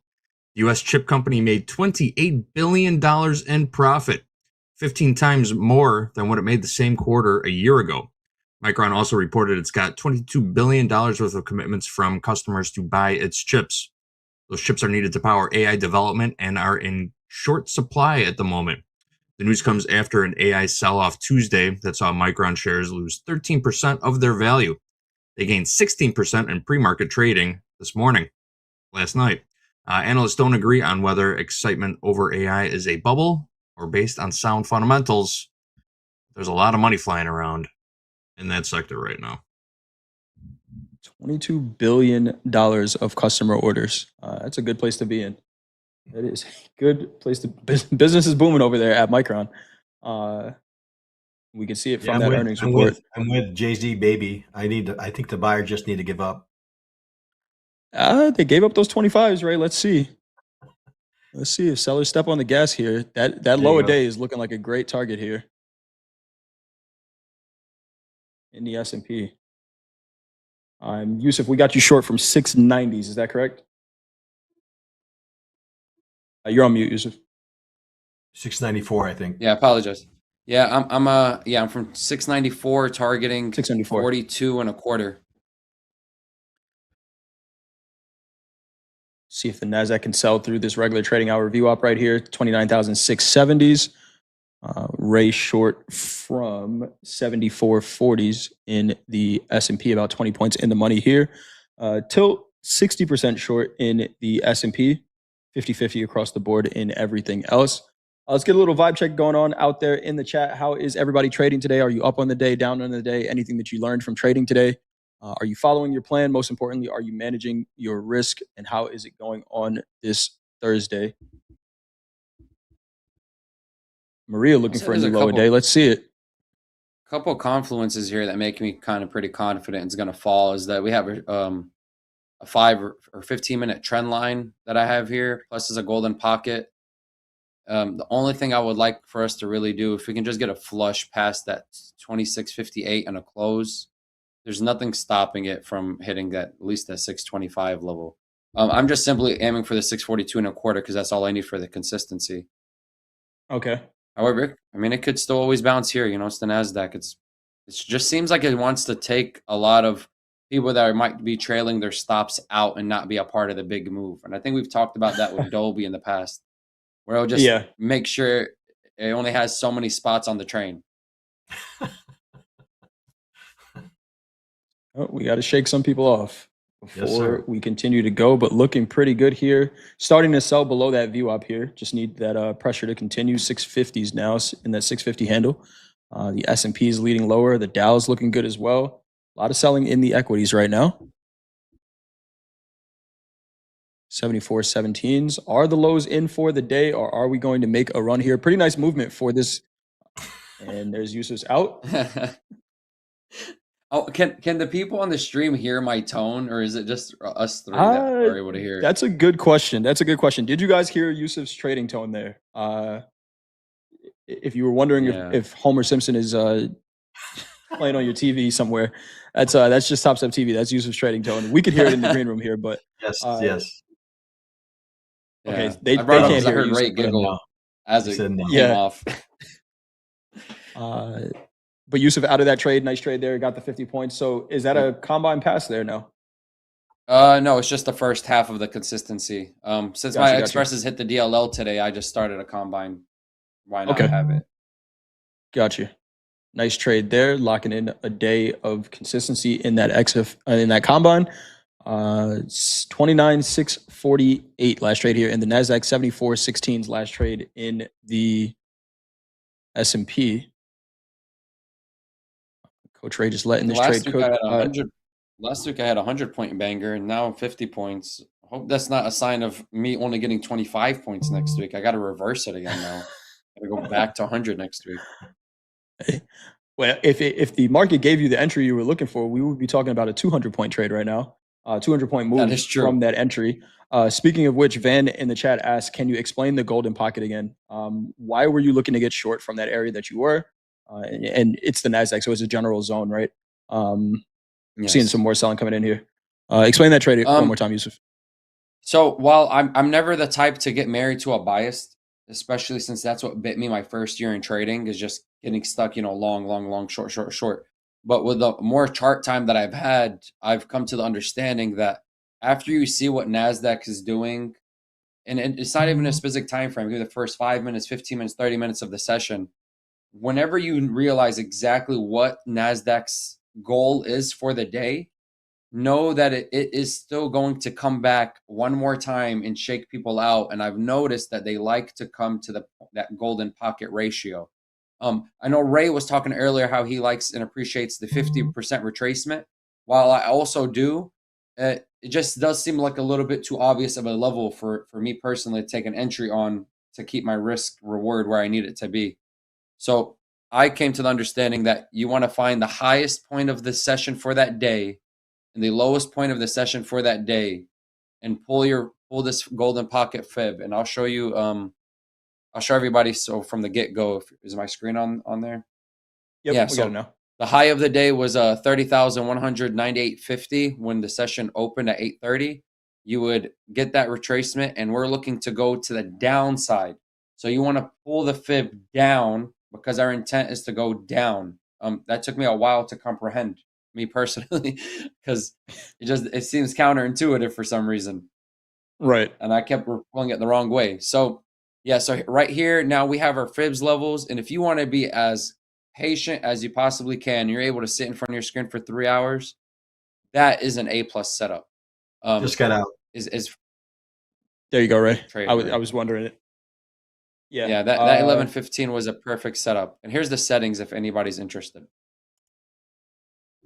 Awesome. Thank you for that, Yusuf. Ray with a 20-point banger there in the S&P. What got you out of that trade, Ray? I see it as well. Yeah, the seeing a little bit channel. of a bounce. The channel, right? So I got my 1 minute channel, and I got a break of the channel. That's kind of keeps things objective for me, rather than kind of get filled up on hope that it goes to a certain target. I let the market tell me when it's time to exit, right? So the channel is very objective.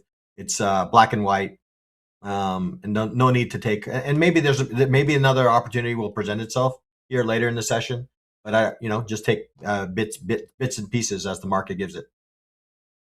Love that, Ray. Right. Was that a trailed stop or No, I just I kind of drew my channel, and I started to see that the price was starting to kind of make a little bit of bullish move. I drew my channel, waited for my little break, set my stop loss right at above the channel here. I have two channels going on here at this moment in time, right? I got a 1 minute, right? So there it is, right? So that 1 minute channel broke above, price broke above that 1 minute channel, and that was enough for me.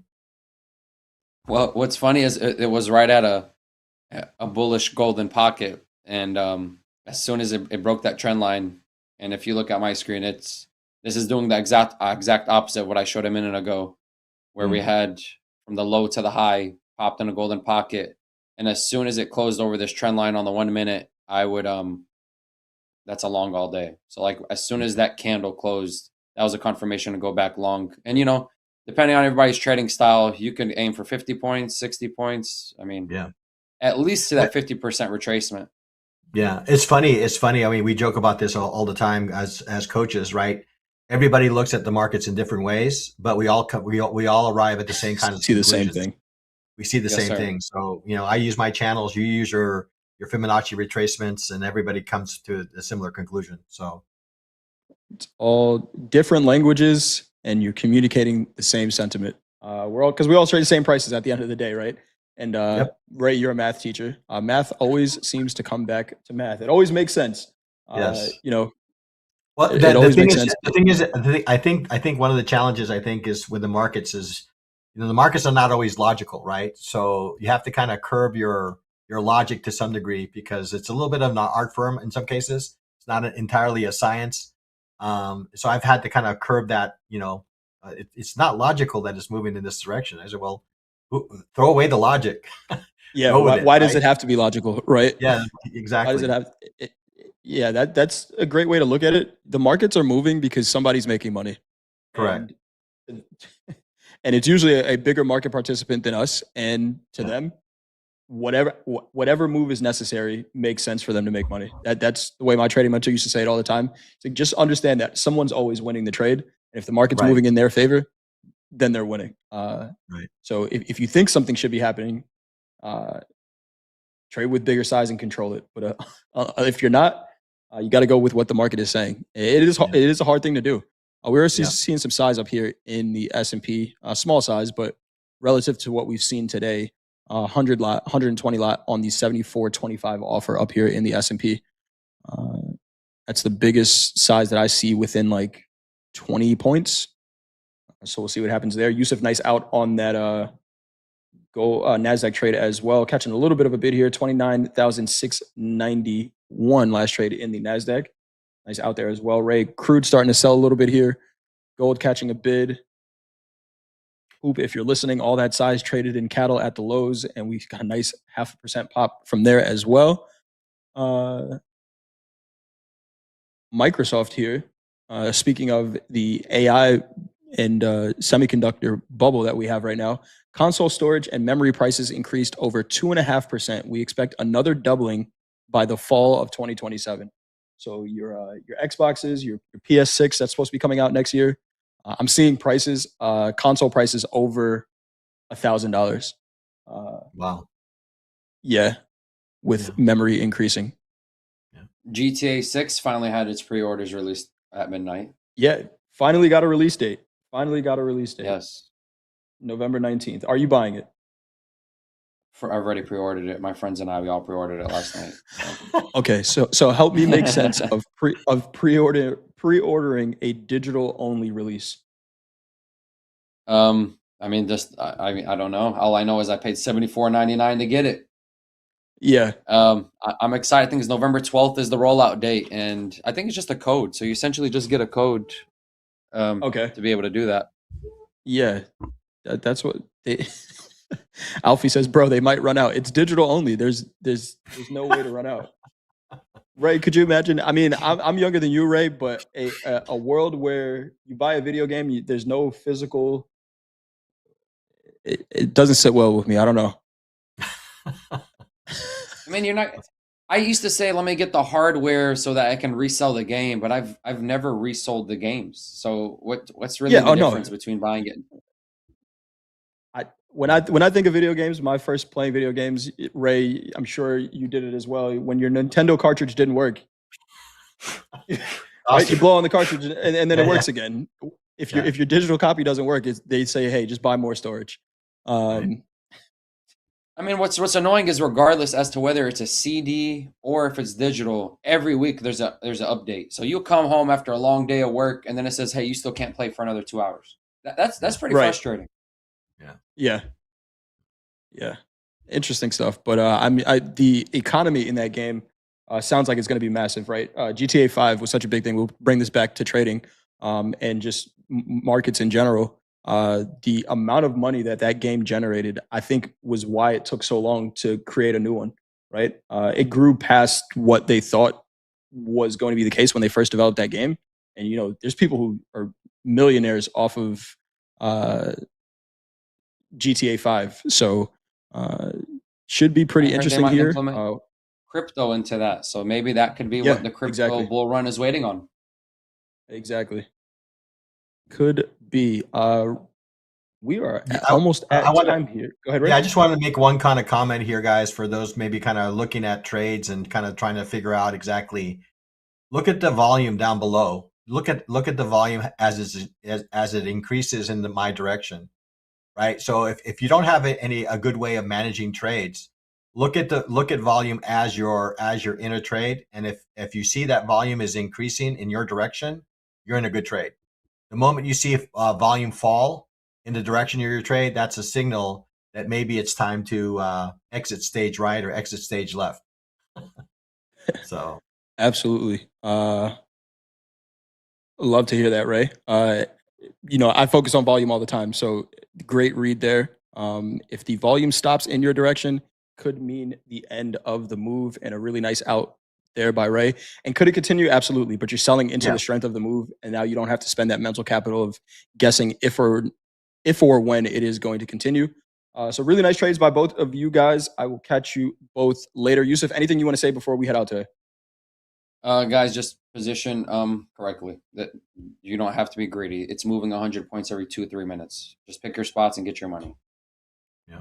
Pick your spots, get your money, lock it up, take those profits into the next trading day. We got group coaching coming up next after this. Group coaching, who is on there? Ray's sticking around.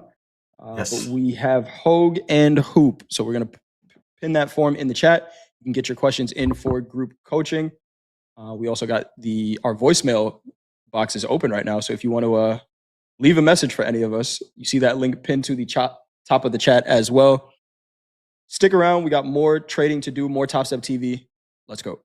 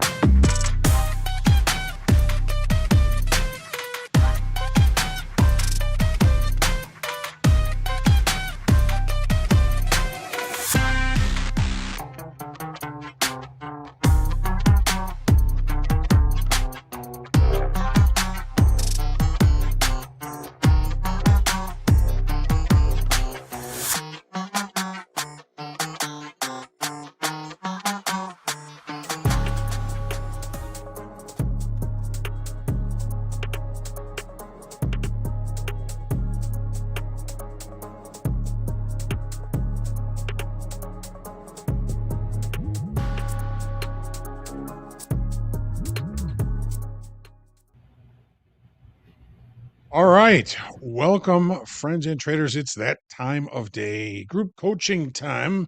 Just afternoon here, Central Time. Get yourself a sandwich. Manage those positions. We are here to answer your questions. We appreciate you sending those questions in as always. And we look forward to answering them. Hopefully, you are having a good trading day. I've got my good friend Ray here with us today. In the middle, we've got Hoop on the other side. Ray today is one of the hardest working men in the industry. He thought he was going to be off all summer, but no, he's with us. We just talked about this in the green room. He was talking about how much he enjoys doing this. I think we all really enjoy doing this, or what are we doing here? But Ray, how you feeling today? How's it going? No, feeling great. Feeling great. Had a nice session with Yusef, who I've never traded with before, and really enjoyed that session. I managed to get a nice little trade out of ES out of it as well. So I saw that. all is good. All is good in the world with Coach Ray. Awesome. Awesome. Well, if you see anything else, let us know. If you're going to get Yeah. into something, we'll Yeah. definitely take a look at it. And my good friend Hoop, how are you today? How are things? I'm doing good. Didn't trade my XFA great overnight, but of course, we're no different than the people we work with sometimes. Sometimes we trade like crap in the XFA and trade good in the combine. That wouldn't be the first time, right, guys? I'm still hanging on to a long micro gold from almost near fast markets. I'm long one at 40.20. Just trying not to Tommy boy it and trail it up as it goes along right now. And Ray, the summer gives you a lot of opportunity to work on your golf game. So yes, I know you're working on your trading game, but I've heard you've been going out to the golf course and working on your I have golf I game. have. So kudos, Thank you. Thank you.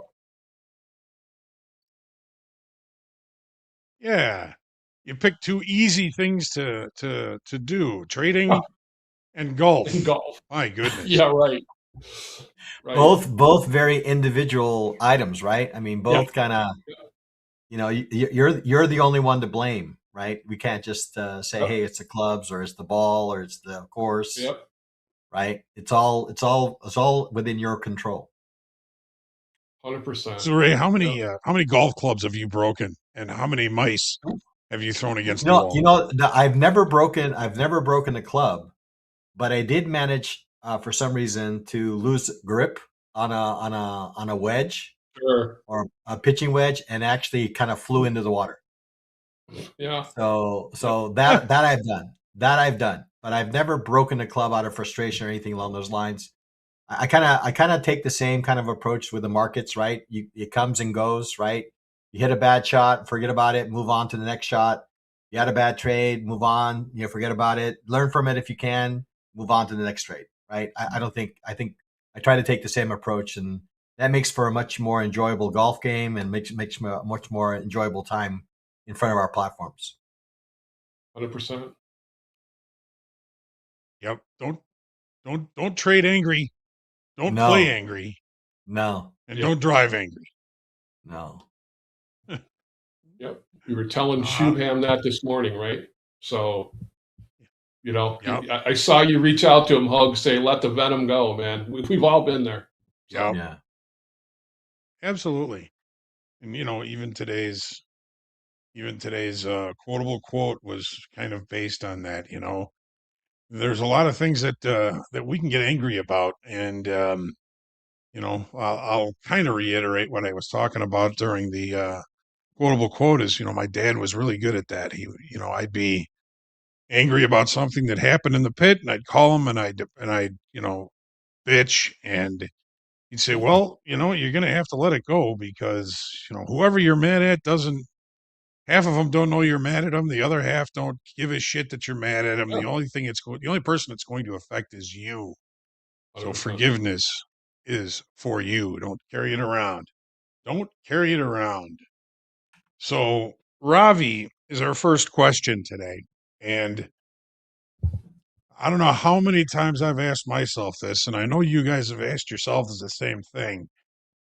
Ravi keeps getting caught by fake breakouts. How can I improve my ability to identify true breakouts and avoid false breakout signals? Another one of the eternal questions in trading, and a bit of a paradox too, right? Yeah. Ray, what do you say? What do you do to keep yourself from trying to catch fake breakouts, or be able to sense when they might not necessarily play in your favor? What do you look at? Yeah, I would say a couple of things on that front. I would say is the breakout aligned with the general direction of the market on the higher time frame? One. Are you seeing, if you're following volume, and if you're not, you should, is volume following in the direction of your trade? I think those are kind of the two elements that I would be looking for. And maybe the last one I would say is, if a good majority of your what you think are breakouts turn out to be failed auctions, why not trade that? Right. Right? Just do the opposite, right? So I mean, maybe rather than trying to find out what a good breakout would be, it seems like you're finding good failed breakouts. Maybe you need to adjust your approach, and you might find yourself in some monster trades. Good point, Ray. Hope, what do you say? What do you got? We were talking about this one the other day, and we were talking about. I always think, I think you see less breakouts in if you go widen out the lens.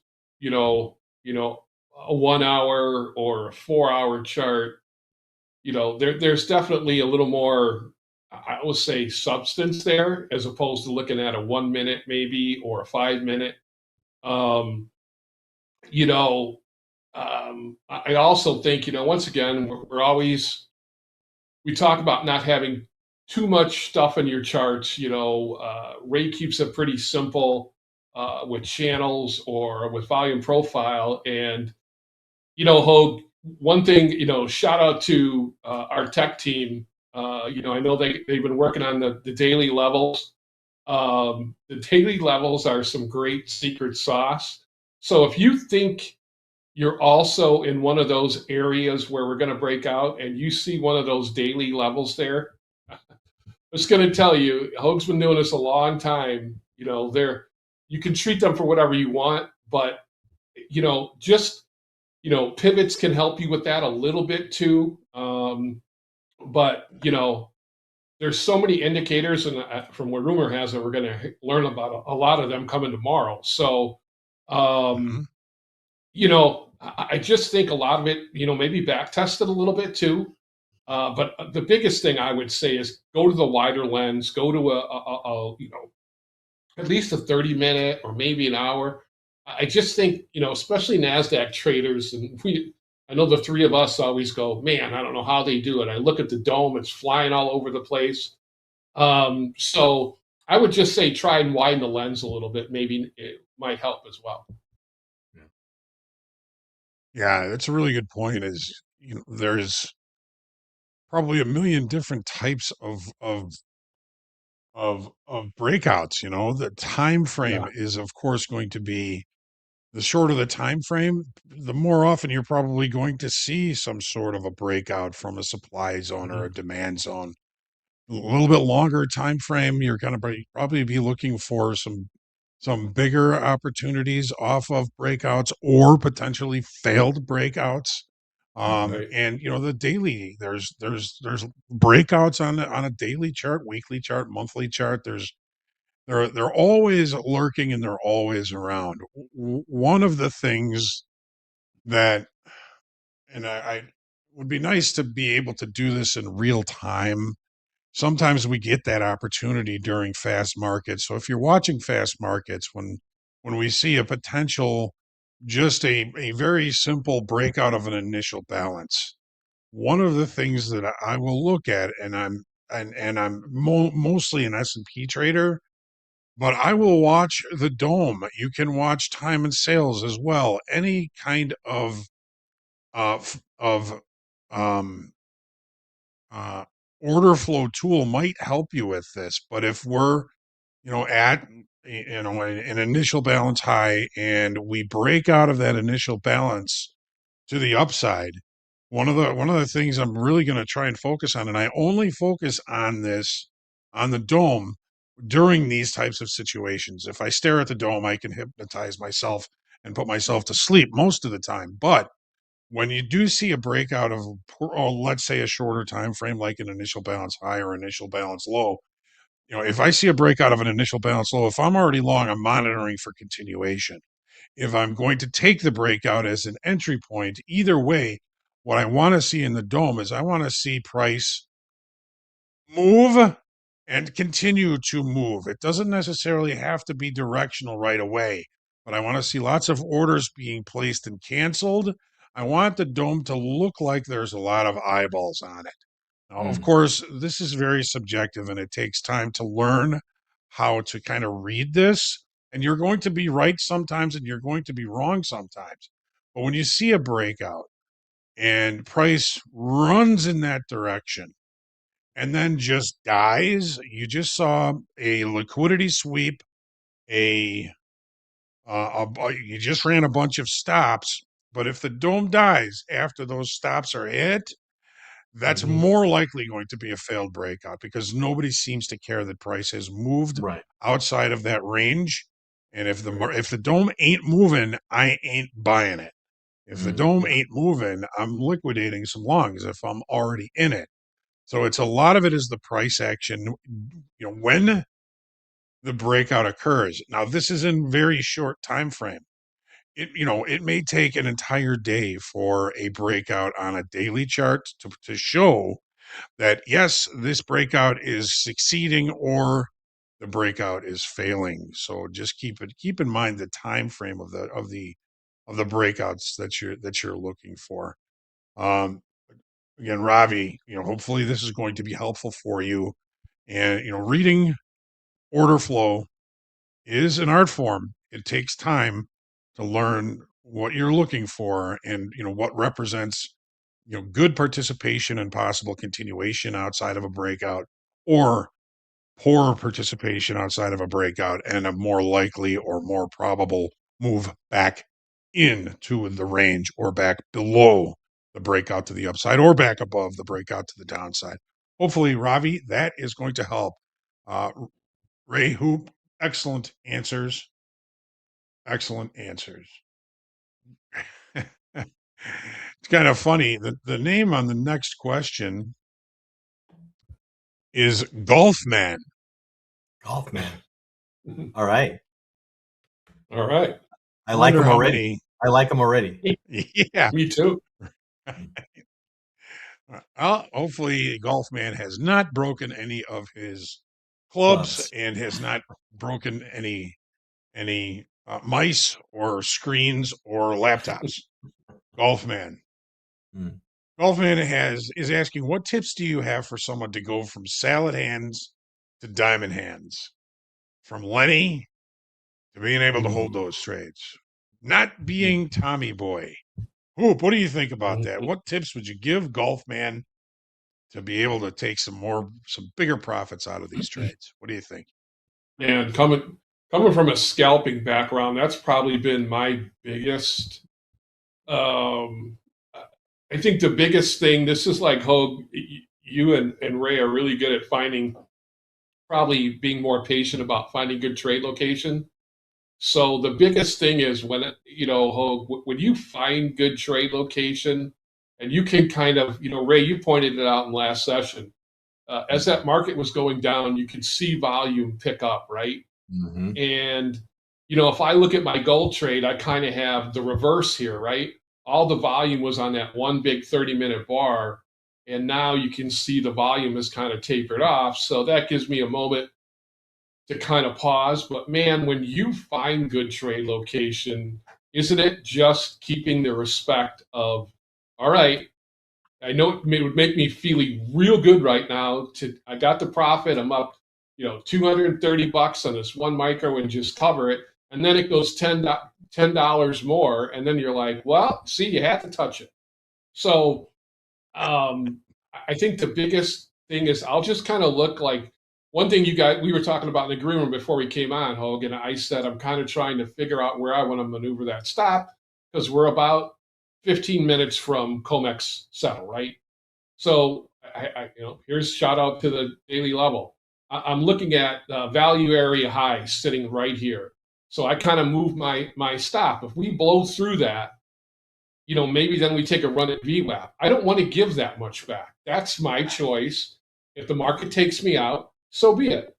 If we get to that upper extreme of the high around 40, 60, I'll probably get up underneath it. And if I get taken back out, but maneuvering when you do get good trade location, man, this is why it's a hard one for me. For me to hold a trade and once again, shout out to, I trade with Ray and Tiana. They can hold trades longer than I can. So, 4 30-minute bars for me, that's like, that's a big one. So it's practice, right, guys? Screen time, Ray? Yeah. I mean, Yeah. what's your feeling on holding the trade? Yeah, I would say that one of the things you might want to consider is, and I don't know what time frame you trade from, but sometimes moving up a time frame, like maybe you normally trade on a 1 minute chart, you just moving a time frame or two, maybe moving from a 1 minute to a 5 minute, maybe will allow you to stay in a trade. So I kind of use the analogy of the 1 minute chart being the speedboat. It's going to zig and zag in a number of directions. The direction is going to be relatively in your direction, but you're going to have to witness a number of candles that maybe kind of work in your way. Where if you're looking at a 5 minute or a 15-minute candle, the candle is just kind of gyrating up and down. And that in and of itself was may not cause you or may allow you to hold a trade longer. I know for myself, if I'm in a 1 minute chart and I see a bunch of candles working against me, well, that's gonna trigger some emotions on my side to cause me to exit the trade. And sometimes what I do is, well, let me move up a time frame or two, and see what that looks like on a higher time frame. And oftentimes, I think is that you'll find that the higher time frame will probably not trigger as many of the emotions that you get on the lower time frame. So I would say maybe once you're in a trade, monitor the trade on a slightly higher time frame. As you get close to the target, then you want to maybe get an early signal about when you want to exit the trade. But my biggest recommendation would be move up a time frame or two. Okay. Right. Golf man, first,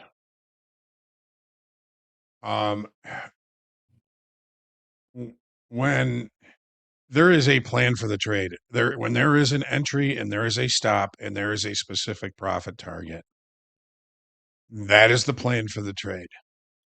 If you get in at your entry level and you get out at your take profit, that is a successful trade.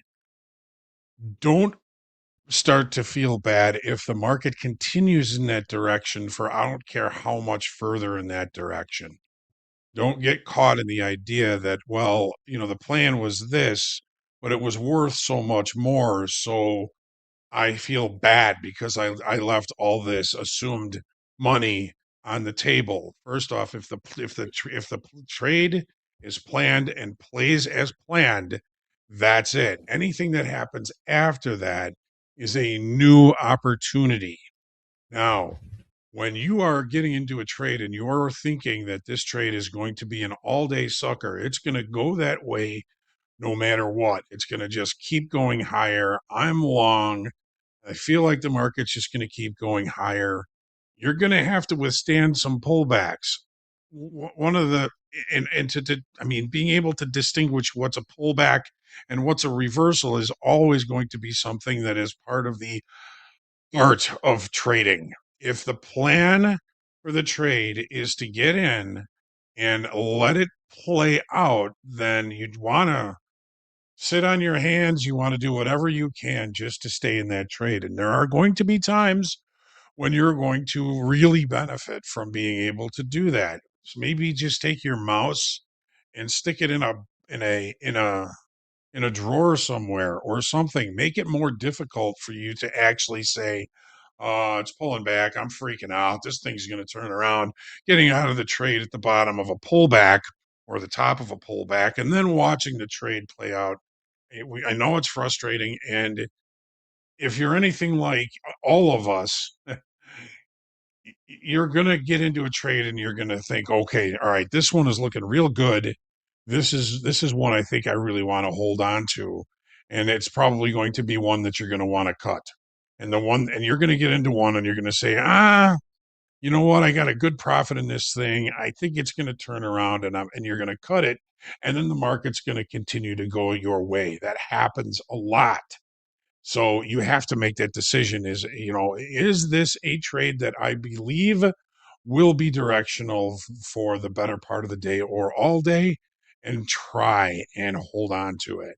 It's going to be difficult. It is a muscle like everything else. The more you stretch that muscle, the better off you'll probably be in the long run. Now, a caveat to that, let's say you get into a trade and you say, okay, you know what, this is looking really good. It's congruent with the longer time frame direction. I believe that there's some stuck shorts down here, and this looks like a really good trade that I'm going to hold on to for a while. And you're going to get a really, really good, a really big trade out of it. Be careful of thinking that every time you get into a trade that is going to happen. You have to be able to take a trade. You have to be able to get out. You have to be able to accept the fact that you're never going to get out at the dead ass high. If you do, it's luck. It's be happy with your bite out of the middle. You're always going to be somewhat disappointed because all you're trying to do is get that bite out of the middle. If it's a bigger bite, try and stay in the market. If it's a smaller bite, take the trade and accept the outcome and then move on and look for the next opportunity. I've worked with a lot of traders that found themselves really, really good at trade locations. They were really able to get it they were really able to get in good. Okay. They were finding good trade locations, cheap trades, close to points of invalidation. And on one of those trades, they really dug their heels in and they had a huge winner on this trade. And she started to think like, okay, I should try and do that every trade because this was, just an absolute, a home run or a grand slam of a trade. She started to think they're all going to be that way. So she had a hard time actually getting out of trades that were good trades, but weren't going to provide that same kind of opportunity. So there is a different size of opportunity for each trade.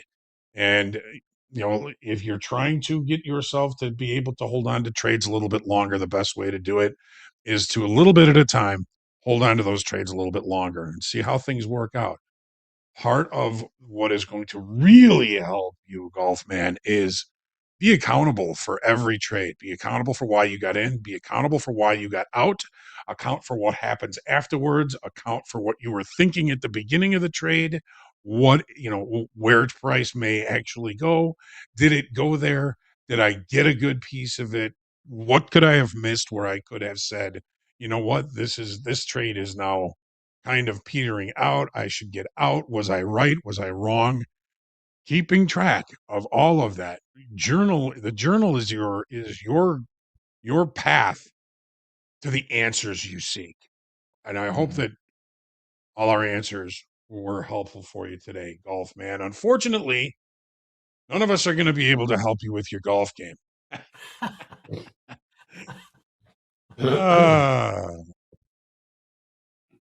All right. So there was a poll yesterday. What's most important, entries or exits? Hoop, what's your opinion? What's most important in trading? Good entries or good exits? Entry. Yeah, absolutely. It's just Did you say me from entries? years. I mean, yeah, I just think entries. I mean, when you have good trade location, and once again, you could have good trade location and get stopped out, right? I mean, it could be a tape bomb, it could be a news event or whatever. So, you in your strategy, in your system, if you feel like you stayed patient, you waited for your level, you got good trade location, and it didn't pan out, exiting is, I don't know. I always think, Ray Hogan, I think exiting is an art form. I don't think. I think over years I've learned not to be exact. I used to get early, early in my career, I used to have to be so damn exact on where I got out. Oh, it's got to go right here. And I see traders today. Here's my TP. It's going to right here.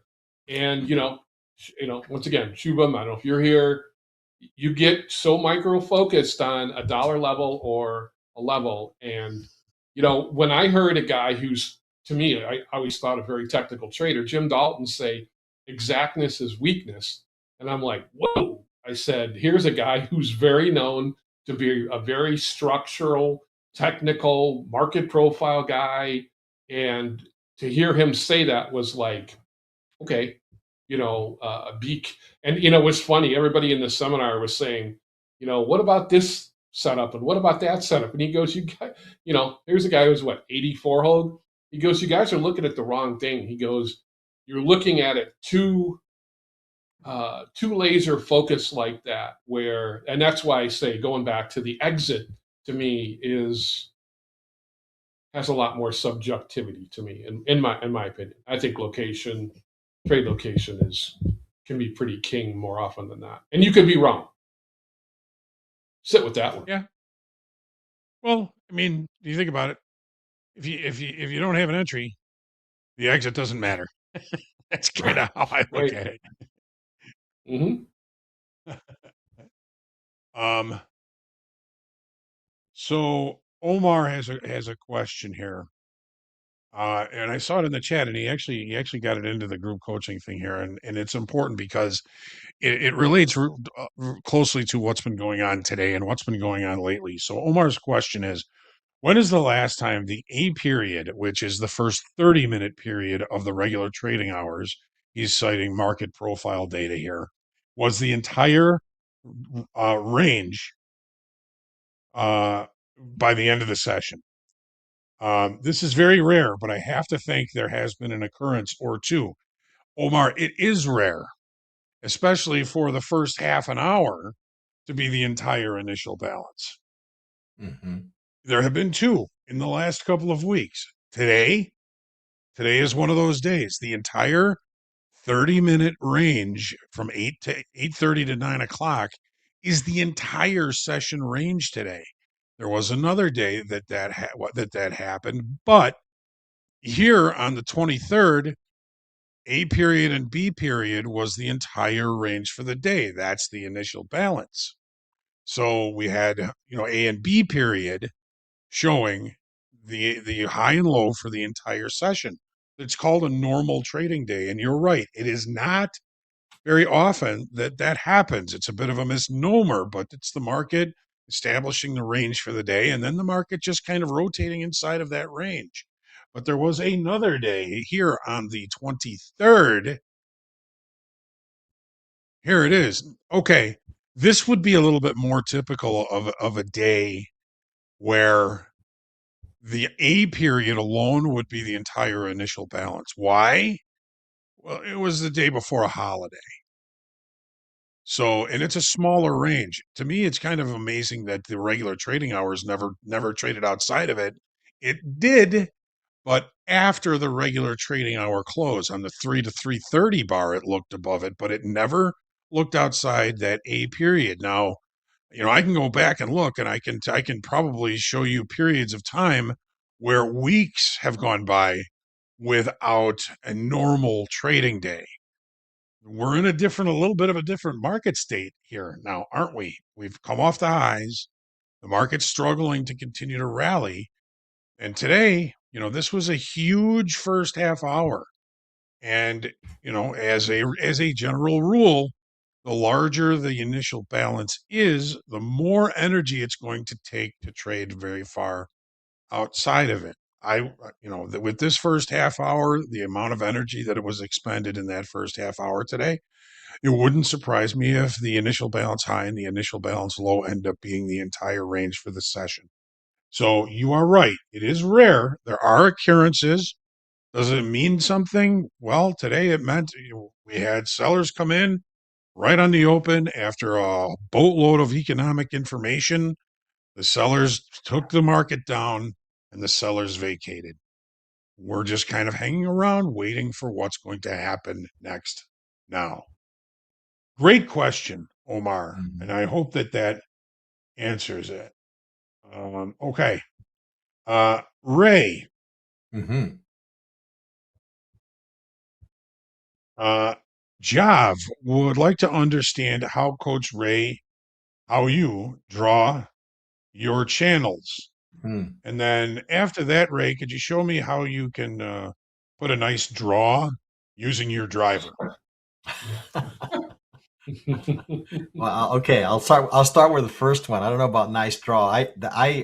When I mess up, I end up, that draw turns into a hook. So, but we'll make an attempt at the second one here in a minute. But for me, the channels are all about the bodies of the candles. So this was an earlier trade that I took during Power Players, and you can see that I was kind of monitoring this channel here for maybe a potential downside trade here.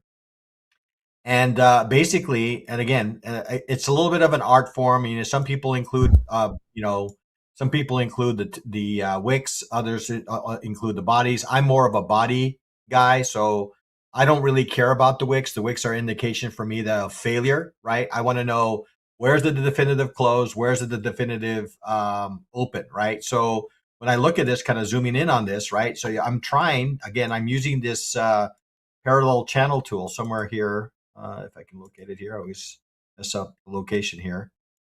Yeah, right here. I use this parallel channel tool, and I'm just going to go ahead and just remove this. And what I'm trying to do with this parallel channel tool is just capture as many of the bodies as I can, right? So I start off with the top. Not the wicks. Not the wicks. I don't care about the wicks. And then I just go down and try to capture as many of the bodies. Now, we did take a peek below here, and that was also kind of an indication that this was a little bit of an exhaustive. This is, the sellers gave it all they could, and they couldn't really advance price any further. So that was kind of also an early indication for me to exit this trade. But the channel for me is really focusing in on the bodies of the candles, and I use the parallel channel tool that's available here on Topstep X to support that. But there's that tool is available in most, if not all, platforms. So, now to hit a draw, I would say that you need to come in on the inside of the ball, right? If you come in on the inside half of the ball, you have a greater chance of hitting a nice draw. Now that draw could also turn into a hook. Depends on how you control your hands through impact. So yes, and probably will turn into a hook when it comes to me. Thank you, Ray. Great answer. And it's nice that you had such a good example today to show them exactly what you're looking at. Yeah. All right. Jav, hope that helps. All right, we are going to take a minute and bring in JD here and talk about P&Ls and payouts. JD, come on in, my friend. Thank you, Hogue. Yes, we've got a little housekeeping to do from earlier today. We've got payouts and P&Ls to share. Live funded payouts and P&Ls. Let's start with the P&Ls. Top 5 live funded P&Ls from yesterday. Here they are up at the top. Trent S. Trading gold in 150K live funded account. Let's call that $20,000 in profit. $2 away. That's 20 grand, right? Turned around today and requested a $20,000 payout just this morning too. So that was 5 winning days, and turned around and took that payout. Nice job, Trent. Lie up at the top. Also, number 2 spot, 19,622. Trade in the NASDAQ in a 50K live funded account. Lie is 2 winning days away from his next payout from this live funded account. He's got over $110,000 in payouts so far this year. Big year for Lie. John A, 15,833 in profits, trading the NASDAQ in a 50K live funded account. John A is 3 winning days away from unlocking daily payouts. He's at 27 winning days and 30 winning days on the live funded account. Unlocks daily payouts. Make sure you know the rules. Idana, 15,679, trading the NASDAQ in a 150K live funded account. Idana's 2 winning days away from taking that first live funded payout. Go get that money, Idana. And William, 150K live funded account, trading the NASDAQ, $14,446 in profits yesterday. Turned around, also requesting a payout, a $14,000 payout this morning.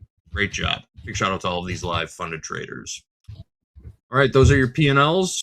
Now let's take a look at some payouts. Here are the top 5 live funded payouts that went out yesterday.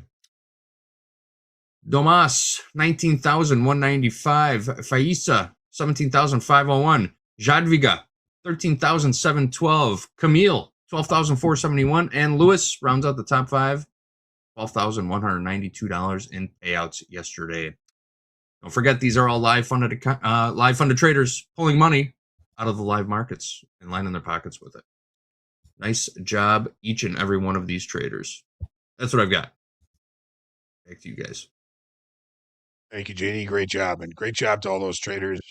Love seeing them getting paid. That's what it's all about. Gotta feel good. Gotta feel good for those traders. Apparently, we've got a little bit of a breakout in one of the markets that we've got here. We got a little breakout in cattle. Hoop, you want to show us? Yeah. So, what we were talking about earlier, I had this trend line drawn earlier. We have, this is Coaches Unite right here. We have a J trade on the bottom. I've got our highest volume candle of the day. Kind of the sellers got exhausted, and then market rotates the other way, and then breaks the trend line and off to the races. So, the question is I know my guy Hogue here.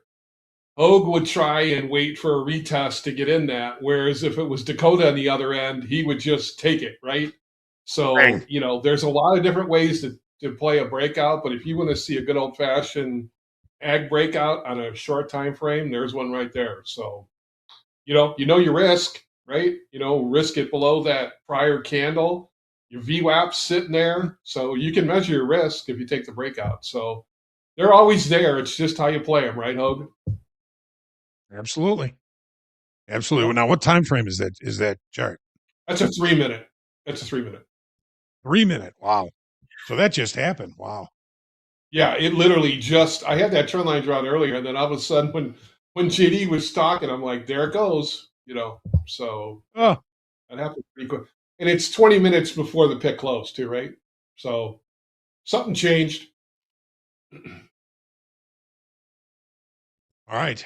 Thanks, Hoop. Dapper's got a really, really good question here. And I think it's just kind of human nature. But Dapper says, how do you let go of a losing trade? I struggle letting go because I think it's going to bounce back. Hoop, I think What do I know? That Tom one's Hugard set for says me. it's best. Tom Hugard says it's best, right? The market's moving against us. We hope that it's going to come back. When it's going our way, we're afraid that some of it's going to get taken away. But I think it's human nature. Nobody wants to take a loss. Right. Nobody wants to. So a lot of people will just default to, well, I'll just wait. Maybe the market will turn around. Maybe it'll come back and make me whole again, or maybe I'll make money on this. I think generally speaking, we're just going to end up creating bigger losses. Hoop, what do you think about that? Yeah, as a scalper, that's kind of my Achilles, right? If I don't measure the trade and that's why I say I surround myself with, like Ray and Dee. They're very good at measuring, their trades. Where scalper, we get a little bit, you guys were talking about this morning in fast markets. We get a little excited, the markets are flying around. And are we measuring our risk? The dome has that ability for me to create, not creating great risk. It's moving. Look at it. There's volume flowing. It's getting pushed around. So you've got to come up with some type of way to measure your risk inside of the loss. You can't, once again, this is why the brackets typically will go in all the time for me. Look at cattle go. Sorry. It's just one of those things where, yeah, it's just, when you see that start, there's a true breakout. It's just one of those things where you've got to come up with some point of measuring the risk. Coach Paul will say it to me too. He goes, hey, you got it measured? And I'm like, well, I'm in. I kind of know. Well, that's not a good answer sometimes. So I would say just make sure you have your risk measured. And once again, hopium, as you say, Ray, is not a strategy. No.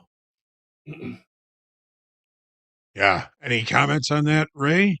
Yeah, I Gotta mean, know where your risk is. yeah, Yeah. I would say that it doesn't. We don't have to judge it as a loss. I think there's probably a positive spin that we can It's make true. out of a losing trade and say, you know what, the market gave me some insights as to my trade idea, right? And so I just received some valuable because I think we as traders, and I think I think early on that I used to do again. Everybody, especially you were kind of commenting to me, I think a while ago. How is it for you as a math teacher to kind of trade? Because obviously the math teachers are always right. Well, I think this is where it comes into play here, right? Is that we trade when we trade, we don't know exactly the outcome, right? And if we get into a loss, well, the market just gave us some valuable information to tell us that our trade idea, for whatever reason, the timing of it or whatever the case may be, is just not in play right now, right? And I think sometimes we maybe beat ourselves up too much when we get into when the trade does not work in our favor. And I think we probably need to look at it as saying that the market, look at it in a much more positive light and say the market just gave me some valuable information to let me know that whatever trade idea I have right now is not in play, and maybe that I need to spend maybe some additional time here to figure out exactly what the higher time frame is telling me as far as direction, because I'm obviously maybe a little bit misaligned. Great answer. You don't have to look at it as a loss. You look at it as tuition. Or Yeah. like Ray said, you can look at it like, okay, I just paid for a little bit of information. Right. There was a guy that stood next to me in the S&P pit for about 6 months, and every time he took a losing trade, he'd say, "Okay, good," when he was out. "Okay, good." Yeah. Drove me crazy. So finally I asked him, I said, not that I'm like watching you that closely, but you've been standing here for a few weeks. And every time you take a loss, you say verbally, like audibly, "Okay, good." Why? And he said, "Because I don't view it as a loss. I view it as paying for information." Okay, I had an idea. The trade didn't work. I paid for the information that trade wasn't going to work right now. So I say, "Okay, good. I'm out." All right. And I just move on. And Dapper, it's not, I think one of the last things I'll say about this is I think a lot of people will attach that trade and the P&L from that trade to who they are as a person. You never want to equate who you are as a person with your P&L. It's just not, it's not healthy. It's not right. Dapper, I am sure you are a wonderful, dapper, handsome, whatever person you are. I'm sure you're a good one, and your P&L has nothing to do with that. So don't be afraid to take a loss. Usually your first loss is going to be the best one. Your first stop level is going to be the best one because it's going to save you the most money over the long run. Good answer, Dapper, and great answers. Good question, Dapper, and great answers, gentlemen. Uh, Ray, are you both a reversal and a trend trader? Are you a reversion trader as well as a trend trader, Ray? Yeah, I mean, it depends really on the market condition. I'd like to obviously, I try to find trendy markets to participate in, but on occasion, I will dabble into, if the market gets into one direction for an extended period of time, then yeah, I look for maybe some daily levels, some weekly levels that it might be approaching, and look for maybe a reversal trade. But yeah, I would say that I'm mostly trying to find markets that are trending and figure out a way to participate in them, right?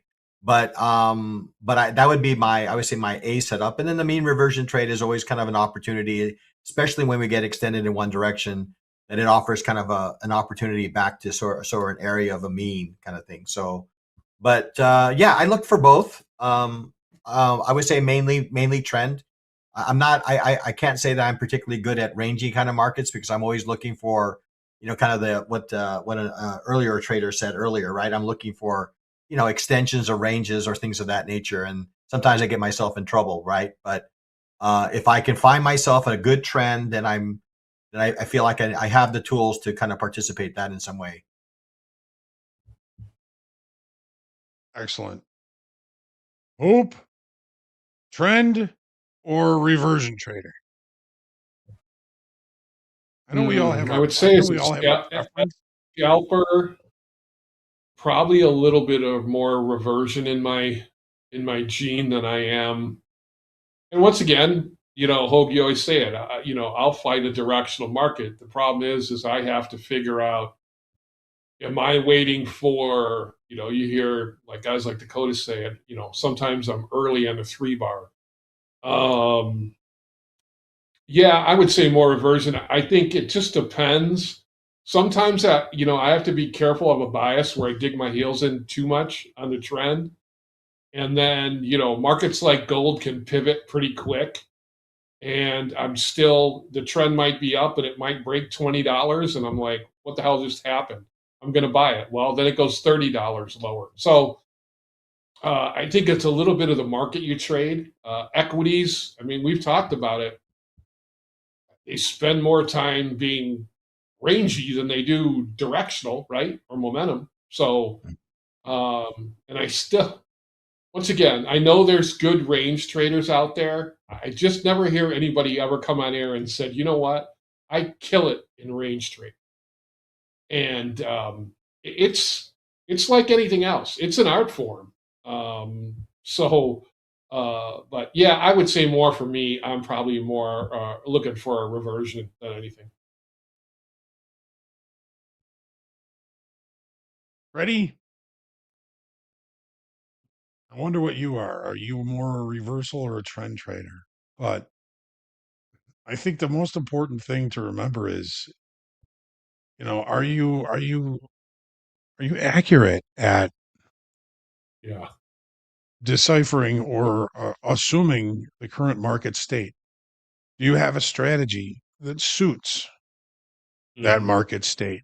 Is it range bound? That's a different strategy to me.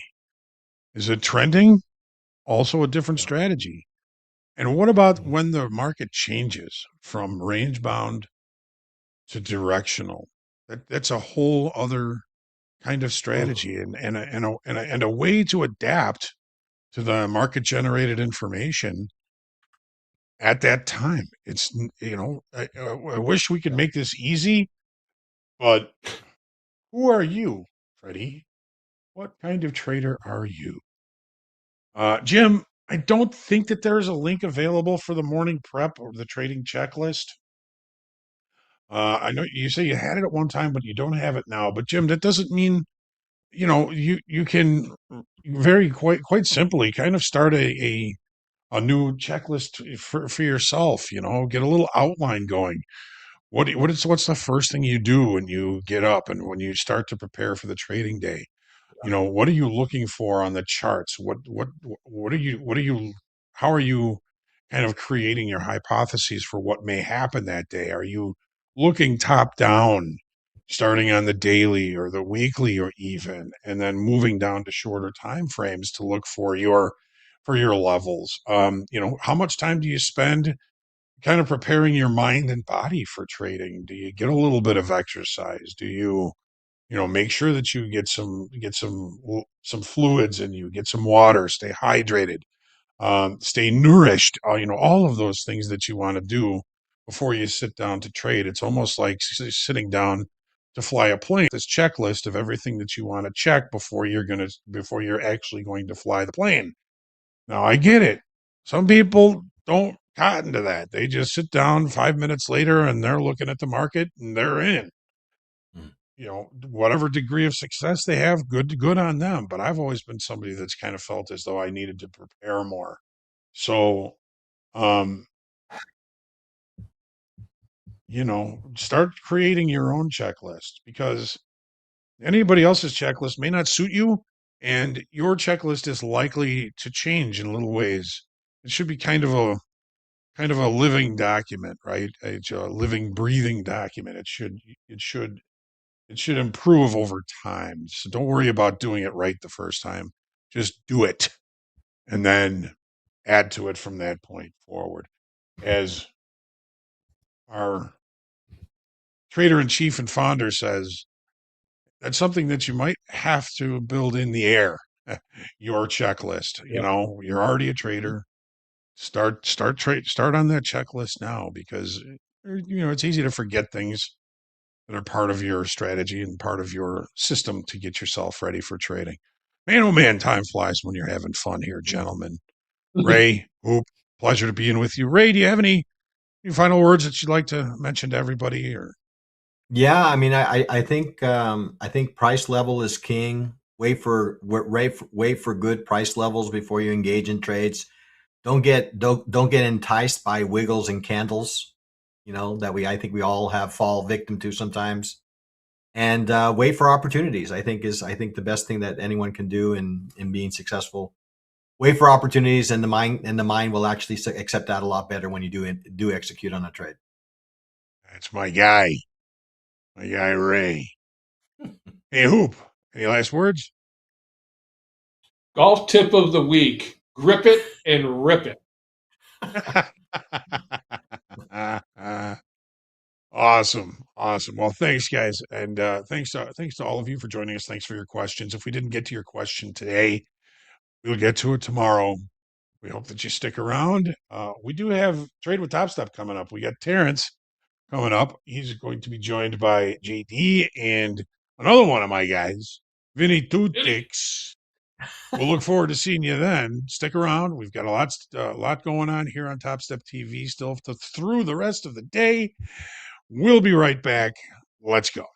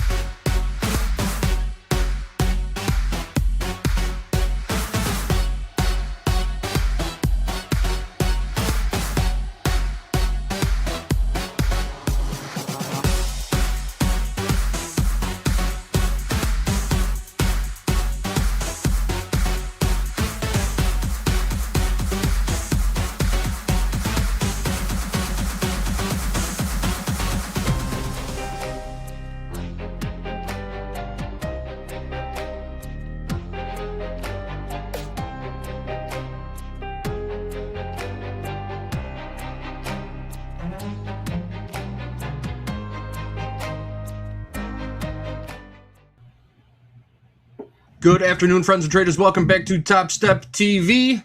It is time to trade with Topstep. For this hour, we're going to carve up these markets. We're going to put some trades on. We're going to look for some trades at least.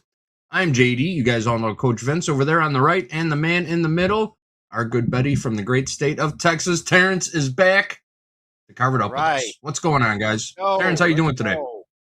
You know what? Not a lot. It's been a crazy, crazy day. I've got my bodyguard here to protect me. I got a 120-pound German Shepherd sitting over here on the bed, looking at me like, "What am I doing?" But yeah, it's been a crazy day, man. It's been a crazy day.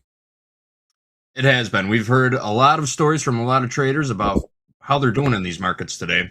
Let's try and rate some ships. Vince, how are you looking at it right now? Anything happened since fast markets this morning?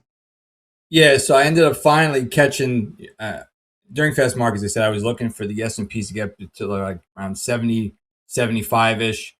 And that's where I wanted to get short. I ended up getting short up to 74. And then I sold 3 more around 72 and a half. So I had a position about 73. And then I rode those back down here to value low.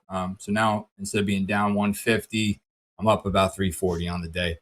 Just with micros too. So yep, nothing big. Very good, very good. Micros could do some work, man. These micros can work for you. It sure can. You don't got to trade big to make big, especially during times of high volatility, right? We've got some headlines hitting the tape. Crude oil just spiked a few minutes ago. There was a headline coming out of Iran. Apparently, Iran attacked a cargo ship in the Strait of Hormuz a little while ago, and that sent oil prices higher momentarily. They've eased off a bit, and we've also got Fed Governor Goolsbee speaking right now. He was scheduled to speak. He doesn't have another speaking engagement later this afternoon, but I guess he just popped on to CNBC a few minutes ago, and we got some headlines coming out right now. He's talking about inflation. The inflation side of the mandate is clearly the problem. The PCE report wasn't all negative, saw a little bit of improvement on the services side, and we need to keep watching inflation. Inflation is a little more disturbing on the services side. Those are quotes from Austin Goolsbee, head of the Chicago Fed on CNBC today. I see Hoop in the chat, pasting some of those comments in for everybody to read also. Thank you, Hoop. All right, let's get back into it. I hear the noises. Who's getting into trades here? I hear something. You know what? I had my panel set to NQ, and I meant to take 3 micros, and so I got 3 NQ, and then it rapidly stopped me out on a little blip. So I'm already off. I'm already off to the races, going straight to hell. Terrence, I did the same thing yesterday. I had an order in the background and forgot all about it because you're trading multiple accounts, and then you forget an order out there, and yep. I've been there, man. It happens. I hate that. I just hate being stupid.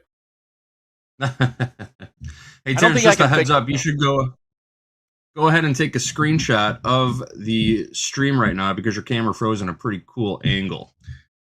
It's a good shot, but you are frozen in time. We can hear you. We can hear you very well. Okay, let me see what's happening here. That's weird. That was like the other day, too. That was a great one. The thinker. Oh, yeah. Last week. That was a good one. Who was it? More headlines coming out from... Say again? We can hear you. We can hear you, Terrence. My camera's on my end. Okay. Gotcha. I'm going to reboot it. Yeah. If you go in the green room, you can see what we mean. Maybe just try and reconnect. Yeah. You got it. More quotes from Austin Goolsbee coming out. The Fed Chair Task Force will think through options on the dot plot. He welcomes that. I have long been uneasy with forward guidance. I don't hate the dot plot, but I don't want to commit on years ahead forecasts. So Goolsbee is in alignment with Warsh and some of the changes that he's planning to make at the Fed. There you go. How about that crude oil, man? That thing popped like $3 today. It sure did. Right? Yep, I popped a little more after that headline came out. Hey, there he is. Yeah. Terrence is back. All right. He's back. We're good to go. Sorry for the technical failure there. Not sure what happened, but no worries. Let's check in on the tilt real quick. Then we'll go scouting for some trades. Right now, we're looking pretty flat across the board. We got 55% short in the S&P, 55% long in the NASDAQ. Crude's gaining a little bit to the long side, just a bit, 58% long in crude. And gold is basically 50-50, 51% long in gold. All right, everybody have their favorite market up? Not yet. Working Yep, on it we're here. scanning. Not yet? I did, but you know the funny thing is the chart just got all crazy like this. I don't know what's going on, man. But anyways, I thought I had it all figured out. When we started, it was good, but right now we're struggling here. Nasdaq's just giving me fits. I don't know why. I mean, looks like NASDAQ is just barcoding for the moment. Let me maximize this NQ chart. I got a micro chart, a 5-minute time NASDAQ frame. and the ES, they're both barcoding right now. And it's just a grind, a slow grind ever since making the lows, right? Yep. Drifting, listing sideways. 29,839 on your Topstep daily levels is yesterday's value area high.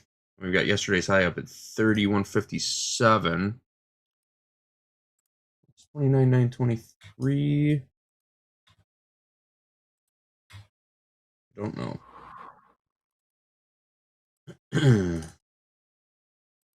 All right. A little bit of buying coming in, not heavy. More quotes from Goolsby coming out. What are you doing, Terrence? You getting in the market? You know, I was gonna go short, but now I'm looking. I think I'm gonna go long on. I'm gonna get in 3MNQ at 800 if I can. For some reason, it's not. It's like, oh shoot! What happened? I gotta switch something.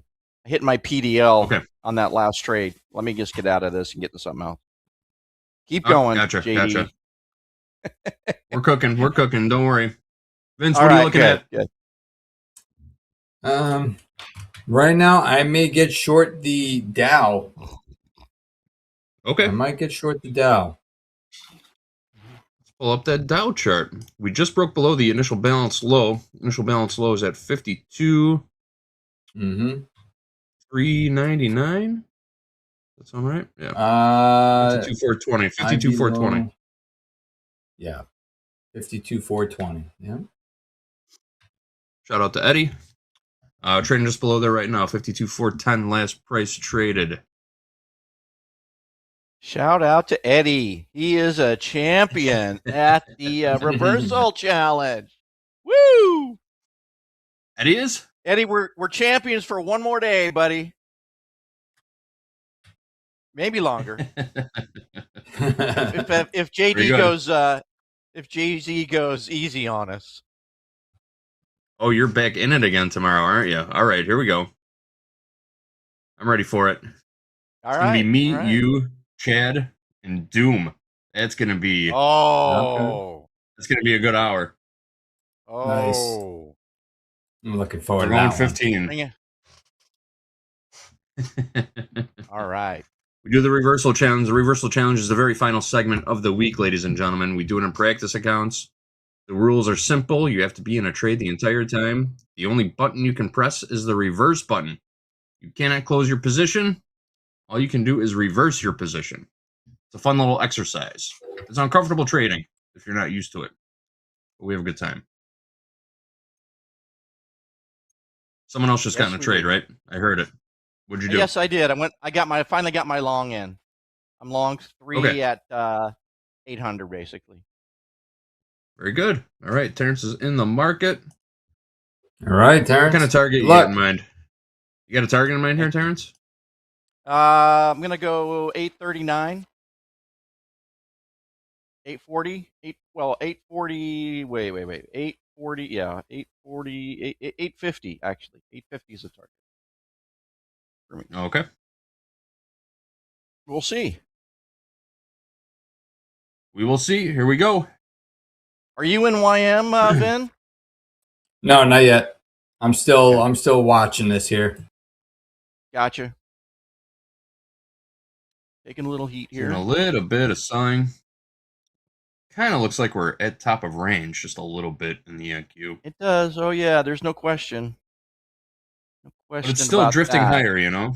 It's not going It lower. is. It's still drifting higher. Right. And we got like a real long, narrow Dorito for Dolby on this one. Let me see if I can't. I'm going to add to this just to get a better price. So let me do that while they're pushing Doubling lower after my down. stop. So now I'm in Your the average is right 6. around 6. Average right around 775. Yeah, 78. 78. Long Move my stop down 6. just a hair. Where's that CYA at? One more time. Yeah, CYA is 23. 23. Got it. 50 points away. Nice and wide. Very good. We got some more quotes from Austin Goolsby coming across the wire. Where did I end up on the last, or what I finished the last one at? The balance sheet. The balance sheet in emergencies was used as monetary policy, but I don't think of it that way usually. In a world where future productivity gains from AI are factored into stock values and people start spending on that basis, that can overheat. Of course, CPI is from services. That makes me more nervous than if it's from goods or oil-related items. Goolsby is cooking right now.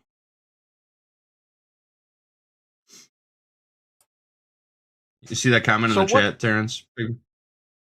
What turned around the oil last night? Do you know? I didn't hear. I'm not sure.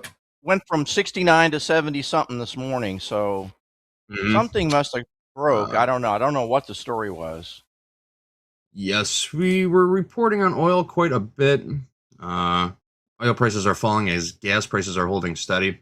I know the president came out and threatened some big oil companies with the Department of Justice accusing them of price gouging at the pump. Oh, yeah. Because we see these crude oil prices coming down, but we're not seeing any change in gas prices yet. So the president has thrown his 2 cents in. All right.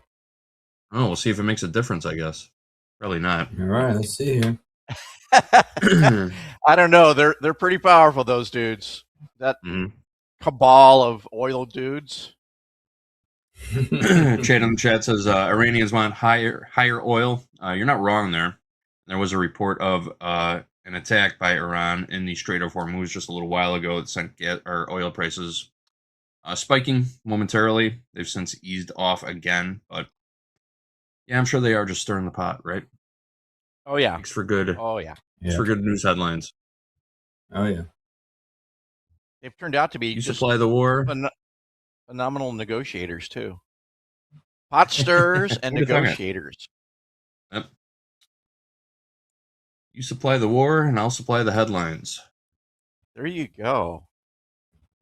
It's from Citizen Kane, right? I remember one time we had a prince come on back in 2008 when we had the crisis, and one of the oil princes came on. He was being interviewed on CNBC, and they said, so what do you want to see oil prices like? He goes, we would be very happy at $100 a barrel. I wonder why. Yeah, right. I remember old T-Boone Pickens came on one day. Back in, what was it, 2008, when oil hit like $140 a barrel? Yeah. Yeah. He came on and said, we will never see $80 oil again. He flat out said it. There you go. There you go. And then we end up going negative, right? Yeah. That was amazing. Yeah. I'll never forget that day when we went negative. I heard about it. I think I was asleep that day, but I heard that it went negative, and I was like, really? Negative? Is that possible? Yeah. I was actually watching it on CNBC. I was trading, not oil though, but yeah, that was pretty impressive. Jason Trade Hub says, question, what setups are we looking for on the NQ? Most importantly, what are the confluences you look for before pulling the trigger? Well, it just so happens Terrence is in a trade right now in the NQ. He's in the money. He's got an average price of $29,778. We're trading 87 roughly right now. One more time, Terrence, for the people in the back, what got you into this NASDAQ trade? What were you looking at? I was above the 50 EMA, and we are above the POC, so things were drifting up, and now we're going higher. I just took 3 off, and I just thinking now here we're going toward my target now. Here we go. So we're gonna hit. I'm gonna take this trade off. Ooh, and then nice. re-enter it. Nice. So that was about 750 total, and now I'm gonna re-enter at 48 or 50. 48. I'm gonna re-enter 3 at 48. All right. Very nice trade. Terrence, I was just about to say Terrence is currently flat, but he got back in, sold the rip, bought the dip. Putting on a little clinic here. Very nice. So nice trade, Terrence. I'm going to take this. Nice trade. Next target is 925.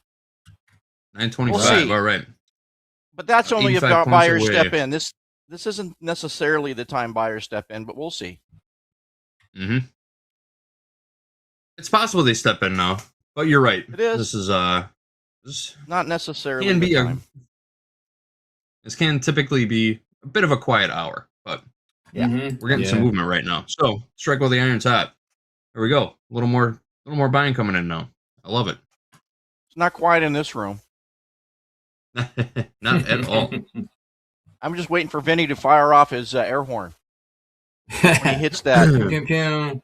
when the YM hits 100 points in his favor.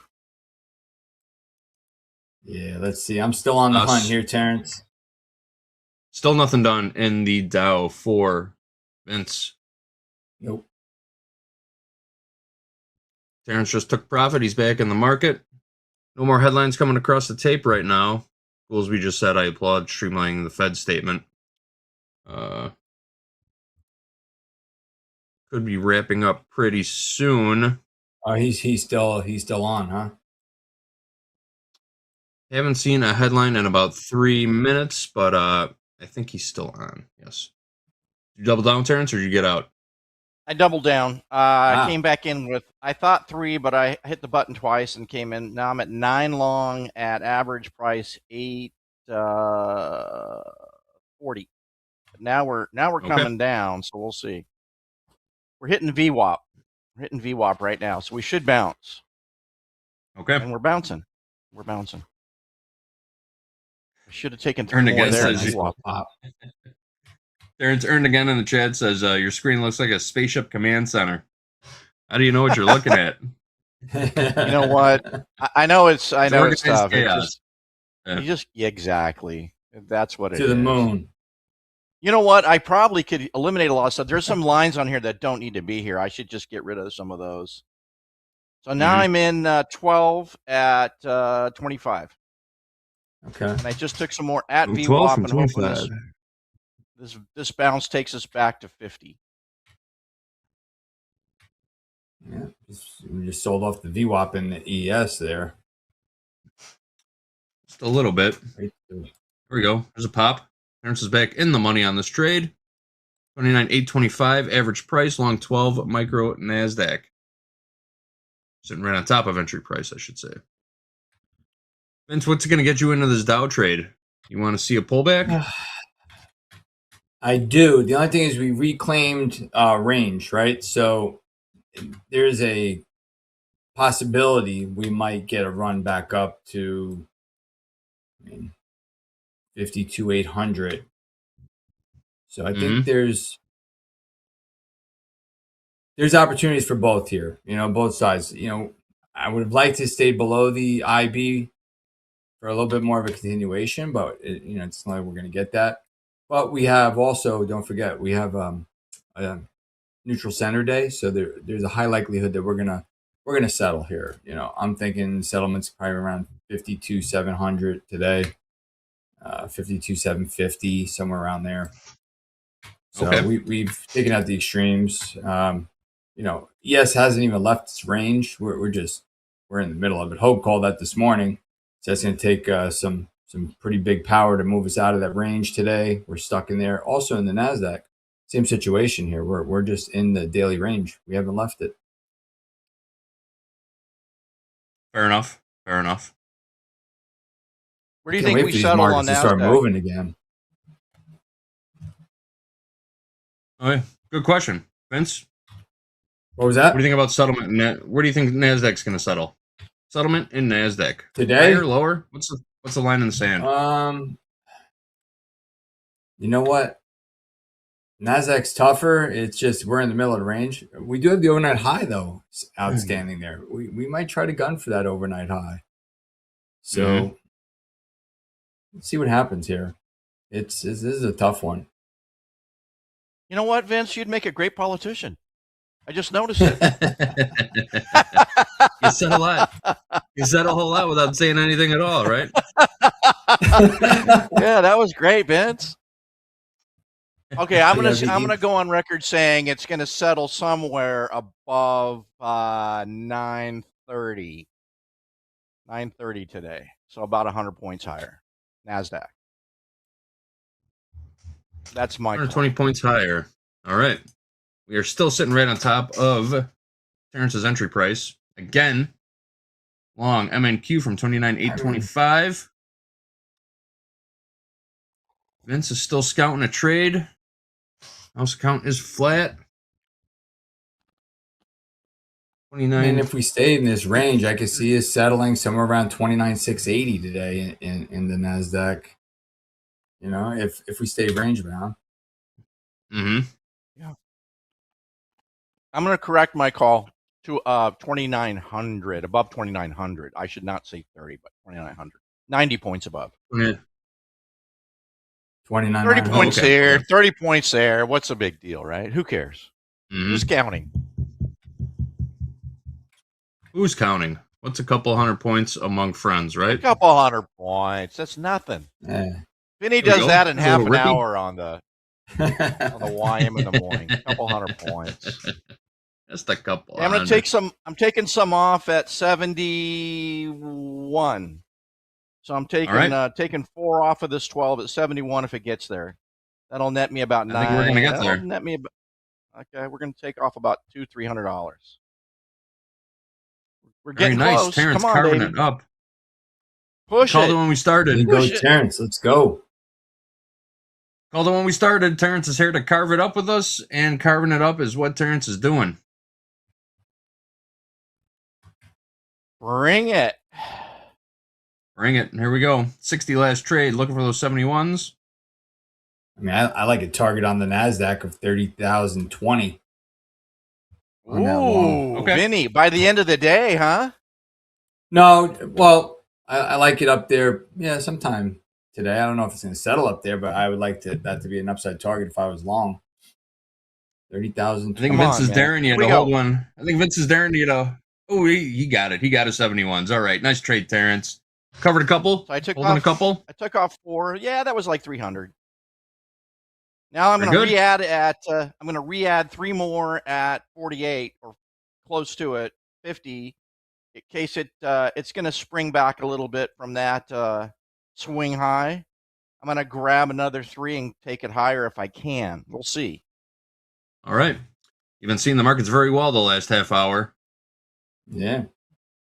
We're about to get those 48s, I think. Are you It's working just a bid? crazy space. Yeah. It's just crazy space chart that lets me know what's going on. Command center. To the moon. Command center is To the functional. moon chart. Yeah, exactly. Houston, we are ready for lunch. There is no abort button on that screen. Right.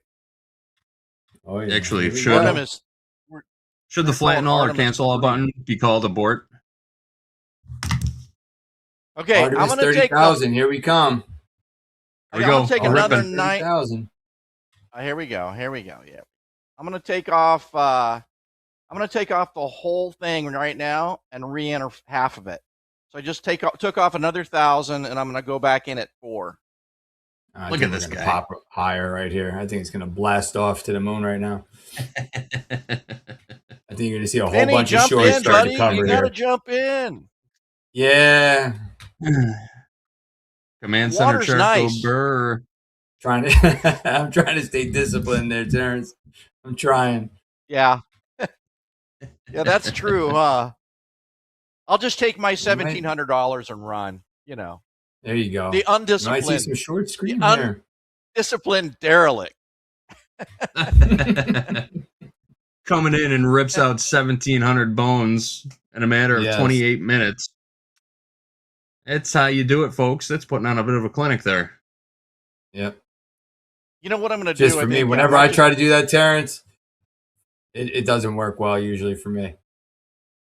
You know what, Vinny? It's It's all hard. about you just close your eyes and you pick a number and you go for it. And buy. No, I'm kidding you. I'm kidding you, man. But it's a visual thing. You know, you see the Yep. market. It's like Mm-hmm. I remember when I was a lifeguard, man. I would watch the ocean, and you just got to see things like rip currents and people go in the wrong direction, and it's a visual thing. Yeah. Mm-hmm. Exactly. Okay, I'm in 4 at 884. He's back in 884. Terrence is going for it all. What's your target now? Let's Do you have a go, target? Terrence. Just I'm going to rooting keep for playing you. the same way? Target 23, 923. Got to be careful here, though, Right. Terrence. I know. Yeah, I know. I get you, man. This could Oh, be. boy. This could easily be. Let's go back to the low. I got in 3 more at. Now I'm at average price 72. I don't want to fade you here, but I kind of like the short side right now. You should Yeah, probably we got jump a into what you little like. bit of a dippy here. Yep, just took half my profit, but we'll see. No, Uh, I took a third. See, it's rotating back down to 29,700. I think 50 is a good buy. Uh. I do think 50 is a good buy. I'm going to buy back in. I'm going to buy 3 more. 50 for whatever reason, just algos love it. I'm in 10 at. Oh, you're going to go for my stop, are you? No. Going to take the stop down to VWAP. But you're absolutely right, Vinny. I could lose it all right here for being stupid. Yeah. Don't get stuck on it.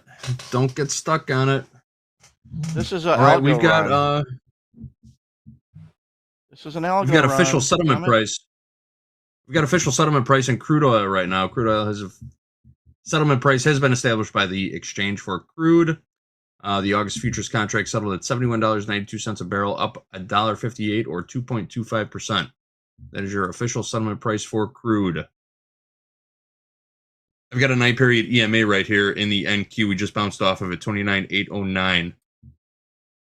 Tapped it. Yep. Popped.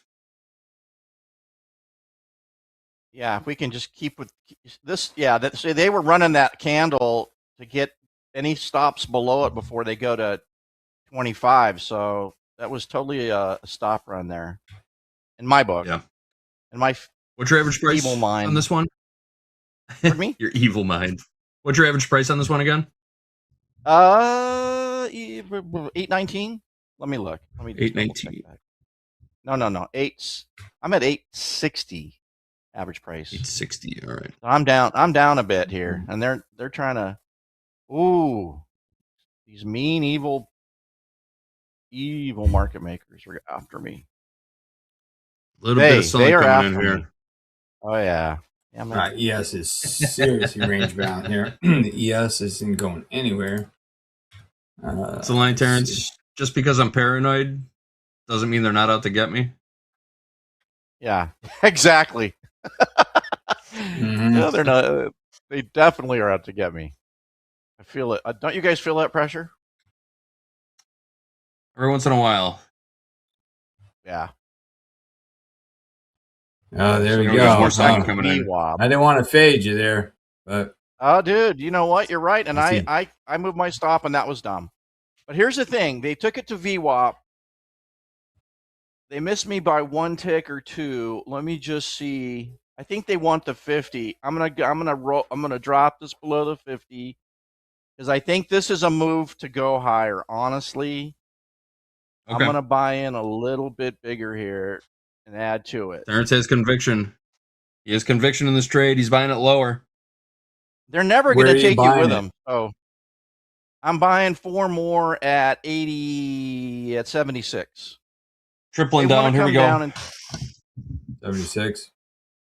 yep. I'm gonna buy We got a action. stop at. I'm seeing 700s. Okay, they took me at 76 and they're going to the 50. So that's their move for the afternoon. I'm gonna buy in a stop at I'm gonna buy in 4 at, let's see where that lands. Stop to enter. 13. Yes, sir. Okay. I'm gonna enter 4 Add more at more. 13 on the way up. On the way up. VWAP George is in the Let's chat. see He's what taking time- a close look at this right now. He wants to know what we're doing. What are you guys doing? Terrence has conviction in this trade location. So they probably will go down to. They're probably going to take this down to 760, tap 755, tap to 50 EMA, and then they're going to rocket this thing higher. That's a typical NASDAQ move. Okay. I'm going to go in. So you've seen this. 5. You're saying you've seen this setup before, and you're still I've confident seen this in movie this trade. before, JD. Yeah. Okay. I'm Who was short that? 2 mini micro Dow. Vince just got in on the short side in the YM. Yeah, they went to 760.25. Let's see if that's it. Otherwise, I'm wrong. And I blew A little this more trade. selling coming But- in. Yeah, this Yes, is gonna be sir. just a short, like not a long trade to hold here, but feel something going. Just when I was laughing it up, I so deserve that. I was yucking it up. But here we get a bounce. We get a little bounce, and it's Still in it. Still in it. I'll say in 15 minutes we'll be back to 800. Okay. Still has conviction in the trade. 770 last print in the NQ. Are these buyers stepping back in? I think they want to take this above the 200 SMA, and for the day, and the 200 Mhm. is at 30,000 or 990 or 29,990 ish. So that's my target really. And I'm in 19 micros on the way. About ready to hit 4 more. 19 Above the VWAP, I'm micros. going to jump Okay. in 4 more. Gotcha. Should have probably should have just jumped in 2 in Q, but this is a nice way to scale in.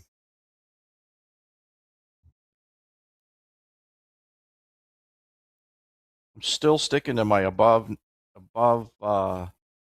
30,000, or was it? Yeah, no, 29,900 to close the day. Still sticking with that. What we need is a good, strong buyer candle here. 137. Yeah, this could easily just be a reverse bounce and take me out.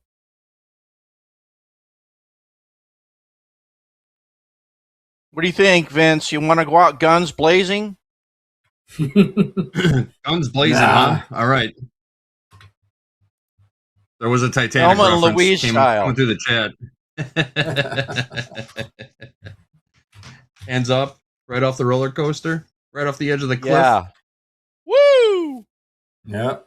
Now, come on, baby. Get those buyers back. Let's get those buyers back. They're stepping You in. know what? They are. Come on, man. Take it over the VWAP, baby.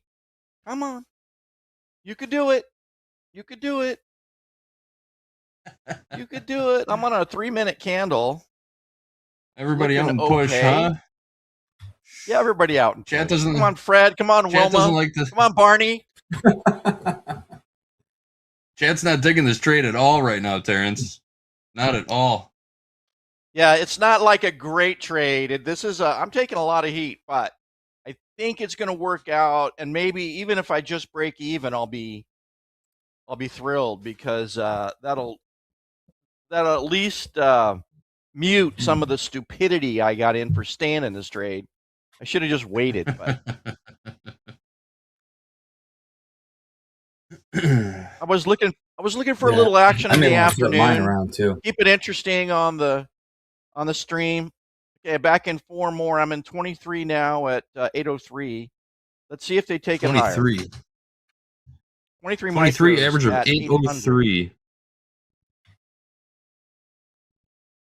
If I can just get Average in. to 790, let's see. What number do I need? I just need to go green at 25.27. So if I can just get there, I'll be thrilled. Let's go. I'll take it all off, and then what I'll do is just jump in like 10 micros. Come on, baby. Step in. You're not giving up on the long side, though. Yep. You No, averaged sir. in very well. 803, only a couple points away from your average price. Come on, baby. Take it higher. We get over that 9 EMA, I think we're going to be good for another 5 or 6 points.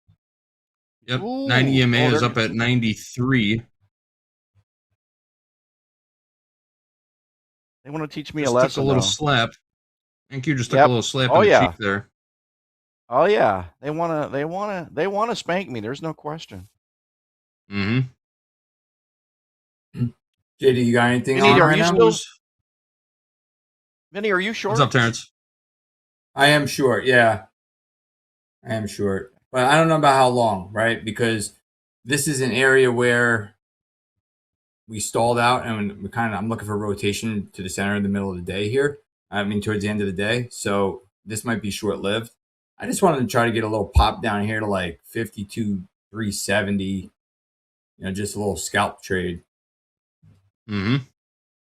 I hear you. But ultimately, I think I'm gonna end up getting long at some point. If we close above this 9 EMA, I'm going to be more confident. But right now, we're just hovering at VWAP. I've got a 9 Market EMA and the finally VWAP stalled almost out. right on top of each other.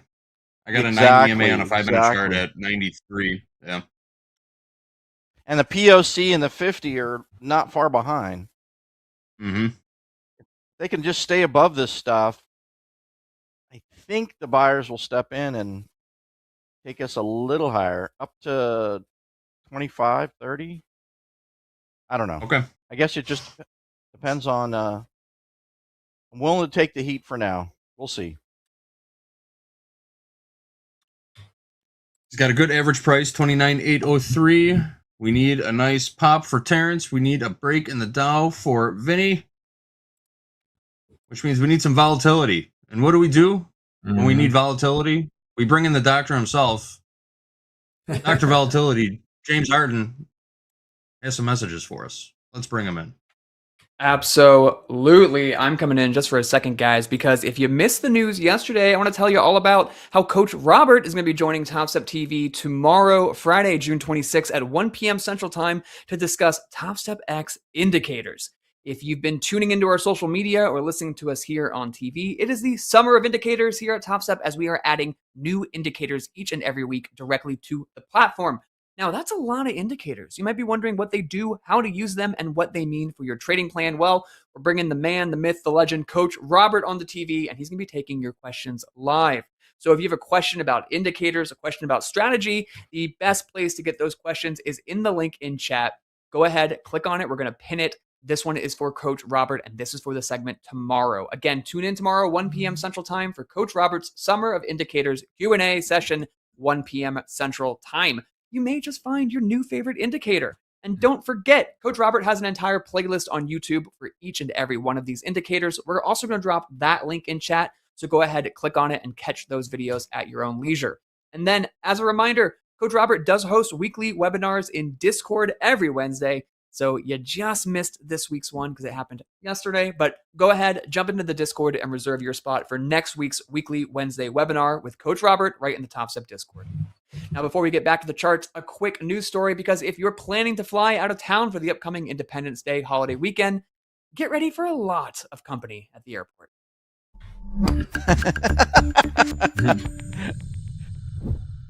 The Transportation Security Administration says it's ready to handle the expected surge of passengers.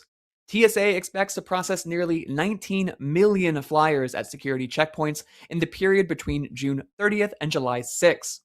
The forecasted busiest day, Thursday, July 2nd. The agency says significant technology upgrades at several key airports are already in place due to the FIFA World Cup visitors. Officials note the end result is faster screening for travelers.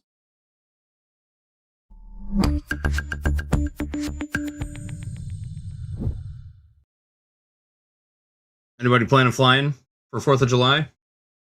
No. Not this guy. Not I. A hard no. A hard no. Yep. I same here. added. All right, Terrence. I added at 65. I added 5 more at 65. More. I'm in 28 micros, and I'm at average price of 06. 06. So come Terrence on, just keeps baby. piling them on. Not quite 3 minis, but piling on the micros here. Conviction in these longs. 15 All right. seconds, and we'll know something here. 15 seconds, man. Okay. We'll see. Here comes a 15 What happens minute in candle 15 close. seconds? Candle close. 15-minute candle closes. So taking us All right, higher, I'm out. baby. Take us Took higher. profits on that. 52,370s. I'm out. Vince covered shorts in the Dow with a nice little profit there. Terrence is still hanging on to longs in the NASDAQ. Average price 806 on this NQ trade right now. Need a boost. Need some love. All right. So have you guys been watching any World Cup? Yeah, quite a bit of it, actually. Yeah. Not every day, right? More than I ever I did had no before. idea. Yeah, it's been I had no good idea year that for it. Cristiano Ronaldo was 41 years old. He's like LeBron James. Yeah. He won't give up. Man, I thought he was. Ooh, I thought he was a kid. we got more sellers coming into this market now. And now's the time to reverse this hard, baby. Reverse it hard. Still convicted. I'm going to in the reload here, longs. JD. I'm going to work Okay. a short, another short. I'm looking for a pop, and I'm going to get short again. Let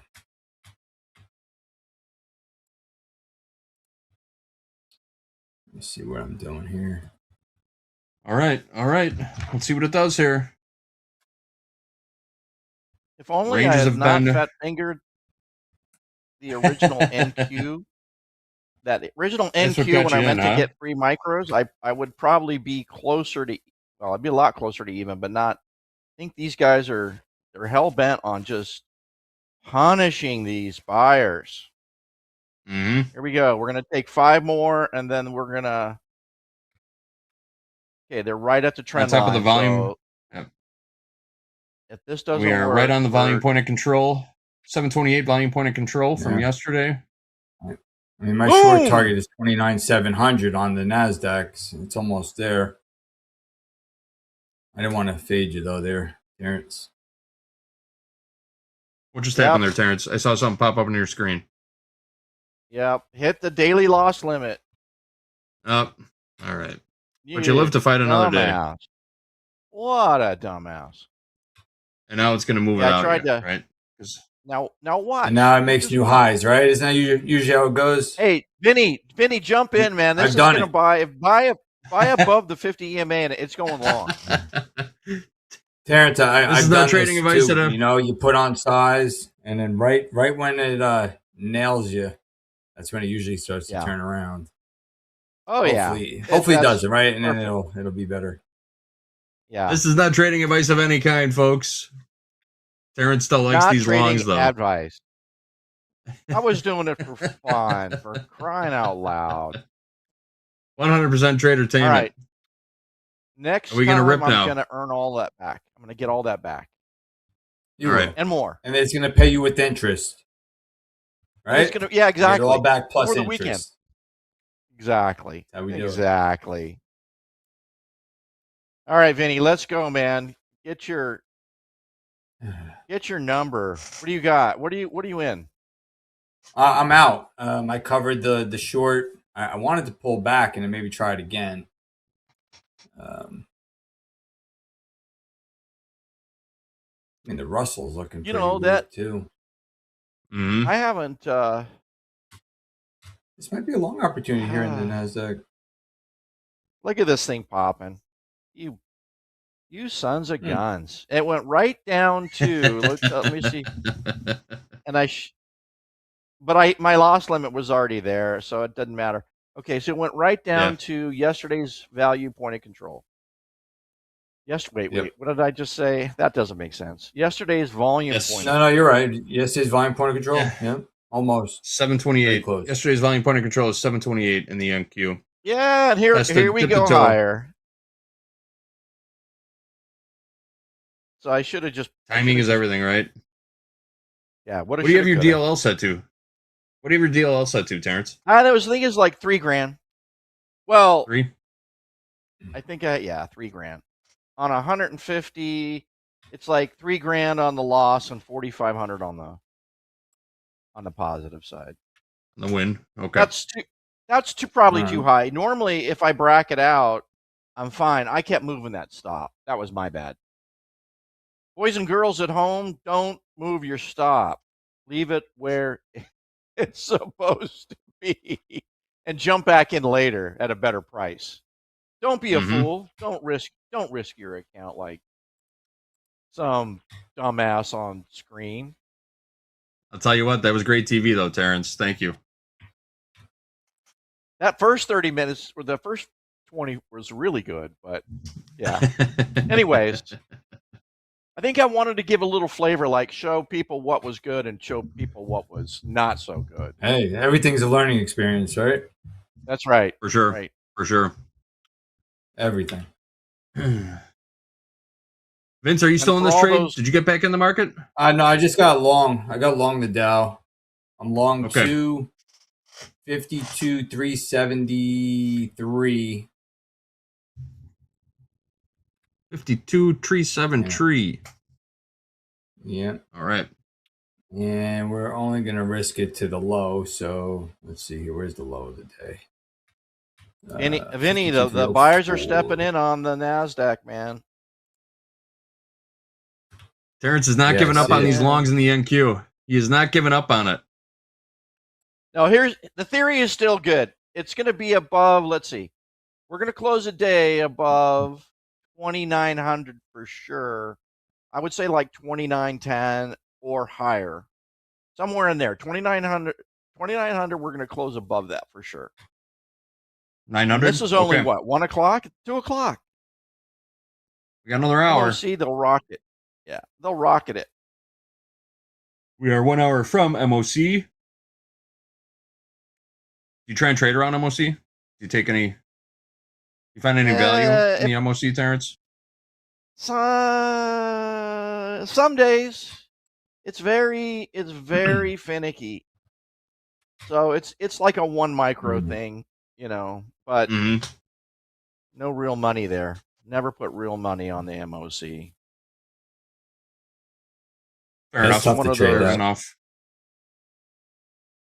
Say again, Vinny. It's unpredictable, No, it's tough to trade the MOC, right? It's just so random. Yeah, unpredictable. Unless you have, intel prior to the MOC, it's a different story. And the other day, didn't it come out like they just trade MOC? It came out like $7 billion to the sell side the other day, and the market was ripping into the close, right? Yeah. Yeah, you don't know. Oh, what's going on here with the NQ? Huh. Do you feel vindicated, even though you're not in this trade anymore, Terrence? Do you feel vindicated? I feel like a moron for having my. You just put too much on, Terrence. Listen, I do feel vindicated. You're right. I did. There's no excuse. It's all on me. I was loading up thinking that they weren't going to take 4 shots at it, but they did. They took 15, 20 minutes of support and breakdown there, but finally they went higher. So my bad. And you know what? When you buy a stop above market, they almost always will go up there, grab it, and then pull it down, right? Stop to the tick. Like your real liquidity. Yeah. Yeah, like real liquidity. That was real liquidity today. It's amazing though, right? Just think how many other people were pretty much doing the same thing. You know, it's Yeah. Those summer markets interns are. at Goldman, they're after our sim stops again, guys. Everyone watch out. We got 1 minute left to go. Here in Trade with Topstep. Power Hour is coming up next, folks. Don't forget about that. You got Andre. Coach Jay's coming back, and our buddy Eric. You guys remember Eric? He's in Discord all the time. He's part of the community team. He's moving over to the Topstep team. The TV team, I should say. Awesome. He's going to be here for Trade It Up and Power Hour with you guys. Scott. So JD, what's the latest? Is the Strait of Hormuz open or is it closed? Is it? There were some funky headlines a little while ago. Here's Iran's Persian Gulf Strait Authority says vessels outside the PGSA set routes will not be guaranteed safe passage through the Strait of Hormuz. They're playing a little word salad over there, aren't they? Mm-hmm. Oh man. They like to stir the old pot, huh? Well, you know, it is a binding contract. It's called what, a memorandum of understanding. Yeah, yeah.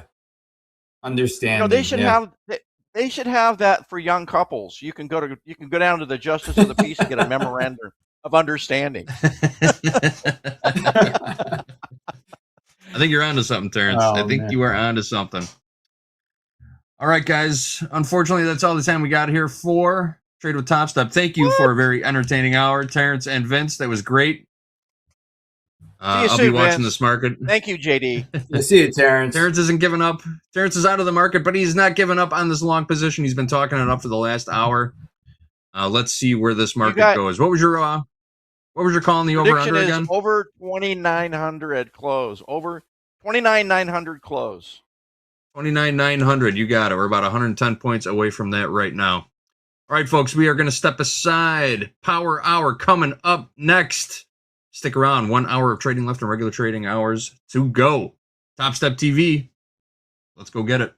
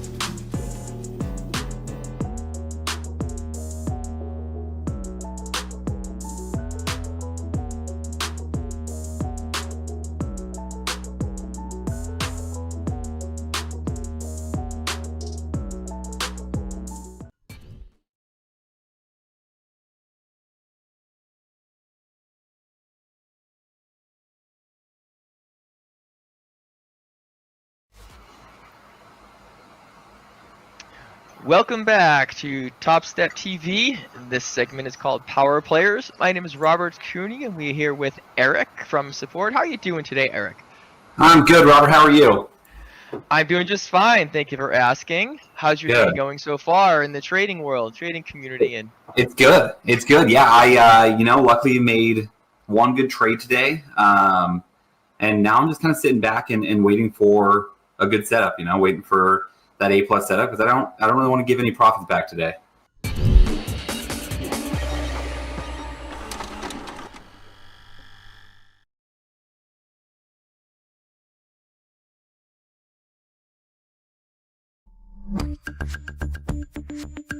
You're clicking buttons. It is Power Hour.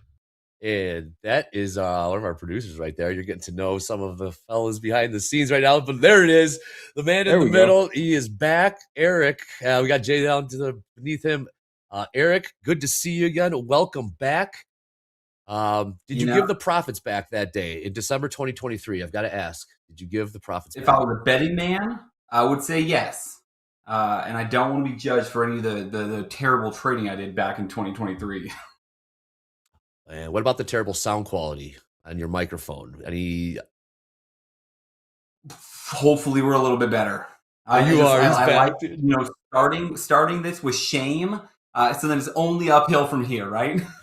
Hell yeah, Eric Graff back in the helm here at Power Hour. This is Power Hour, the last final hour of the New York session. My man beneath him, we got Jay in the house. Jay, what is going on? Markets are rocking. Let's get into this thing. Yes, they are. Yes, they are. So we got the NASDAQ right now sitting right at the regular trading hour view up. 29,691 is that price. I know we got some headlines right before we came out here, but I'm looking for a long potentially, Dre. We are in this range. We've been in this range since we sold off, gave back all the Micron move. I'm looking for a potential long back up to 760s here in the NASDAQ. We'll see what happens, but the star of the show here is Eric. And we got to ask that question that we ask everyone during Power Hour, Dre.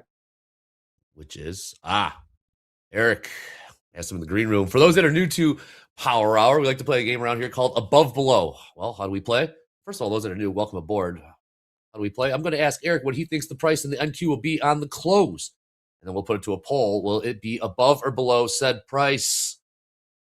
Eric, last trade in the NQ, 29,715. What will the price be on the close? I'm going. I'm leaning a little bearish. I know it's against kind of what everyone else is thinking, but I'm thinking like 29,580. 29,580. Ooh, I like it. 29,580. All right, we'll get that poll up.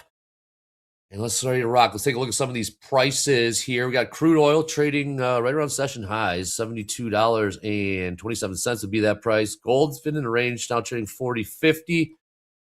Dow made new all-time highs earlier today. That price of 53,097. We are now 600 points lower from there as we trade 52,405.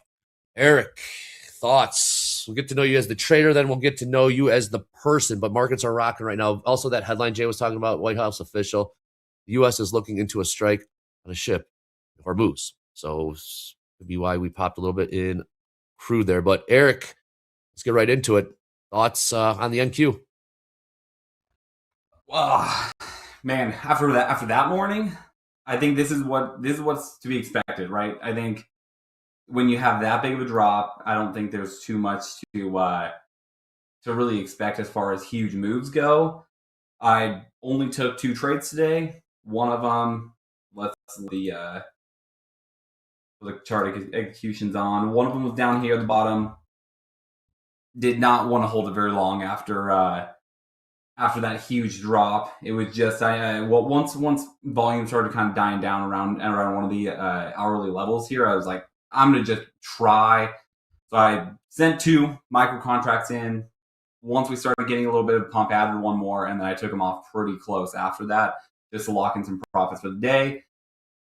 Realistically, that would have been pretty decent to hold on to for a while, but again, try not to be not to be too greedy. And then right before I got on, I saw this level here. So these blue lines are my hourly levels. White lines are 15-minute levels. We already had a rejection off this level up here. Came back up, high volume into it, low volume away. I decided to give it another shot. Got stopped out right at the wicking top here, and then it started going my way. But hey, that's how it is. I'm not really looking to enter again right after I get stopped out. That's where I kind of feel like I lose a lot of my profits, right?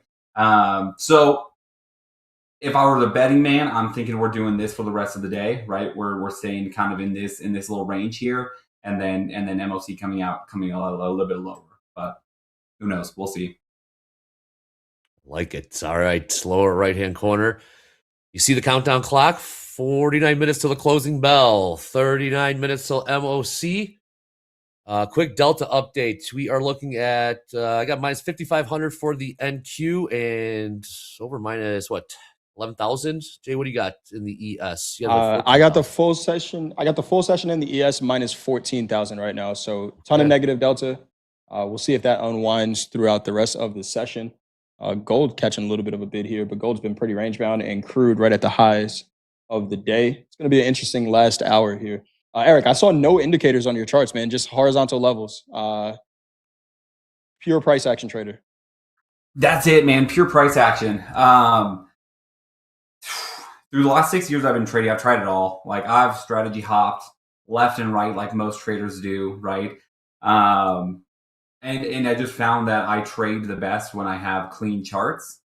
And when I start adding indicators in my charts is when I start knowing that I'm going to trade really, really, really poorly. So horizontal levels are hourly zones that we see big reactions off of are kind of my go-to. 15-minute if we're too away from the zones, and then volume for just confirmation. That's pretty much it. Simple. Keeping it simple. Sometimes simple I is like better. it. Yeah, me too. I feel like the more complicated we make it, works for some people, right? The spaceship comment for the last chart we saw, but it works for to each your own kind of thing. I listen to you. Yes, indeed. It's the summer of indicators. The summer of indicators for Topstep X. Currently trading ES trading 74.23. Low of day. Low of day was made within the first 30 minutes of the New York session. The price is 73.90. Same with the NQ. Low of day was made within the first 30 minutes of New York session. We had a 900-point sell-off in the first 25 minutes of the New York session, and that price bottomed out at the NQ of 29,296. Currently trading about 400 points higher right now. Watching crude continuing to uptick here. Do we get the squeeze? I am. I'm trying to figure out the price. So right now, I don't love where it's at right now because we're sitting right at that New York VWAP, right at 690s, but I'm thinking somewhere down near 633 in the NASDAQ. Somewhere around these 630s. See if we can get a push into that. I am thinking longs into the close, but definitely not right here. Okay, gold and the ES looks heavy as well. Yes, it does. I actually got short the ES. Nice. We are Dow crude continues to uptick here. Eric, are you watching any other markets on your charts or your screen setup? For I primarily just watch. Yeah, I primarily just watch like ES for a little bit of confluence. Not as much as I used to. I used to pair them pretty heavily. But then you just kind of get analysis paralysis, and I just fake myself out times, right?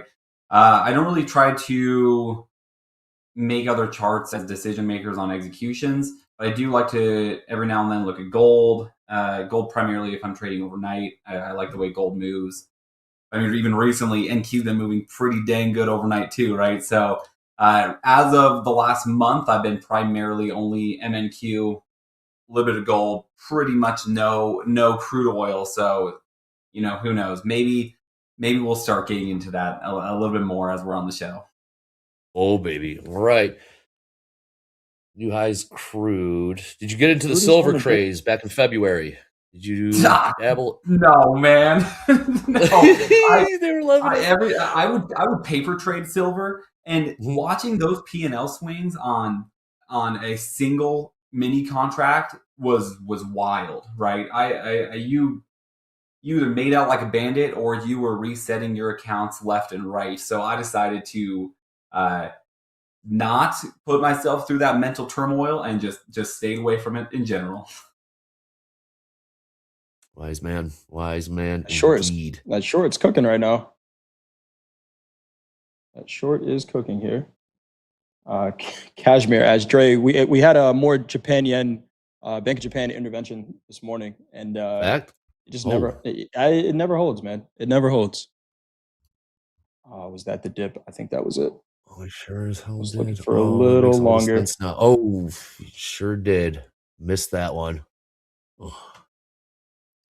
Was looking for a little lower there for a bid here in the NASDAQ. Had a zone from 630s down to 610s, but we did not tap into that.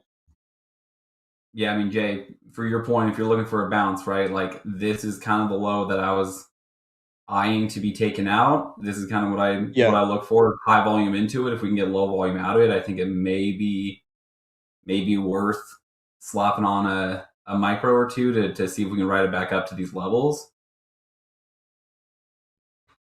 Let's see. I'm going to be patient Is here. both looking bounce long? is really nothing. Well, Eric was looking short initially, right? Okay. You're looking at those 580s. Yeah, I'm looking for this level to bring us down below these lows, but this is the one, like this is the start. This is a little that is the start of like the consolidation that I'm kind of looking for. What type of reaction we get off of it, right? I try not to stay too married to bias. I try to just make sure I'm really open to whatever the market's telling me. So don't love how we're just kind of staying sideways around here. Again, if I'm betting man and I'm trying to follow a trend, I'm thinking we're going to keep going down. But it's not really an area that fits my trading style. So I'll just keep watching this one. What is Eric's trading style, I may ask? All these zones, man, the 15-minute zones and hourly zones. I wait for either a test into the zone, then a hard rejection, or a failure to go higher kind of thing, and then a rejection off of that. I like hourly zones. I like 15-minute zones, and then I like if we are looking at this consolidating kind of range, I like sweeps of kind of the start of the consolidation.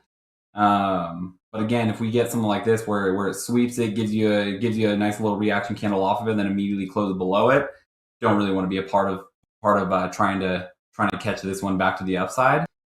Oh, I don't blame you. I don't blame you. Poll results did are just back. get Well long. done, Eric. You're in. I figured you were. We'll What see. price? Very small size here. 641. Very small size because this is one level that I would first look at, but below this, it's not until 570s. So 570s, I might put on more size, risking $60 on this trade with one micro.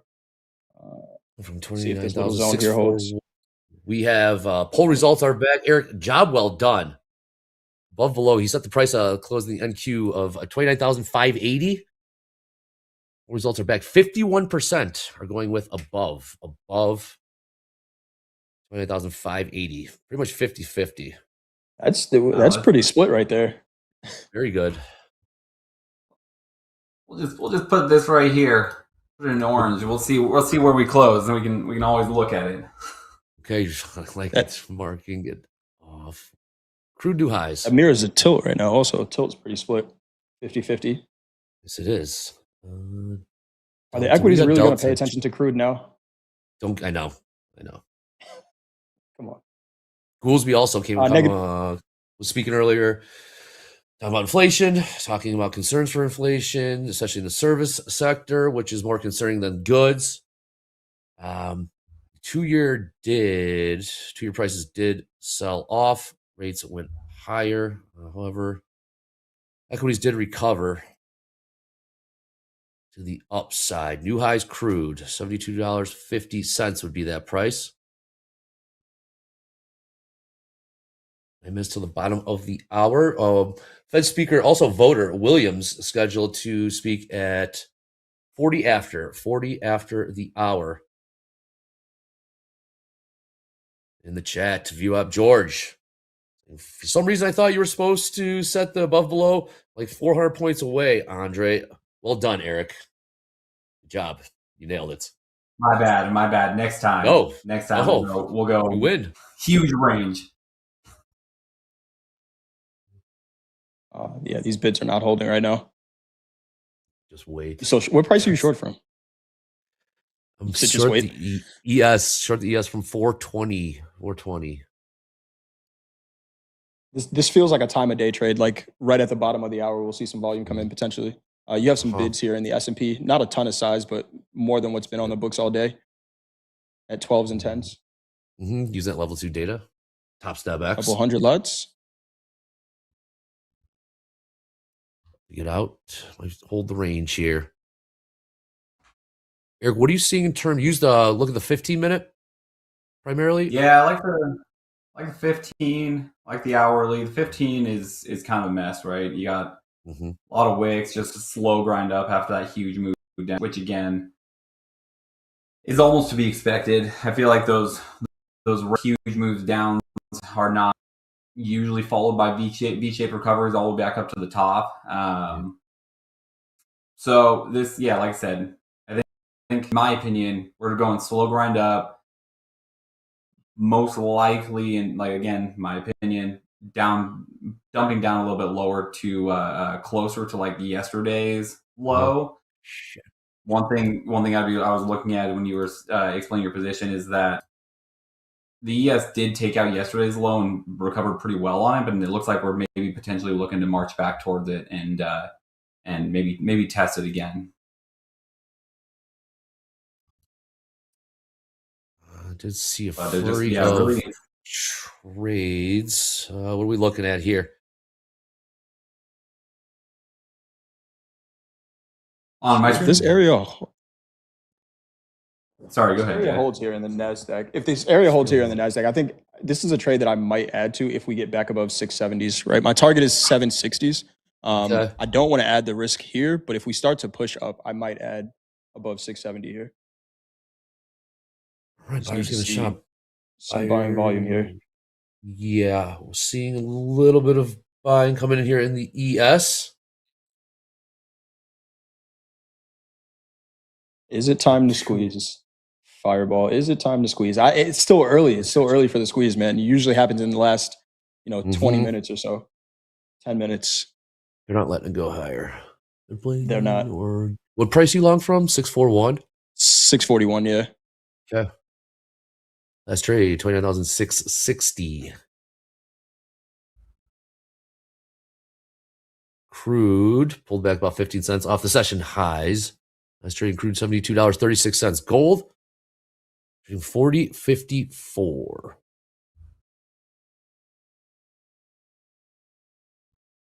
Where they want to go with this thing? What's your upside target, Jay? 760. 760. 760. We got a full session view up at 752. 760 is also the midpoint of that micron candle. So we'll see what happens here. But yeah, you're right. They're not. No, they're not. Like a couple ticks higher and push back down. So this is why I'm comfortable being in small size right now. I'm gonna put a buy stop above 680 though.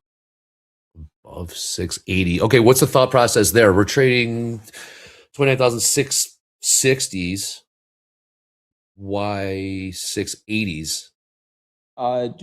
If we go 680s, there's some selling that I saw earlier today that if we get back above there, the idea is that they maybe start covering into the close with all this negative delta. What I would do though is pull this stop up. I don't need to risk more than what I'm already risking on this trade. So the stop's going to go up, but I'm just going to add to the position if it does go in my favor. If it stops me out before we get up to 680s, then I'll just cancel the whole trade and reassess from there. Okay. Seeing a little bit of resistance in the NQ. 5 minutes till the bottom of the hour. Eric Graff back. Eric, how long have you been with Topstep? You're not just you're not that green. You've been with Topstep for a while. Yeah, man. Who is this guy? Where did he come from? Where did Eric Graff come from? Been here almost 3 years. Yeah. I was at, before that I was slinging real estate, and then I found trading, and man, it was all downhill from there. Welcome to the jungle, baby. All right. Well, I think the buyers found some traction. Yeah, Jay, you should have added now, yeah? Yeah, so long 2 now. Got that added Nice call. 680s. Now what I'm looking for is some more covering above 710s potentially here. Let's see. 680s needs to hold though. Still risking about $60 on this trade. Move the stop up just slightly. Negative delta growing. Yes, it is. Market order sells continuing to come in. And if we go with the assumption that they're selling to open a position, we'll see what happens here. But 50-50 on the tilt. 3 minutes till the bottom of the hour. Last trade in the ES. We got 74.21.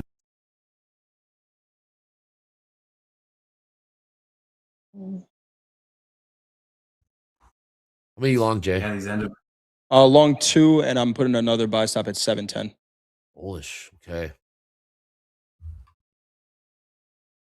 Eric, sorry about that. Did you see a setup? No, it's just like these end of day trades take a lot more patience than normal. It just seems like not a ton of follow through with some of these candles. Squeeze them. Yeah, you got the clock, so you got that in the back of your mind. This is power hour, baby. Hit or miss, but either way, markets are going to move. MOC in 22 minutes. See if we get some big buy side or sell side orders. I know.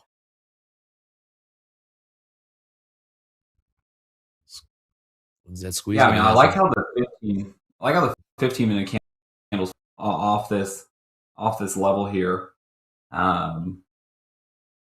which would make me potentially flip to possibly a higher into the close, but we got our 29,580. I gotta make a bang. I gotta try to be right the first time I get right. You shorted here. It's a 100-point banger into that level. Yeah, it's just blind short. Here we go. If you shorted here. Short ES rolling over a little bit. NQ Holding bid. Dow seeing a little downside pressure here.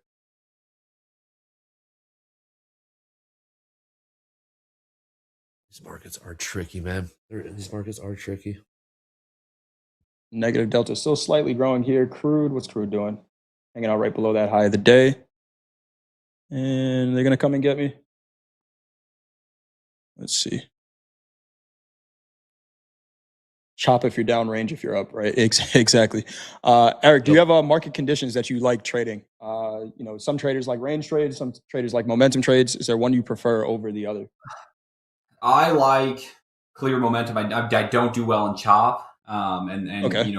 Because I don't keep super wide stop losses. Every trader needs to know their weaknesses, and my weakness is extended drawdown. So I don't keep super wide stops. So when it comes to chop, right, it doesn't do well. So I like trending markets for sure. And I like realistically, because I know I don't do well in a ton of drawdown. Like when I hit my levels and I enter a trade, like I really expect to see strong movement away from it, or else I'm kind of thinking if that's the right area that I'm supposed to be trade. looking at. Yeah. Eric, what's the difference between chop and range? What's the difference? Chop, in my opinion, is going, taking out highs and lows on both sides. Like this is a good range, staying pretty well consolidated in this area right here, right? I would consider chop like outside the range, just kind of going back and forth just like that. Love it. Jay, what's the difference between chop and range? In your opinion? Your P&L. It's range if you're up, and it's chop if you're down. It's range if I'm green, chop if I'm red. P&L, VWAP's got it. P&L is the answer. This market. All right, bottom of the hour. Oh, just came and went. Not a whole lot there. Okay. Nothing yet. This is surprised that this spot is so tough here, but there was some selling on the way right around 2 p.m. Eastern time, 1 p.m. Central, right around those lows. Yeah, it's going to come down to MOC. Trying to figure it out. We don't have anything after the close, do we? Not more Goolsby, and then Tokyo CPI. Not till later though. We do have Williams. She's a voter scheduled to speak in about 10 minutes. 10 minutes. We'll see what she has to say. If anything like Goolsby. Goolsby sounded pretty hawkish. 50-50 on the tilt. How do you guys feel about holding positions into MOC? If Jay, go ahead. You first. If I'm already, and I just got stopped out of that, I will put this trade on again. We'll see what happens I was 2-1 on that trade, risk to reward. Probably could have just taken profit, but looking for a little bit more. If I'm already in profit into MOC, then I'll hold the position, but I'll probably think about some type of position management, right? I don't want to, if I'm in a winner going into MOC, I don't want MOC to turn it into a loser, right? So secure some profit on it, and then let MOC do what it's going to do. But if let's say I'm in a trade and the market's flat right at my position, I'll probably flatten into MOC because then it's, roll of the dice. It could go either way. Agree. Yeah. Like Jay said, if the trade is in the money significantly, then yes, you can manage your risk there. But if it's close to scratch one way or another, it's not worth it, I would say. What's going on with Microsoft? I'm seeing something in the chat. Chat, help me out. What's going on with Microsoft? I don't have the headline. That's why I got chat here helping. Down 3% right now. It is bouncing a little bit here. It has been selling off for the past hour or so, down about 1.5% over the last hour in Microsoft. Right, they're going at Microsoft. Okay, we got gold. Gold Guilds catching a little downside pressure here.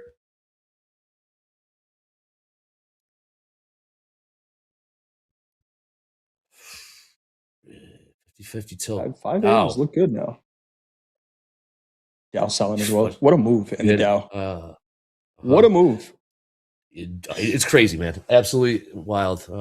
New all-time highs made first 30 minutes of fast markets just to continue sell off down 700 plus points from those new all-time highs. Can't get the follow through the downside. Do you guys try to catch any bounces in today's this morning's dump? I tried to. Yeah, I was on the wrong side of a lot of the trades after that major sell-off. Jay, how about you? I honestly didn't trade too much. XFA is locked out. Personal account, I think I took one trade, which was a short for like 50 points in the Nasdaq and a couple micros, and then yeah, that was really it. I think I forgot what the trade was that I took on this combine, but How about yeah? no. How about you, Eric? What about you, Eric? You catch some of that? Are you up money No, in one account I did try. Yeah.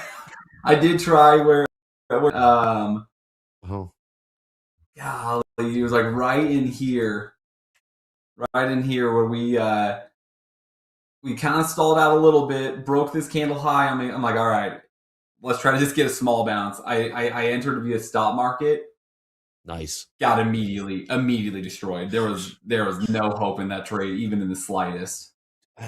Man. So after that one, I was like, I'm not. I'm done. I'm waiting. This, yeah. They're gonna you know who did catch it? It was rocket this Jack and thing. Mohammed. Jack and Mohammed caught it very, very nicely. Yeah, I saw it. They got this one right down here. They got Yes, this. they did. Oh, It was right here when I heard Mohammed go, I'm 5 long, and I'm like, you crazy. Oh, that's Mo. It worked for out ya. great. It was such a good trade. All right, new 5 minutes. Here we go. We got 14 minutes till MOC. We'll see if Fed right, I'm gonna speaker put- and voter Williams will take to the podium here in about 4 minutes or so on Power Hour. Oh, with that being said, Eric, I'm putting you one. asked- I'm putting one on. Okay. And it's strictly just for 15-minute candle closing bullish. We got another 5-minute candle closing bullish. I'm gonna just put it under these lows. One contract to not risk too much. What you're short 1 MMQ from what price? No, sorry. Long 1 MMQ from Oh. 657.75. 657.75. Jay, you flat? Did you get stopped out? Yeah, I got stopped out. I will put this trade back on though. I think it, from what I'm seeing, I don't see a short. I see a lot of stuck selling. But I'm gonna wait. This might be an MOC trade, to be honest. Where I think they're just gonna unravel this volume towards the end of the day. Just keeping this in such a tight range, like 50-point range in the Nasdaq right now, after all the movement that we've seen, it's not gonna stay here, right? And I'm assuming that it's gonna be up. But if I'm wrong, I don't need to be in the trade yet, right? But if they start to go, then I'll catch that momentum. But I am looking at this 630 area holding up right now. And if there's any pressure above 680s, I think into the close, then we fly up to 700s, 760s. That's the hypothesis. I could be wrong, but we'll see what plays out here. All right. Eric, where's your risk on this trade? How do you manage the risk Risking- on this slump? $73. Nothing crazy. It's pretty much just a bounce trade. That if we were to have a bounce in this area, I'd be looking to capture a little bit of the move. I know that's a big part of kind of how I trade too, is knowing when I'm trading where I should be aggressive with taking profits, as opposed to letting runners run. And this one is Eric, is that why you asked us if we caught some of the bounces? Sorry about that. Is that why you asked us if we caught some of the bounces? Because you indeed were about to pull the trigger and try to catch this bounce right here. Yeah, I mean, it it was mainly just because I know with this kind of move, there's probably people buying here, right? Like just like thinking there's no way in hell that this keeps going down, right? But the market will never cease to amaze what it can do. You ain't wrong there. And then you look at a 30-minute candle and it's just straight down. Straight down. Nothing. No relief. No nothing. None Just at all. Straight to the I depths. can't figure depths this of hell. market out. Let's see. Are the buyers winning or the sellers winning? Is my question right now. In NQ. For the day, sellers, 100%. Are they? 100%. For the Aside day, from yeah. the first 30 minutes. Okay. Yeah, and the reason I say that personally is because we're hanging out below the midpoint of that sell-off. Right? If buyers were winning, they should have been able to sustain price above the midpoint of Fair that enough. sell-off above 760s. No. Good point. Good I mean, point. we're still green on the day, but we're below VWAP. Sellers definitely in control for sure. Okay. If they can't make new lows though into the close, where this delta is still building negative, it's negative 6,000 now in the Nasdaq. Yeah. 16,000 in the S&P. I mean, what are they doing? What are they doing? They are, that's aggressive sellers, right? Market order Yep. sells coming in when it's negative. Yeah, it's gonna come get me. That's right. $70 risk. Nothing. There you Nothing too go. crazy. Been baptized. Yes. Taking his first trade here. Managing your risk There it is. well. There it is. Hell yeah. We got 10 minutes. 10 minutes till MOC. 20 minutes till the closing bell. Looks like the markets are kind of down ticking here a little bit. All right. Eric, Charles, let's get Dr. Volatility in here. Dr. Volatility, James Harden, come on in. Let's see if we get these markets continuing to rock. Got some announcements and a little bit of news. We'll be back on their side of this. Absolutely. Let's wake these markets up. Hey guys, I'm here again because if you haven't noticed, take a look at the top of the chat. You're going to see a link and it's going to say, do you have a question about indicators or strategy? Well, ask Coach Robert. And I'm here to tell you what that means. If you haven't quite figured it out yet, tomorrow, Friday, June 26th at 1 p.m. Central Time, Coach Robert, the Riz, is joining us on Topstep TV to go over the summer of indicators. Here at Topstep, we've been releasing indicators on a pretty much weekly basis, which is a lot of new indicators coming your way. You may be wondering what they mean, how to use them, and what they even do. Well, if you got those kind of questions, then go ahead and tune in tomorrow at 1 p.m. when Robert comes in and shows off each indicator, well, as many as he can fit in 1 hour. And we want to hear from you. If you have any questions about a specific indicator, any strategy questions about how they may work, click on the link in chat, fill out your question, and then tune in tomorrow at 1 p.m. when Robert goes over all these and more. Don't forget, Robert also has a YouTube page where you can find a video for each and every indicator, as well as Robert hosts weekly Wednesday webinars in our Discord. So we're going to drop some links in the chat here momentarily. Go ahead and click on them, bookmark the YouTube page, join up in the Discord, and tune in tomorrow at 1 p.m. Central Time for Coach Robert. Now, before we get back to the rest of the screens, gamers in the market for an Xbox shouldn't delay in buying one.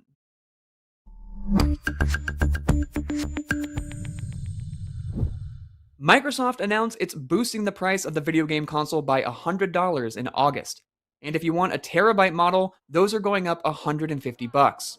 Anyone looking for the 2 terabyte version will be out of luck completely as it's being discontinued. The company is blaming skyrocketing storage and memory prices. That's the same thing it said when it raised prices back in October. Earlier this week, Valve shocked gamers when it announced its new Steam machine will cost more than $1,000. And that's for the bare bones version that doesn't even include a controller.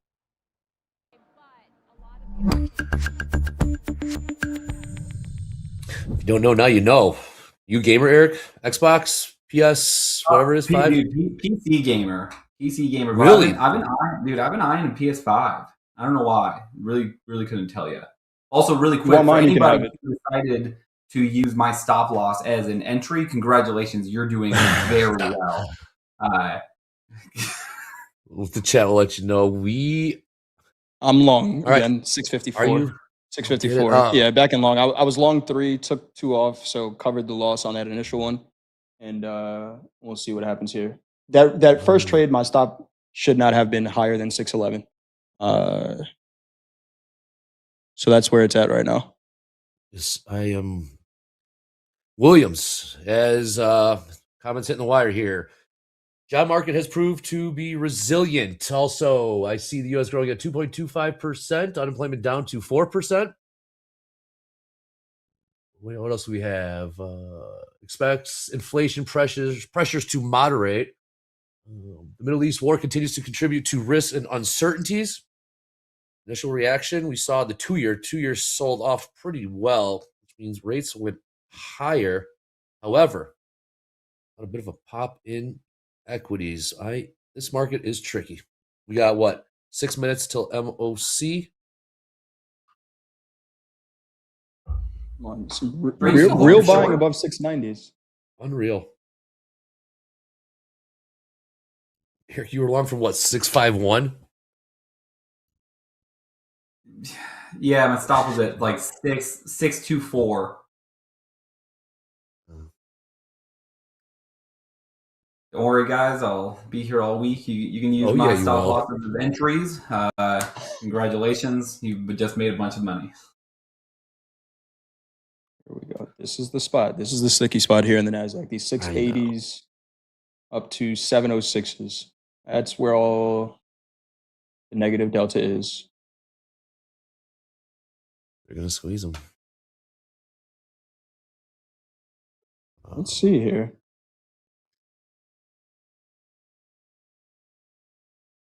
Did you cover your short? Yes, I did. Then I got short again off those headlines and got stopped out, to say the least.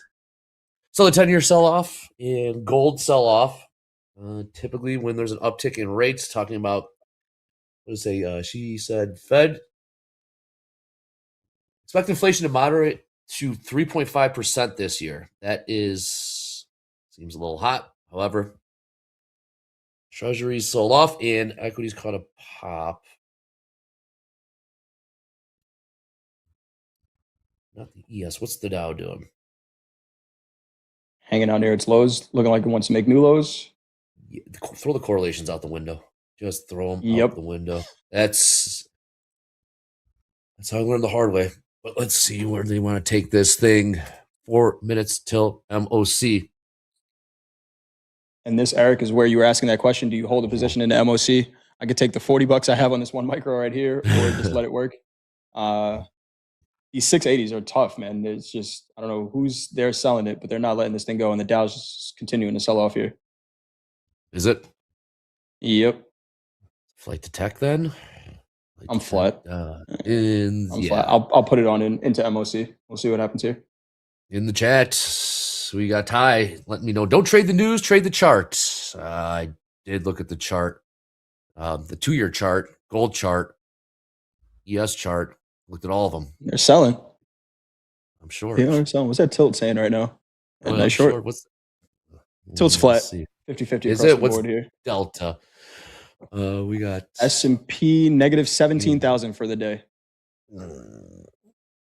NASDAQ negative 6,000.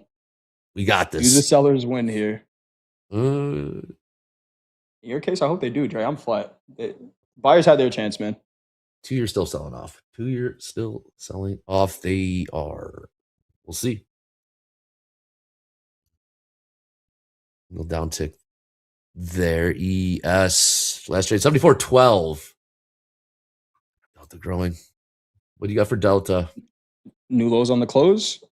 New lows on the close, maybe. What's Eric need? What was your price? 29,580. 580 might be a little too close right now. Oh, you hit it on the head. We will see. Gold selling off. NASDAQ not very stubborn. NASDAQ very stubborn to go lower. ES catching a bit. What's the Dow doing? The Dow is continuing to sell. We are about a 0.25% off of all-time high here. Oh, sorry, off of the low of the day. 0.25% off the low of the day. Just wow. Like the the buyers. NASDAQ rally here into the close. That's all I can This think. 30-minute candle, the way I'm looking at this 30-minute candle in the NASDAQ is if it just sells off here, is that the wick they're going to leave at the high of that candle? Or is this printing the low wick right now? And do we rally into the close? We'll find out in about 2.5 minutes. Yes, we will. Looks like you're upticking it just a bit. We are in a range in the NQ.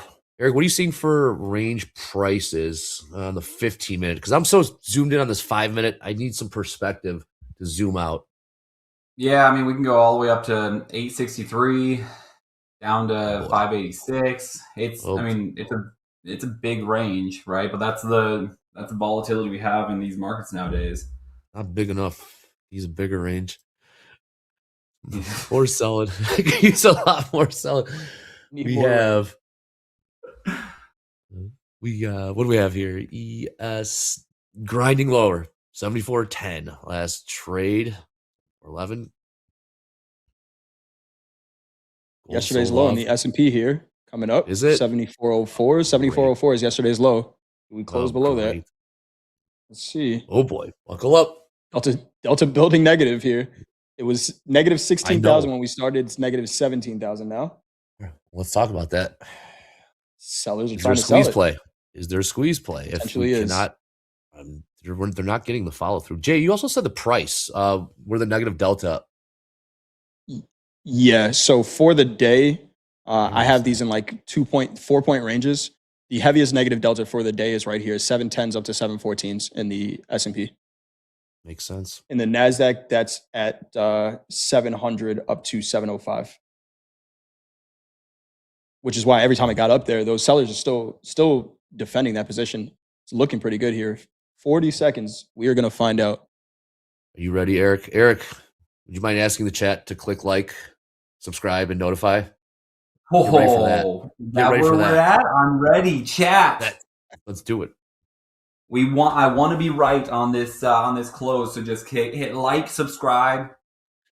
What is it? Notify. What was the Notify. other one? Sorry, Notify. that was The my bell. first The time. bell. All good. All good. Notify. Click those noties on. Don't worry. All right. I'll be better at MOC incoming. at MOC. talk There you go. here They get the soon. graph. Good job, Eric. MOC incoming. Incoming. Here we go. 5 seconds. Buckle up. Right. There's the dip. Oh, it is. That's really it. NASDAQ right around 0. ES minus 1. I'm sorry. Buy side 1.1 billion S&Ps. Dow 1.1 billion. NASDAQ 100 million sell side.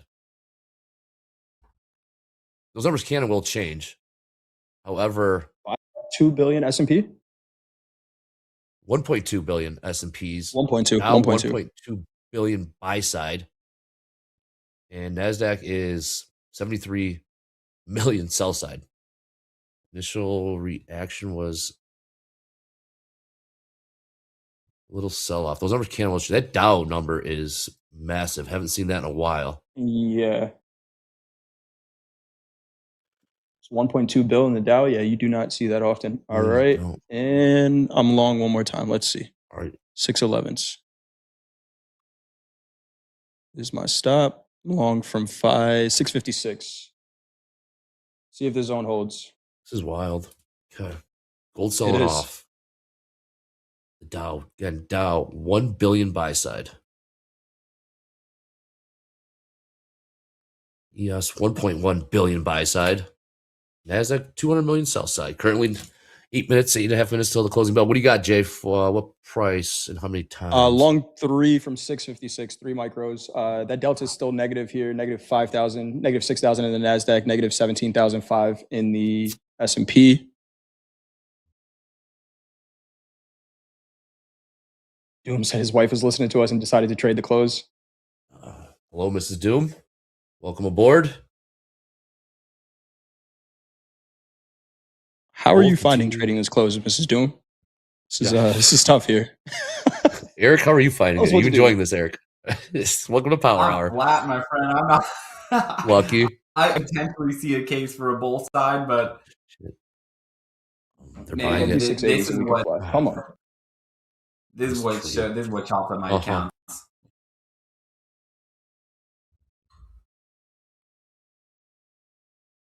You just don't want to do it. Okay, we'll have to wait for the last 5 minutes then, buyers. Well, I mean- I'll wait. I'll wait.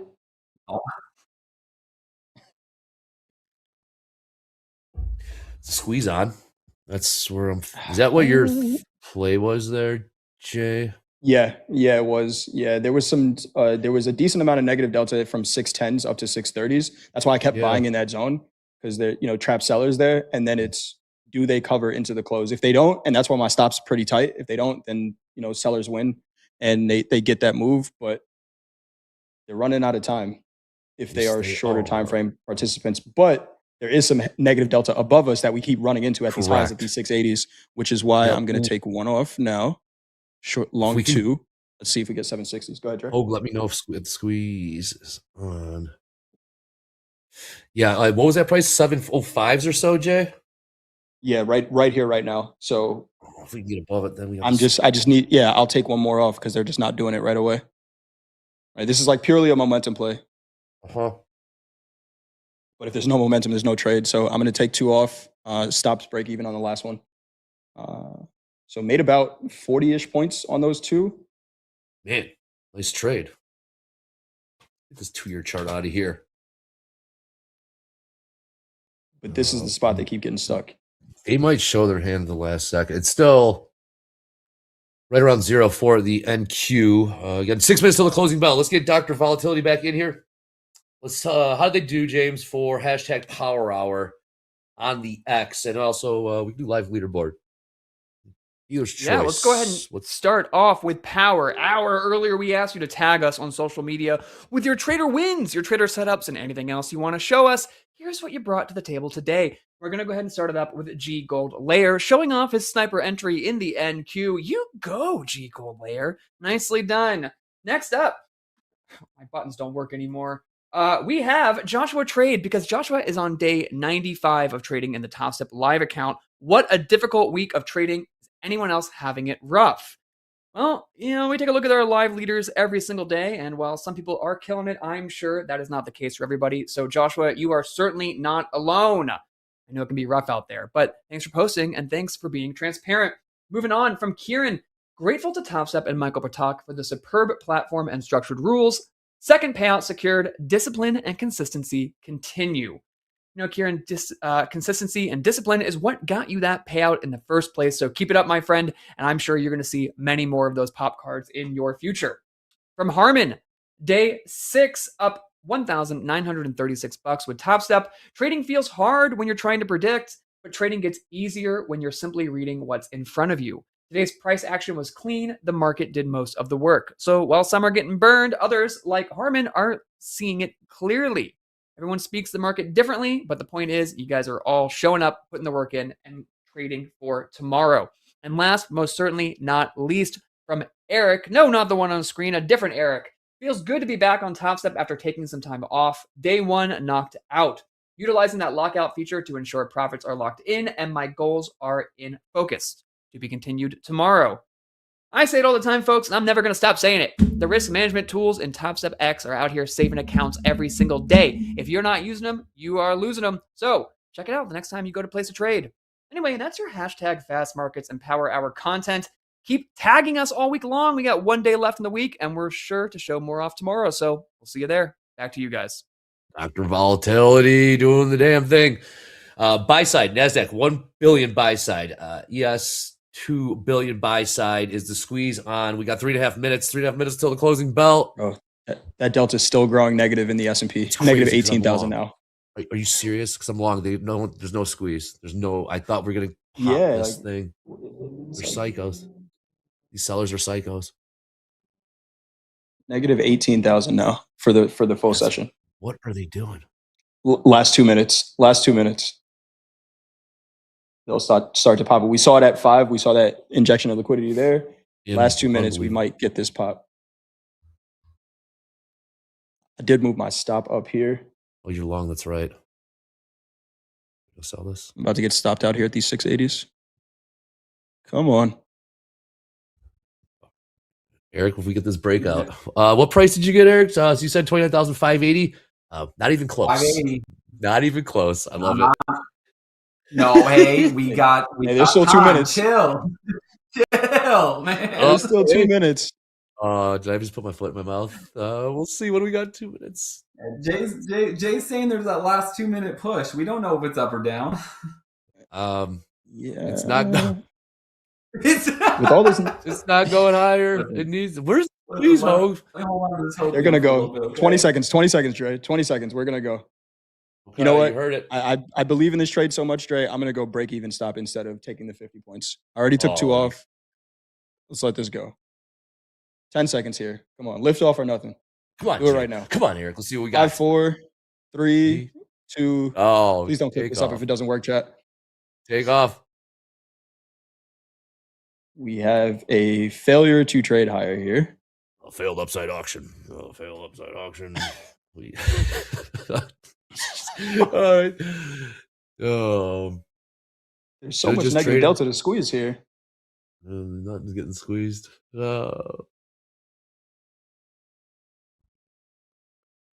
Eric, did you have fun? Did you enjoy it? Is this everything like you remembered it being? Oh, You did a really and good so job. much more. So much more. I'll tell you what, guys. Thank you. It would have been even better if we were a little closer to my prediction. But Negative 20,000? Yeah, he's called 29,580. VWAP George was giving me grief in the chat.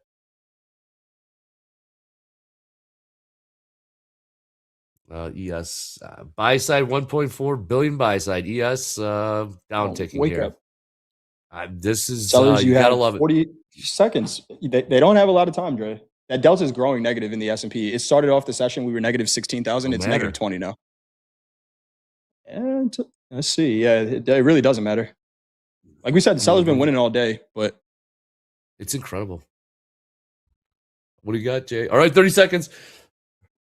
All right, now I'm going 680s. They tested it. They didn't want below 680s. Now we should rally here. I'm in. Come on. What do we got? A little buzzer beater, baby. A little buzzer beater. Can we Let's pop get to this 680s. thing? Let's All go to roads, 6. George. 748s Large. or 760s. Come on. 20 Here we go. seconds. Here we go. How much time we got? 10 seconds, baby. Eric, 10 seconds. back. Power hour. What are they going to do with these markets? I needed that. And there it is. Oh, Jay. A buzzer. Dude, all you Join had me to for do. at the buzzer if you want to understand how that trade worked out there. There you go. Eric. Wow. He's already plugging his the next segment here. Eric, as always, fantastic. Great to have you back. More Eric coming tomorrow, next week, week after that. More months to come. Jay, fantastic trade. We should have just waited all day, just waited for the final minutes of the damn market. With that being said, shout out to all the bellers. What a wild day. Dates say, keep grinding, keep jabbing away, and now the markets are rallying. Look at this thing go. Eric, I'll see you again on the other side. With that being said, go to my main man, James. James, take us out of here and into Jay's at the buzzer. This trade. Absolutely. Jay's already plugged it better than I ever could, but let's give it a shot. Guys, thanks for hanging with us. Thanks for trading with us. And thanks for sticking around bell to bell, whether you've been here since 7 in the morning or you're just tuning in now for At the Buzzer. We appreciate you hanging out with us. And on your way out the door, go ahead and like this video. If you're not subscribed yet, smack that subscribe button. And hey, say bye in the chat. We see you guys every day. Say hi, say bye. But then be sure that you're moving on over to At the Buzzer. If you liked Coach Jay here in Power Hour, stick around for his very own show At the Buzzer with Coach Jay and Coach Paul. It's coming up next, right after this at 3:15 p.m. Central Time. Not only is Jay going to recap that trade, but he's going to take a look at everything that went down in the markets today, and they're going to make sure that you're feeling good and ready for that 5 p.m. reopen. And then, hey, once the markets do reopen at 5 p.m., come on down back to Topstep TV because we're doing slow markets with Coach Dakota at 7 p.m. Central Time. Coach Dakota, you can catch him each morning here on Fast Markets, and you can catch him in his very own show every night, Monday through Sunday at 7 p.m. Central Time. So we'll see you there. I believe Braden should be joining him tonight, so it's a great night to catch slow markets if you've never done so before. But for now, let's go ahead and get you guys on over to At the Buzzer. And also, I love to see it on my phone, guys. It's finally time. You can go ahead and pre-order Grand Theft Auto 6. So I'm going to go give Rockstar $100 for Topstep TV. I'm James Harden, and you've been the chat, and we'll see you tomorrow. Let's go.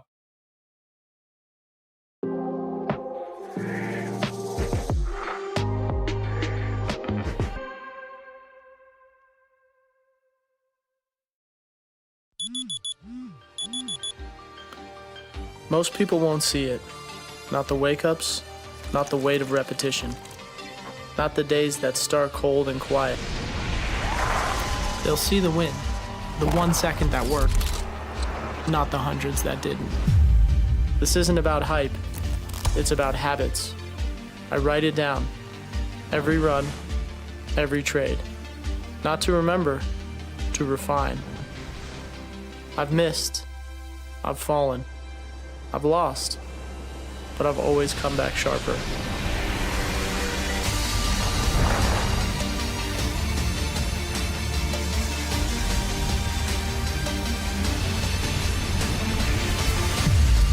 I don't train for motivation. I train for execution, over and over. Whether I'm in the pipe or in the market, I'm chasing the same thing.